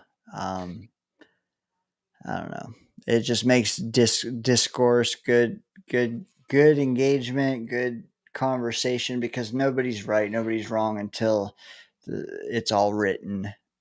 And Yeah. even then it's written, but then there's the next chapter to consider, you know. And none of us know it like the professionals do it. None of us.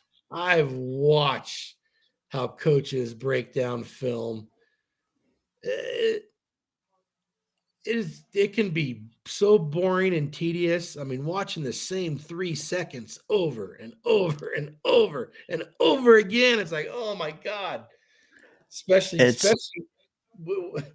when my dad was doing it with reel-to-reel tapes and a projector shining on the wall in his office, when he'd bring it home. Oh, but yeah, but it was, when always it's fun to see that stuff. when it's just like this or this changes everything in the moment. It's hand placement in the dirt. It's how their foot is when they're in their stance. I mean, it's crazy. Where how they shift their weight. None of us do any of that. I mean, you'd have to watch enough of it to like consider tendencies and all that. It's just, Well, it's it has to be a job. yeah. That's all. Yep. Well, Scott, I think we leave it here. All right. You've already bet your life. You've already Well, I pitched the wouldn't know score. if I had to. If I Did was you see forced, how I if spun I that? was forced to. But what I really said was I wouldn't touch this game Yeah. on a bet. I would go under. I would bet the under. The under, I'll preach it to anyone who does gamble out there, like, and Bill M says it, F the Steelers. 38.5, I feel like is a shade high. Because that's 21-17 and then some. Yeah, and then a safety. That's a lot.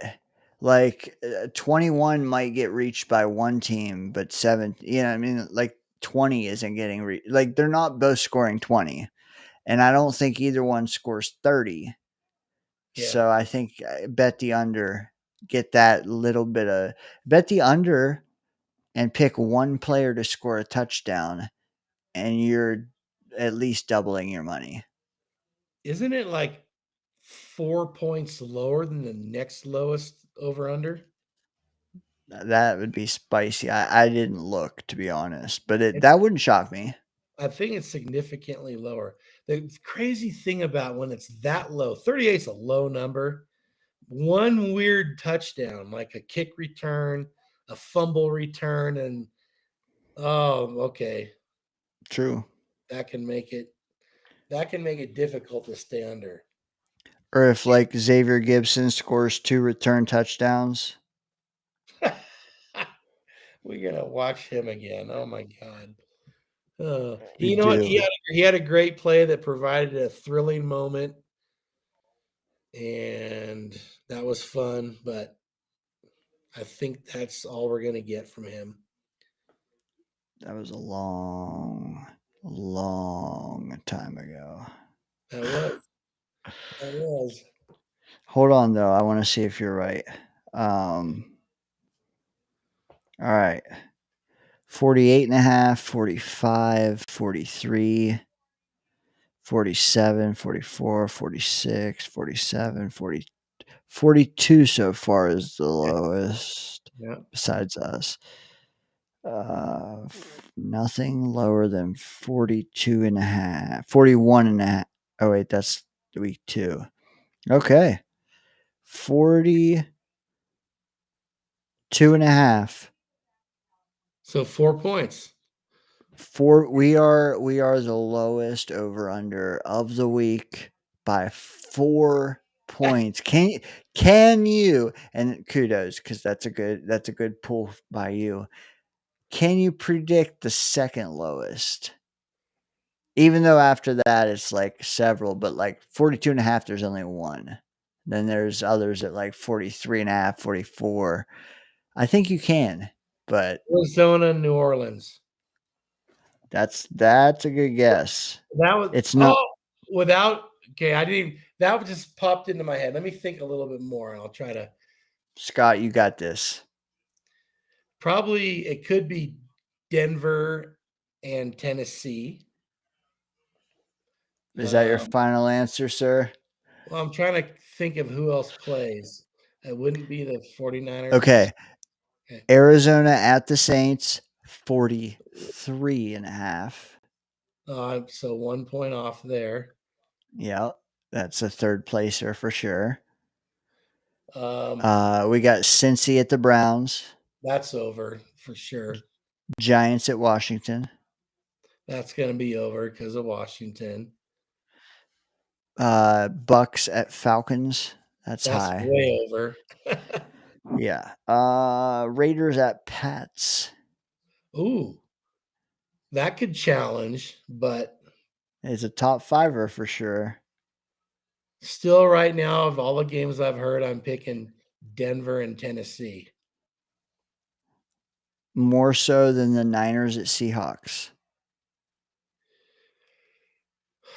I do think that's going to be a lower scoring game, but I'm going to say yes still. Only because I'm guessing people aren't going to think Tennessee's going to score much against Denver's defense. I like it, Scott, because you nailed the third team, which was the third game, Cardinals at Saints. They were third. You had that. Not as second, but close. You were right. Third. Also, second. Who did we say? Oh yeah, Tennessee at Denver. Bing, ding, ding, ding, ding. You got it. And then you also said another one was going to be up there. Seahawks. What was it? No, I said the high one would be Niners at Seahawks. You said would be up there. Oh, I don't know. I don't think that'll be high score. I think that'll be a low scoring game. Yeah, and that's what I thought you said. They'd be up there in like the lows, and they were they're top probably 5. more like 44.5. That one. 43.5. Okay. Tied with the Cardinals. Well, so you I had wonder- 4 out of 5 of the lowest you've nailed. I wonder if that point spread has changed since the McCaffrey calf. It's live. That's what I'm saying. Wonder what it was 2 days ago. Good question. But I think Seattle's defense is going to be pretty damn good this year, which is why I picked them to be a new team into the playoffs. It was hard to say that with Sam being their quarterback, the way he shit his pants in the 2 biggest games of the season last year.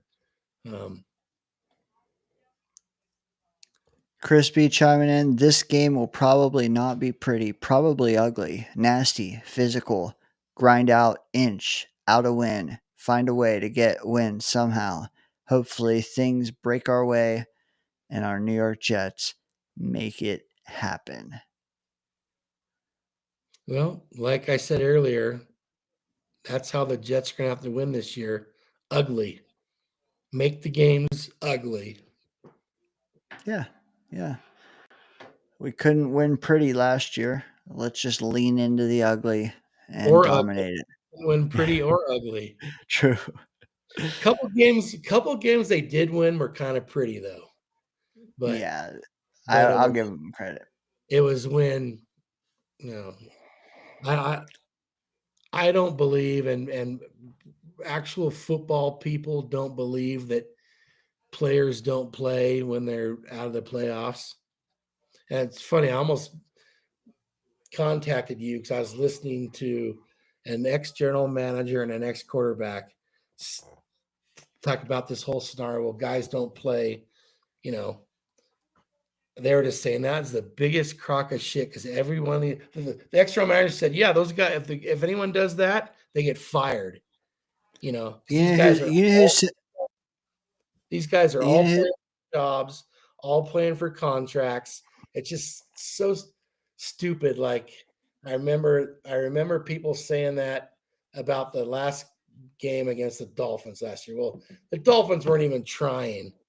yeah, That's not true. Have you ever gone out and played any ball game and not tried? boom. And we don't have jobs on the line and money on the line. It's such a, it sounds like it's people that say that are people that have never played ball before. I don't know. Yeah, Just crazy to dude. me. I know you've played decades worth of ball. I also, and in varying degrees, it doesn't even matter the scale. Right.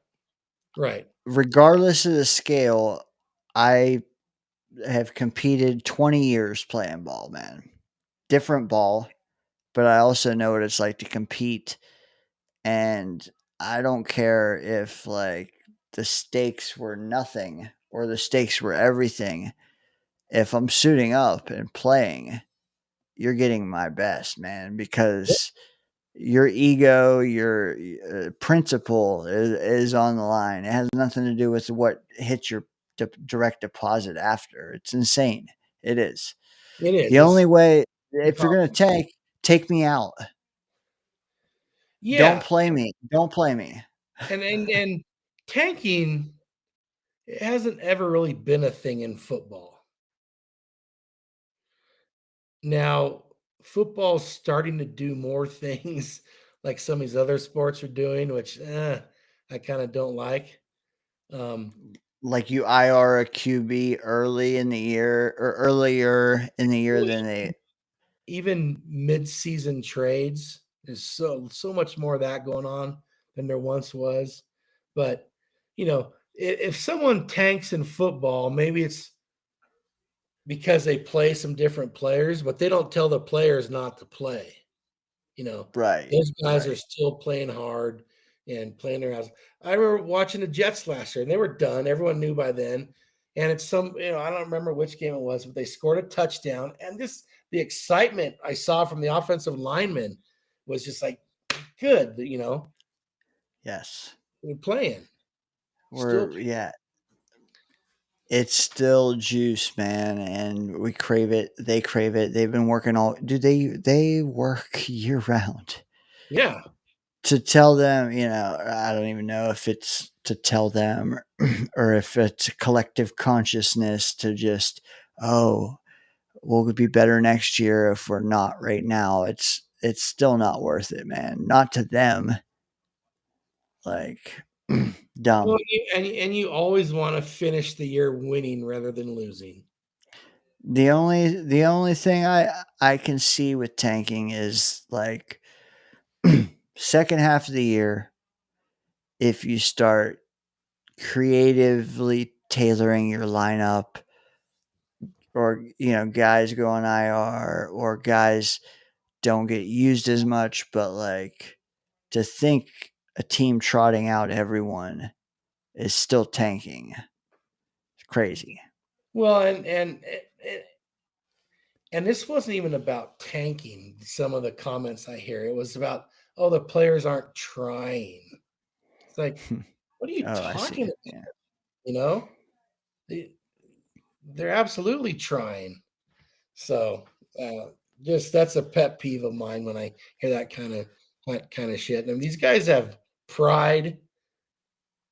They're Yes. professionals, and guess what? They're playing for all the other 31 teams they don't play for.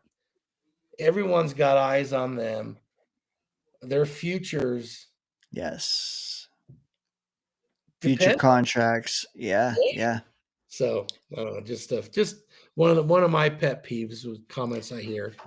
especially now when you see guys getting nowadays cut with 3 years left. Yeah. With, you know what I mean? Like, Yeah. it's crazy. Like, you can't just milk it in one season because you know you're locked up for 3 more. Yeah. That means nothing. Like, yeah. Yeah. Bill M is with you, as am I. Somehow our viewers went up in the last 20 minutes. I'll never understand why. The bar's closed, Dane. Yeah. Yeah. Another, now it's Central Time. The bars must be closed now. Next will be Mountain Time. Then it'll be All right. Pacific. We're done in 3 minutes, no matter what. So I have one last question, Scott. All right. It's not juicy or anything. It's probably rehash. But yeah, okay, all right. I'll make it juicier because I was gonna say final score Sunday. Fuck that. We've spit our week 1 takes. I'm not gonna ask you who they vote for or who they think it is. When we talk to you again in January and we ask you, who do you think was the most valuable player to the New York Jets on offense? And who was the most valuable player on defense? Who do you think it'll be? And I'm not expecting you to have intel on it. I'm just gut feeling, eye test, history, projection, however you define it, to figure it out. But who is, and I'm not saying the best player either. No, right. Okay. How often does an offensive lineman get voted as an offensive MVP? Yeah, never. You But if you look at who's behind them, they could be theoretically. Well, I'll tell you, I'm going to go to a different team, for example. There's an argument for offensive MVP being McCaffrey, which I would say McCaffrey, but what's their left tackle's name? Trent Williams. Trent Williams. When he doesn't play, they lose. Indeed. There's an argument he could be the MVP. Both those guys, I'd put him ahead of Brock Purdy. For the Jets, I'm like, it's so hard to say because who even knows what they're going to be doing? If they have a good year, it's going to be because Fields has a good year and he'll be the MVP. But that's it. If I'm saying, when we talk to you in January, who will be? There is a difference, and I like ironing out the scenario first. I would love to pick an offensive lineman, but that never happens. So I'm gonna say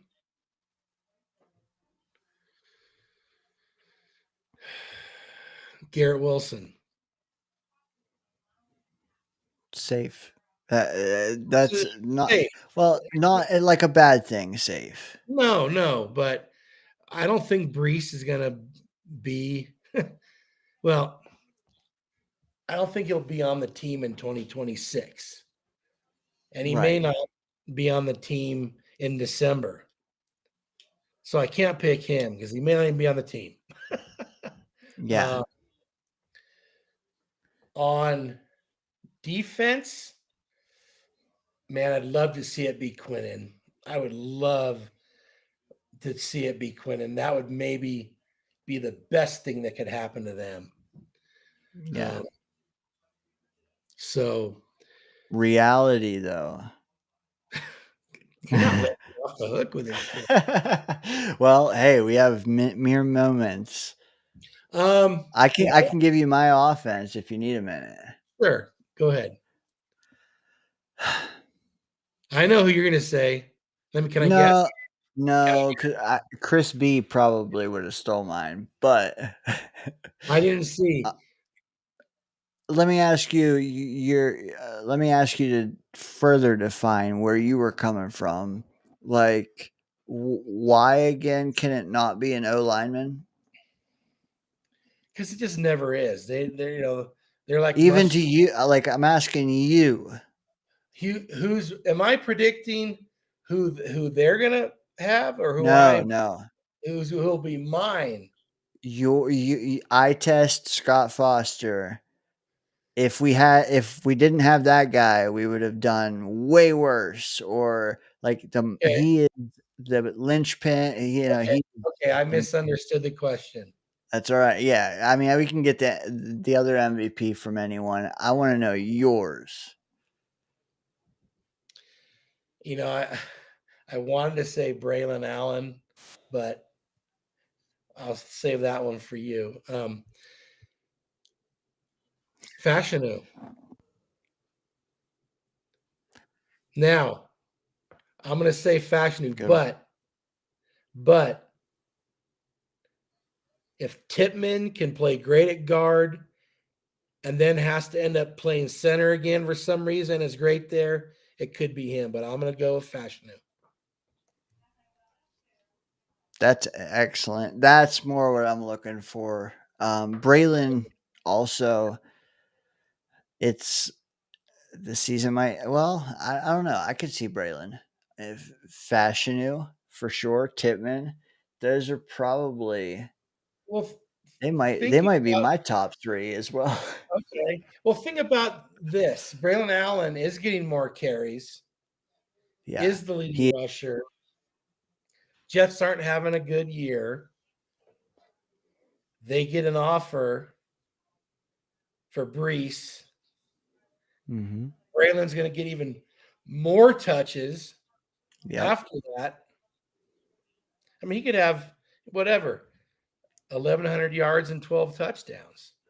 The trade deadline too. A lot of people are like, "Oh, 7 games." No, you can trade a guy like up until like week 10, like until our bye week, whenever it is, like week 11. Week 11. So that's a lot of time to be able to trade Brees. And then you got Braylon for 8 games or whatever on the back end. Yeah, that could easily happen. My only catch is, can he stay healthy with his style? I think for a season he can, but career-wise, it will be shortened because of his style. Yeah. Unless he turns out to be some freak like King Henry or something, or Adrian Peterson, but there aren't many of those guys around. Indeed.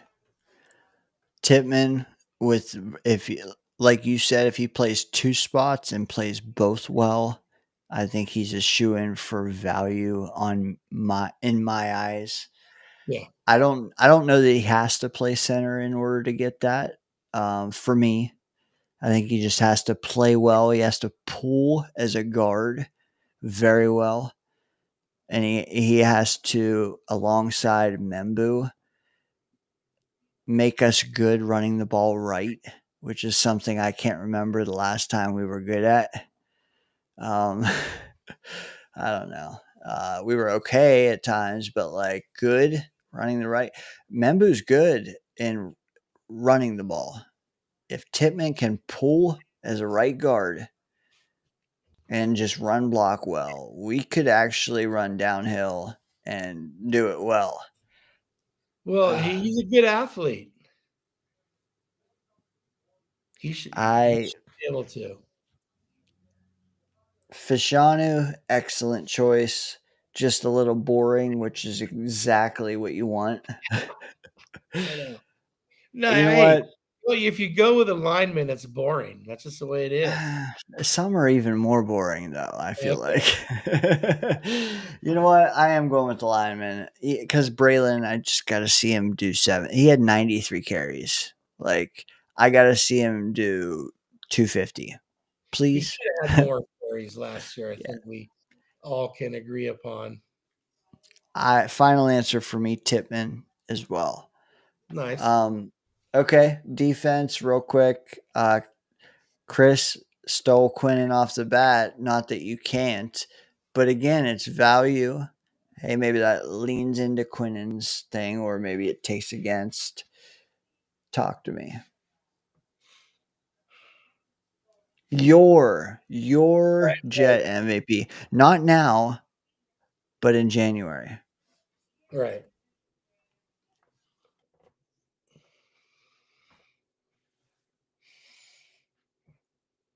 I hesitate to say JJ based on the injury he's coming off of. I hesitate to say Will because I want to see him be stronger against the run and not just be a pass rush specialist. Sherwood would be a safe pick.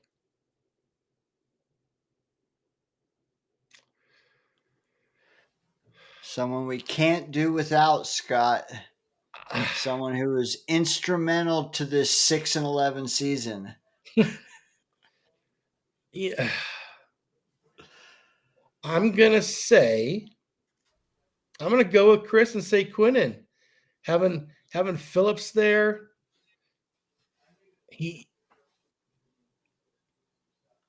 I'm gonna say Quinnen. Good. I hope you're right. I do. I really do. Yeah. So many directions you can go, really. There's a lot of good. There's more good options, more options on defense than on offense. Yeah. Chris actually named another one that I think is worthy. I mean, I'm not sold on it being my, I could literally defend 6 guys. But I'm going to choose MC2. Okay. I think that like Sherwood, or not Sherwood, like so many other, everybody else who underperformed last year, we really felt MC2. He was out there, but he was hurt. Dude, he had a hurt back. And I don't believe Brees was hurt last year, whatever. MC2 being hurt, I do believe. Yeah. When he's out there, he's balling, and he was not last year. And I think that if you pluck him away and you have a poor slot corner, and what we don't know about what's opposite Sauce, and what we don't know about Sauce last year, it could spell catastrophe.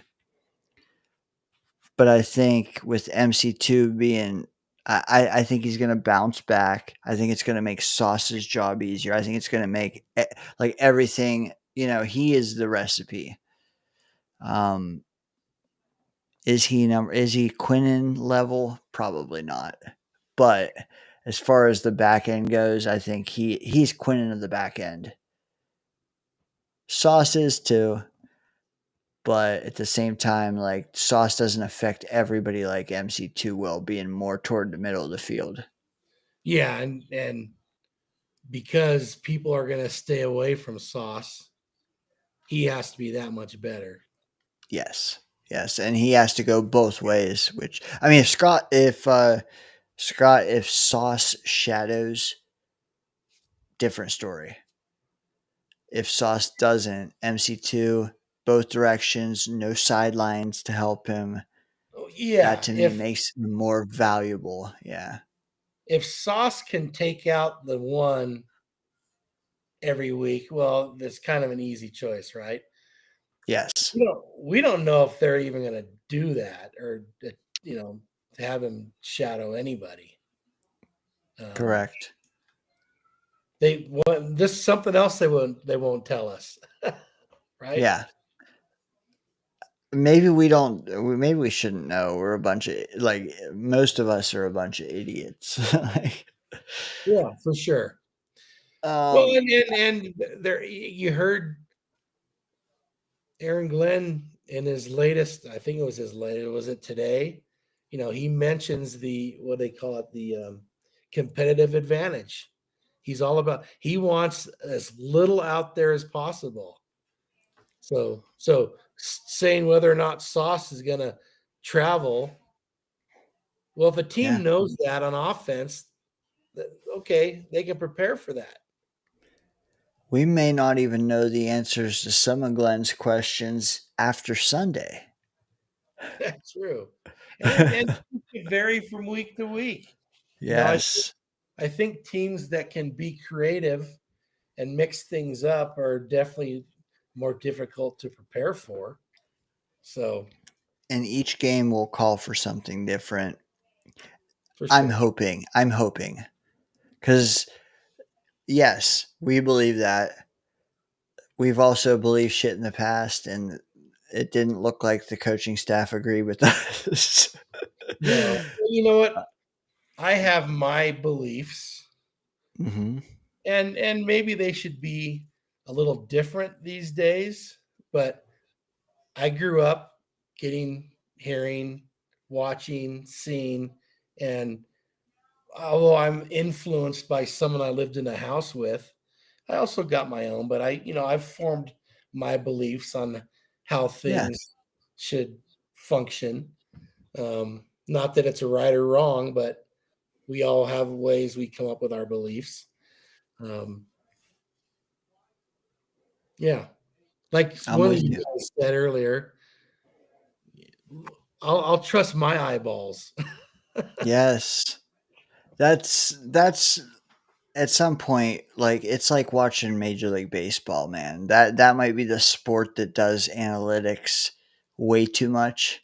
Like, that's where it all started. Was that the Oakland A's started that stuff because they were trying to figure out how to make the most competitive team they could make while spending the least amount of money they could spend.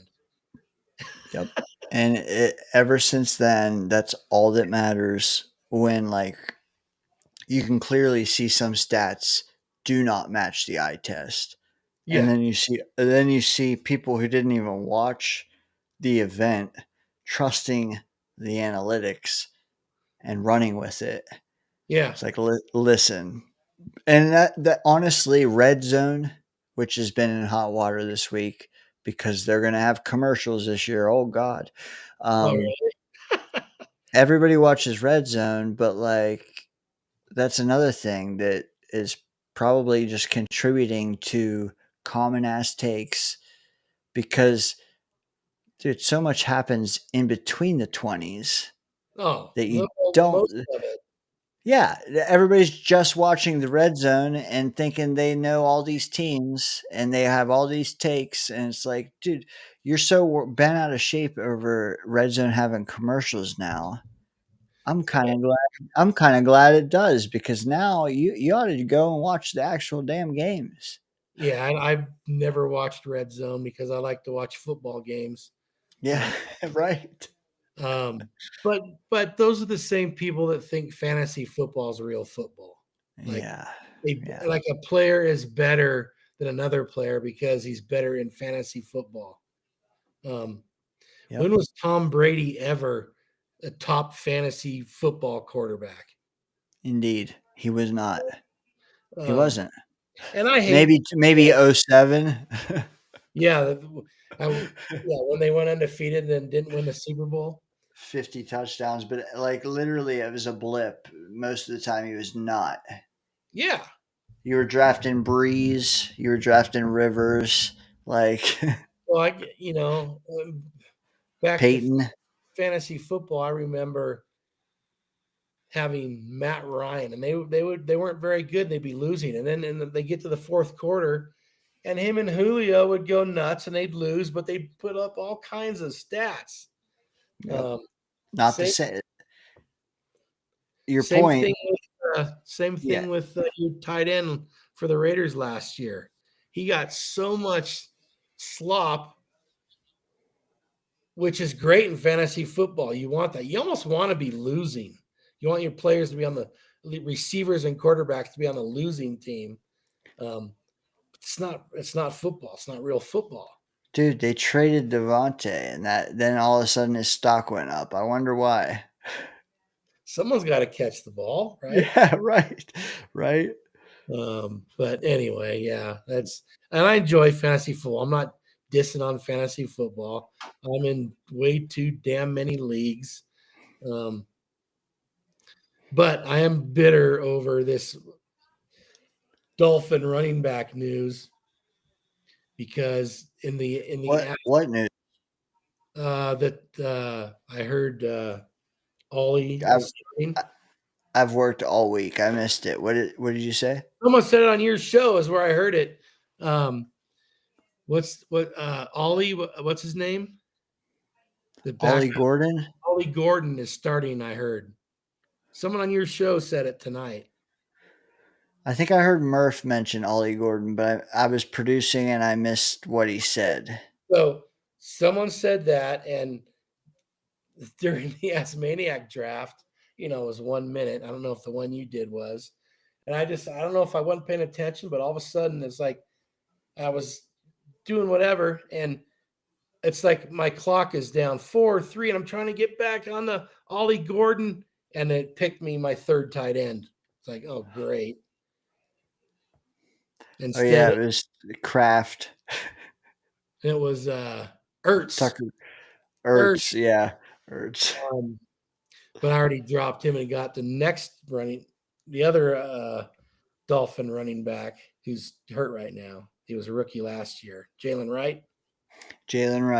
Okay, fair. Well, who knows? At that point in the draft, you're just throwing Hail Marys anyway. But while we're in a great steal.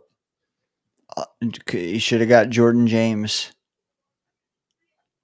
I think he might be hurt. What's Chris saying? Gordon starting, the other Dolphins running backs, I think A-Chain, Mostert. Mostert is with the Raiders. Yep.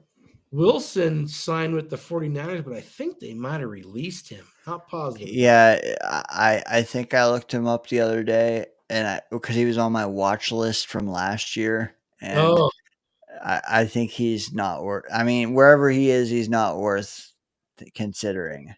49ers brought him in, but I'm pretty sure they released him. I mean, I didn't even see him go to San Francisco, but I know that him and Sala were together in the beginning.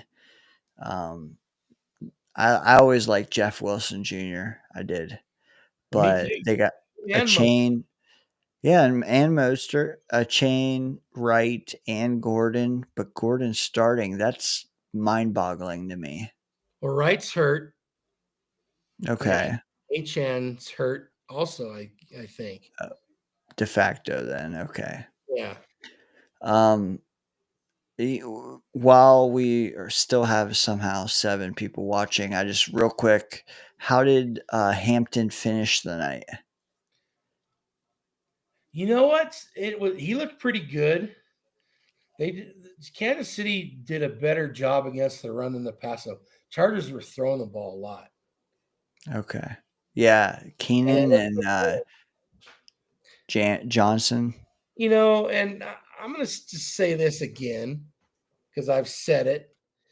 People were poo-pooing the thought of Keenan Allen. And I'm not just saying the Jets, but many teams that, Keenan Allen's washed. But that dude is a legit professional receiver.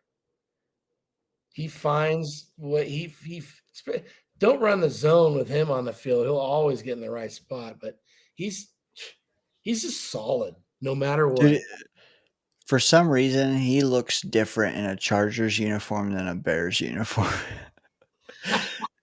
Tonight, he looked 10 years younger. Oh, God. Wait till you see Rodgers in a Steelers uniform with that helmet. He looks like a Martian or something. This is the weirdest looking. It's weird. I don't blame him for wanting the old helmet just by how it looks. Yeah. The Jets, I mean, they said that when he became a Jet and he had that green one. Oh, my man. I think this is worse, and I never thought that with the Packers helmet. But now, this is a different helmet, so not even the one he wore last year. Okay, I got to see this. Well, Send it to me. I've just seen photos and stuff. But, Okay, I'll look it up. Maybe you've heard like they said he can't wear that helmet even that he was wearing last year anymore. Oh, so, they ruled it out or whatever. Yeah.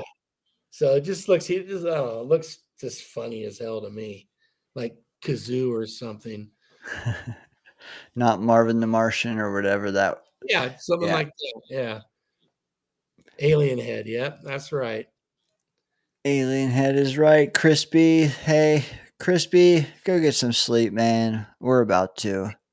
We are now. So did I, Chris. Keenan Allen would be the easy number 2. And you know what?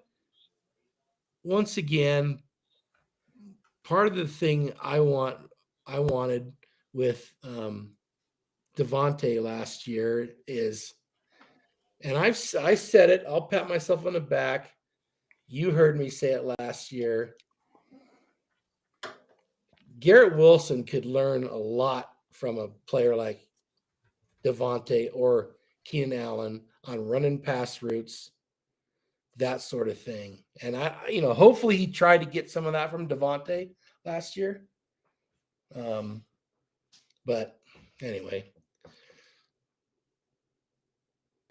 I hope some of that rubbed off. And I don't know if you saw, but yeah, I think I shared it to you how Devontae was here and he was trying to get number 17 Corley, and he offered him like 17 grand or some shit, and Corley said no, I'll take $1 million. Yeah. Yeah, those guys start laughing.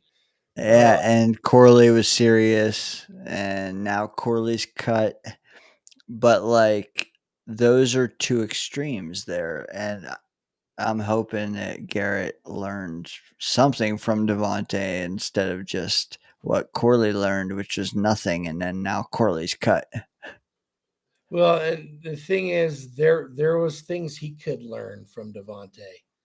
There is. He tried to. I don't know. So much of the focus was on, he's unhappy that he's not getting more balls now. But there's probably some level of that. But even so, he still could have been learning how to improve his craft from a master route runner. Master. Facts. So who knows? And Corley, yeah, good. Corley, he's just tone deaf, unaware. I mean, now we know why. Now it's all come out. We know why. It wasn't the coaches being a dick to him. So, did he make the Browns, or is he on the practice squad? Or he made the Browns, to my knowledge. But clarity is what we needed, and you're right, we got it. I think also like the world has skewed toward Mekhi Becton the last few years and not us. I think this week, hopefully things balanced out a little there. Yeah, he has a Super Bowl ring, but he also has been proven to be a fucking douchebag, which is what we've all been saying for years. Immature. Proof this week. I don't know if you've seen it, but if not, we'll talk offline about that. Mekhi Becton. But yeah, there was a lot. Exactly what? Okay. Was it woman related? Yes. Okay. Yeah. Yeah. He was playing tonight when he. But hey, I'm not saying it's damning 100%, but what I'm saying is like at least immaturity was present. That's all. And Corley, that was his big thing, is immaturity. I think the Devontae thing proved that to be accurate as well. Yeah. Well, So yeah, I'm not playing special teams. I should be a starting receiver. All that kind of.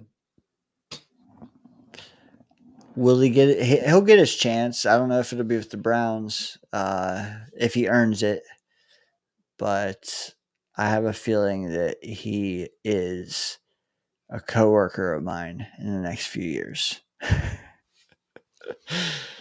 Oh man. Hot Yeah. take. Anyways, Roman Wilson was the guy I was trying to think of earlier, by the way. Roman Wilson. Okay. I was thinking of Calvin Austin, and I was like, I know that's not right. Roman Wilson, yeah. They drafted when it came to that Corley pick, I was thinking, oh, they traded up for Roman Wilson. All right. And then it was Corley. And people got excited about it. Fair enough. But just to assume he's doing everything right and getting screwed by the coaching staff was funny. Did Johnny just get back in here? Yeah, he did. Oh my! He must have got 3 people pregnant since we saw him last. We're gonna be on when Daniel wakes up for his meeting. Real quick though, because I do want to chime in on the chat that just perked real quick. It says we have 1 watching on YouTube on my end, so that tells you how fucked up the studio is. Johnny Boy, who is winning this Sunday? The Jets are, baby. And then Bill M's still here as well. He says he's nodding out basically over there. He said the phone just fell on his face. He's watching us like this. I've never heard I'm chucking nods before. Me either. Have you ever heard of like nodding out or nodding off? Oh, for sure, but I've never heard chucking nods. How about this? Yeah, good. You're all into the holies. How about holy smokes? Oh yeah, all the time. Holy smokes, like Batman. Your favorite's holy mackerel, of course. Well, okay, I moved from the Midwest, I would say, or I don't even know what you call Ohio and PA, but I moved from there to Oregon. Recently, I've used the phrase someone being nibby. They had no idea what the fuck I was talking about. Never Do heard you? that. Nope. Nibby, or what about a nib nose? Nope. Nib nose sounds pretty familiar, but I don't know what the hell it means. Means someone's like too worried about your shit. Like they're nosy. Okay. But Gotcha. you never heard nibby or nib nose. Well, for sure. So in Oregon, what is a yinzer? I know what it is in PA. Is there any translation into out of PA? A yinzer is someone from Pittsburgh. Oh, is that all it is? Someone from Pittsburgh? Okay. Pretty much. But that's a new term. What is it really? I don't know. When I just know I've heard it. When I went back there, I think in 2012, I went back to Pittsburgh for a game against the Ravens, and I was seeing a gal at that time. And I brought her home a shirt that said, "Drink up, Yinzers." Anyway, I thought Yinzers was a replacement for bitches or something. No, so in Pittsburgh they say, "How are Yins doing?" or "How Yins doing?" And it kind of just spiraled into you're a yinzer. You say yins, you're a yinzer. Instead of y'all or you guys, or they say yins. But to be honest, it's not like as prevalent as you would think. Okay. So the more you know. Oregon doesn't have, or maybe you just haven't figured it out yet. True. You haven't been there that long. Yeah, I haven't. I have, but I haven't been like plugged in that whole time. You know what I mean? Yeah. A Ginzu sword. Johnny, somehow that's got to be something nasty. A Ginzu sword? Yeah, I don't know what that means, but what it, yeah, I am currently peacocking that. I know what that is, Johnny. You always count on Johnny. Yeah. I What thought about for sure Johnny would have the craziest hot take of the night, but I Johnny? got Would you rather? to. I gotta ask Johnny a question. Would you, Johnny? Would you rather felch or do the felching? Oh,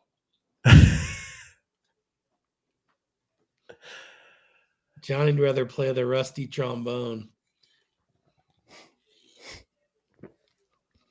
Okay. My one on YouTube went back up to 8 where it was before the one. Bill just cuts right to it. There you go, Bill. Out of I'll get Johnny. You sick. Bill. Bill has been here like not even 2 months, but he's been a perfect addition. I think he's been here all 6 of our hours, and hey, awesome. Depends on his mood. Funny shit. Yeah. All Yeah, right. Bill, we all have kind of been hanging around Johnny for a while, so we're pretty used to that sick fuck now. That's average now. Yeah. Yeah, yeah. That's That's Johnny. expected.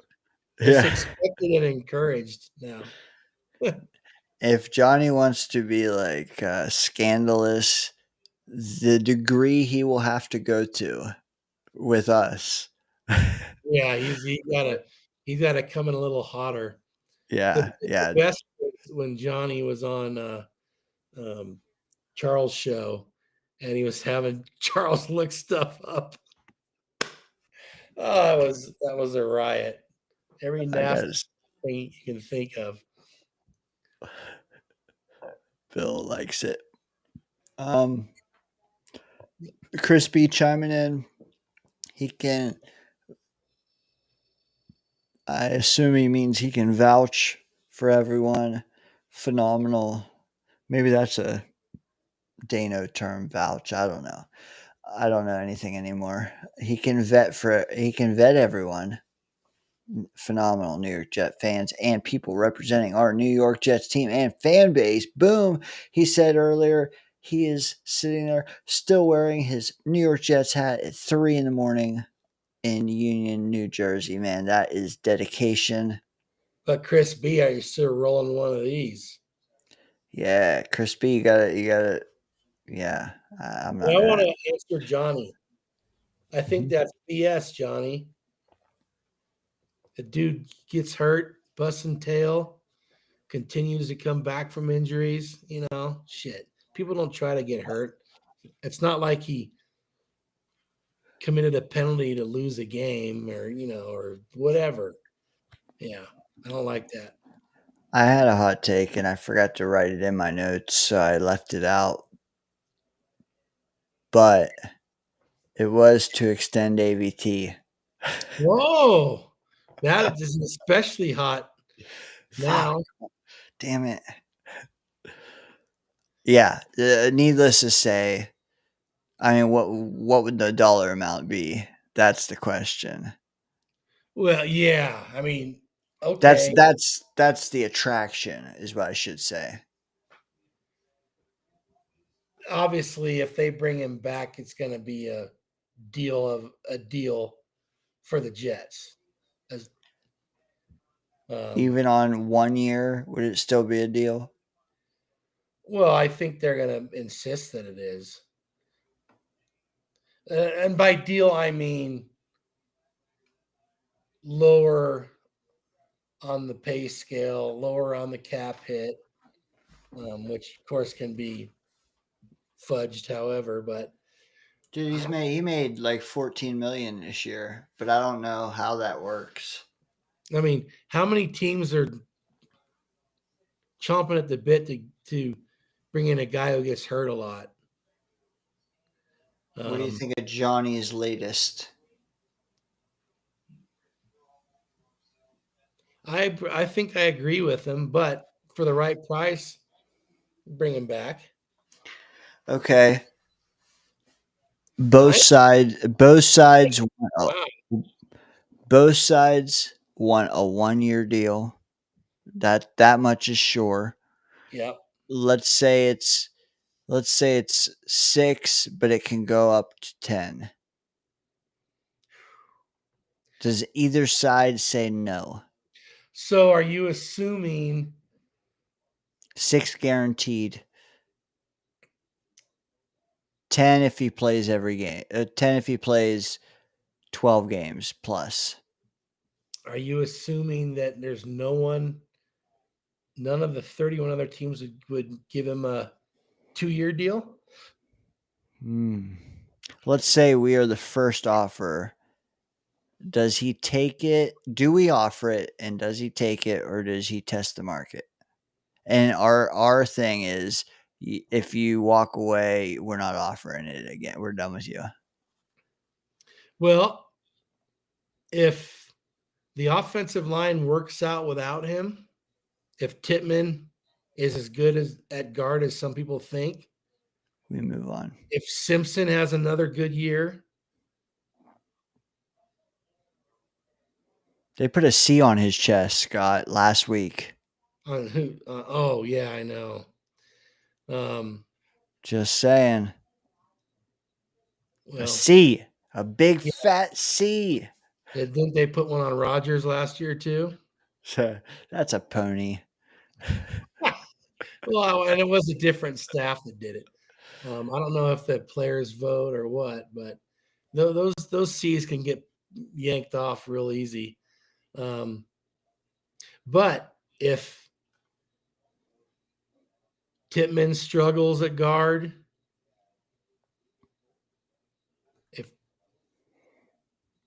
If they need more than one draft pick, will suffice.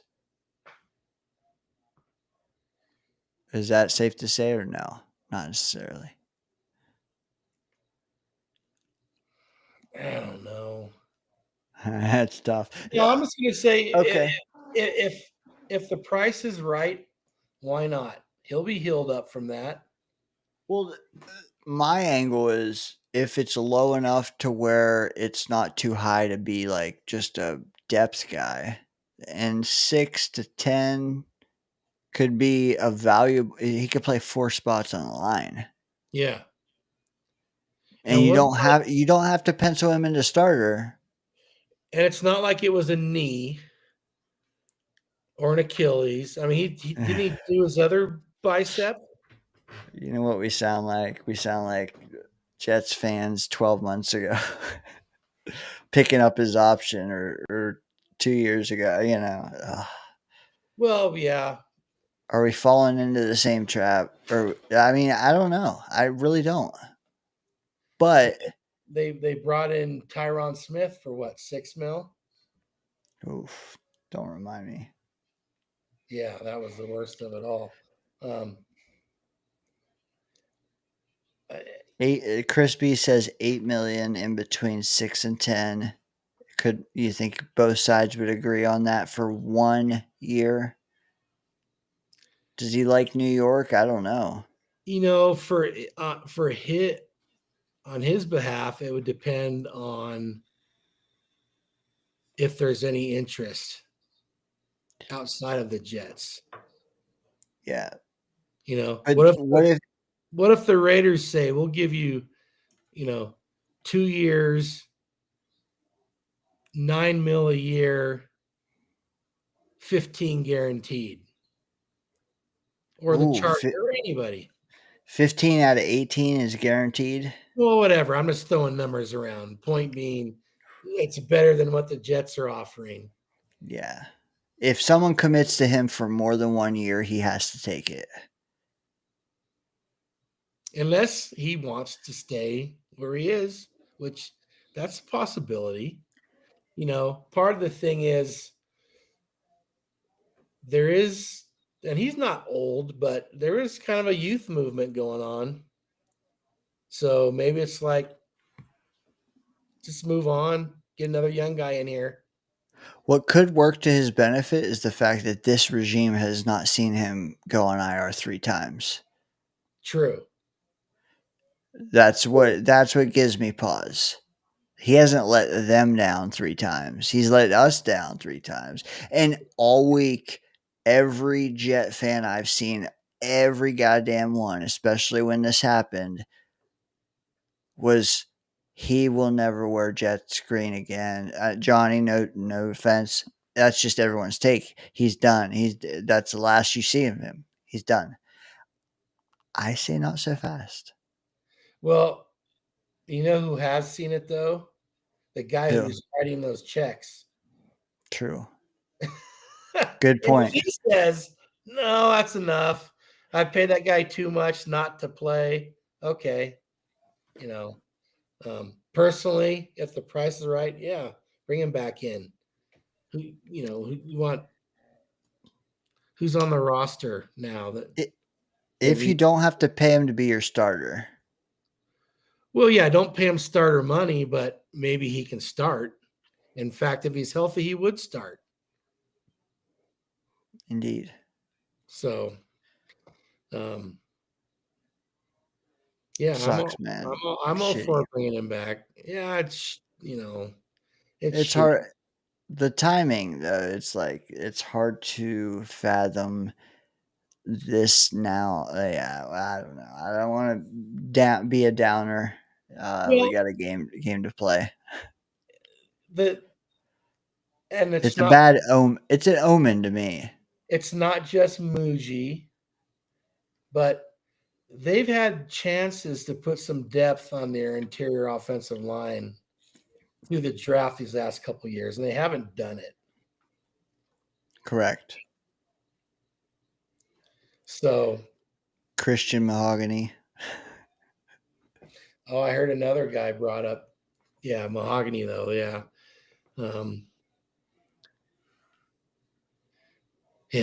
Yeah, that's bad luck, It's not like he's missing games with little nothing injuries. He's getting big.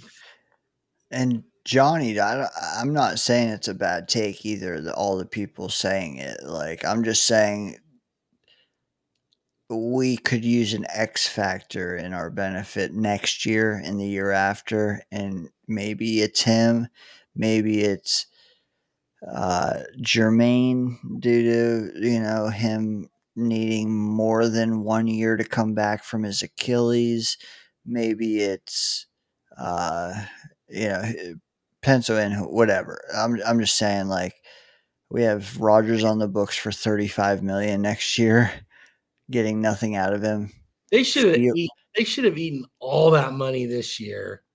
I said that they should have just done it. They should have, because now we're just sitting here with money and whatever. Yeah, it would be an X factor, but at the same time, like, I wanted to extend him in February, and where would that have gotten me? Oh, that's right. Yeah.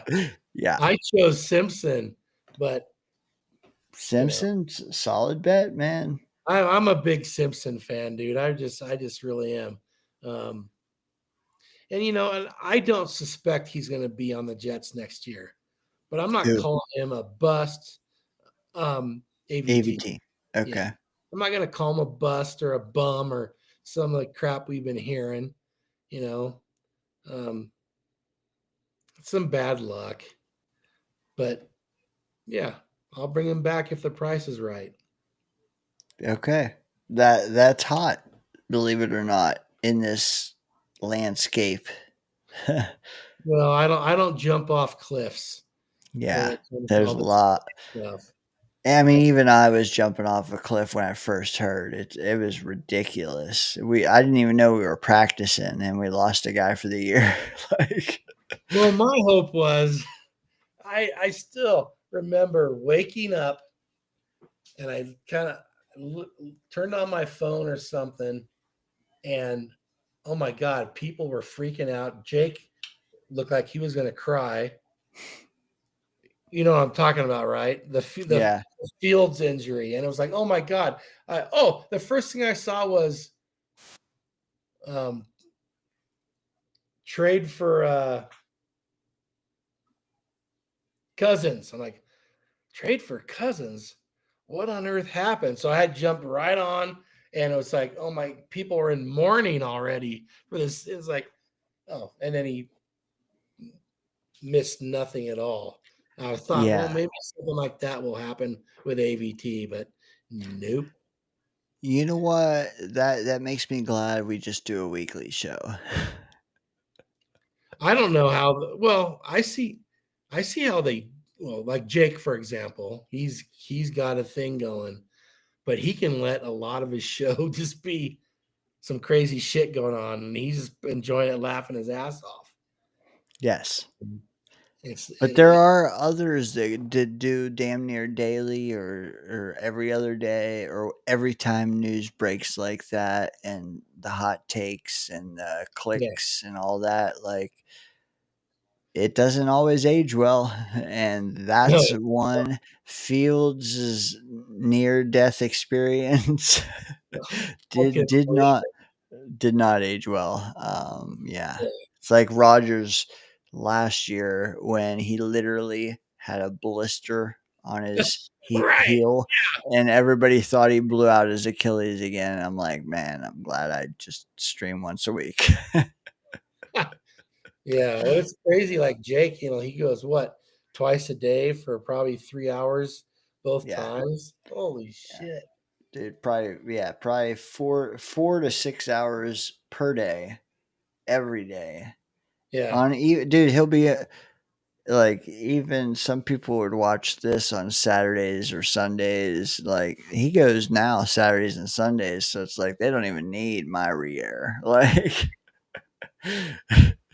and he he's is got a and click magnet, man, a click magnet. he is for sure, and he's got his rotating guests that he can Yep. count on, and so. But hey, Dane, you got a good thing. What's the number at, by the way? Tonight, I don't think I had anyone new, to be honest. Let me Now look see. at that away. See, I told you guys it'd be an hour. You fuckers. This is probably the latest I've got. I feel like it's the latest I've gone. Oh, we got one, baby. We got one. Nice. Hopefully, it was from Russell Wilson. Hey, yeah. Mr. Unlimited. Oh, that guy is such a cornball. I'm so But that's fine. Just throw some good deep passes to my guy, and Hazel, just blame Scott. It's every time he does it. It's all him. no. What happens, Hazel? Some new people start showing up, and Yeah. Dane doesn't want to just bail on him. You know what? I'm supposed to stream in like 7 hours again, but I don't even know because the guy messaged me earlier and I replied, and then he never messaged again. And I'm like, was he about to cancel? I don't know. But I've also been waiting on him for like 3 months. Can I ask? Yeah. Can Ask. you answer? Can I what? Yeah. Who's the guy? See, you're not big social media, but it's Oh. NYJ Mike. Have you Yeah. ever heard of Broadway Jets? I don't know. Yeah. Just another It Jets seems channel. like every few weeks I see one that I've never heard of before. So maybe. They're medium on YouTube, but on Twitter they're enormous. And there's NYJ Matt who sent Mike Williams the sandwich. Okay. I didn't realize that guy had any kind of show or something. He did, and like I said, it's not as big as his social media presence, but his partner in crime, NYJ Mike, another one that they're huge. Like, one has 40K on Twitter, the other has like 20K on Twitter. YouTube, they got like 2 or 3K. No biggie. The point is, they have solid fucking takes, man. Trying to get one on, like I said, it's kind of hard with the Friday night shit. Nobody wants to commit a Friday night, or at least not everyone does. We'll see if I can get a Saturday morning out of him if I wake up, and if he doesn't still cancel like I thought he might have, or postpone, I should say. The key, though, yeah, Chris B heard of it. Of course, he's heard of it. Chris B is forever, baby. He's everywhere. He is. Well, the first thing you better do is get Hazel some cereal because yeah, you know when I see I'm starving to death and you're not handling your shit, that's not good, Dane. And the dog's got to go out. Yeah, I got to go. But we are still at 8 on YouTube. Really? I blame that because that I was waiting for that to chisel down and it went to 1, and then but there was 4 in the chat. I was watching type, and then it went back to 8. Yeah, hey, the Russian bots love us, Scott. Oh, that's right. The 6% plus Hazel. No.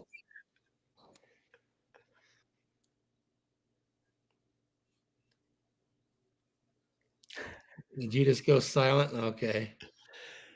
Crispy. Oh, now he's teasing Hazel. Look at this. That away. Were you eating out of your Jets bowl with your Jets spoon? Are you really dedicated, Chris? I love this man. He's hilarious. All right. Hey, Jets 1-0, baby. And then we can talk about how we have Josh Allen and Baker. No, we'll be here next Friday. We'll be talking Josh Allen and Baker Mayfield. Oh my God. No, it's either this is how it is. We're gonna win and we're going to the Super Bowl, or we're gonna lose and we're gonna go 0-17. There's no in between with Jets fans. Even if it's not even if it's not record, it's wow, did you see how Fields look? We're good now. Or it's gonna be Brees is better, or it's like I don't even give a shit about the record predictions anymore. I've heard it for months. But the individual player takes are also gonna be ramped up and ramped down. It's annoying.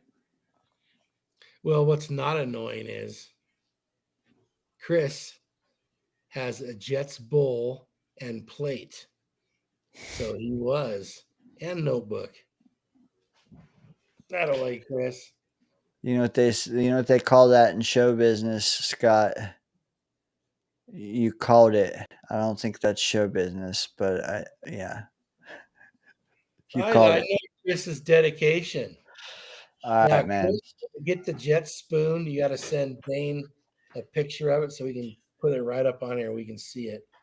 At least we got to get a picture. Yeah, a picture of this, baby. And whoever wins Eliminator will get that. And I'm sure I'll do a million more of those at some point. But for now, Chris has number 4 of 4 with the koozies.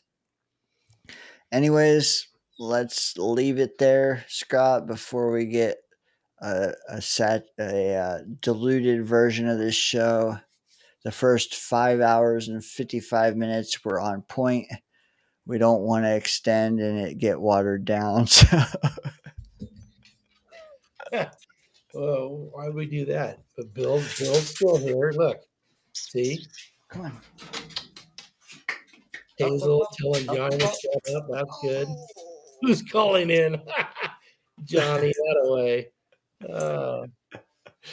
Johnny, hilarious. He called in and dropped a few bombs and then just left. Oh, did he? Okay. Yeah. You know, he really had to go because he was on with Chaos and Murph, and he still had to leave. So you know he had something to do.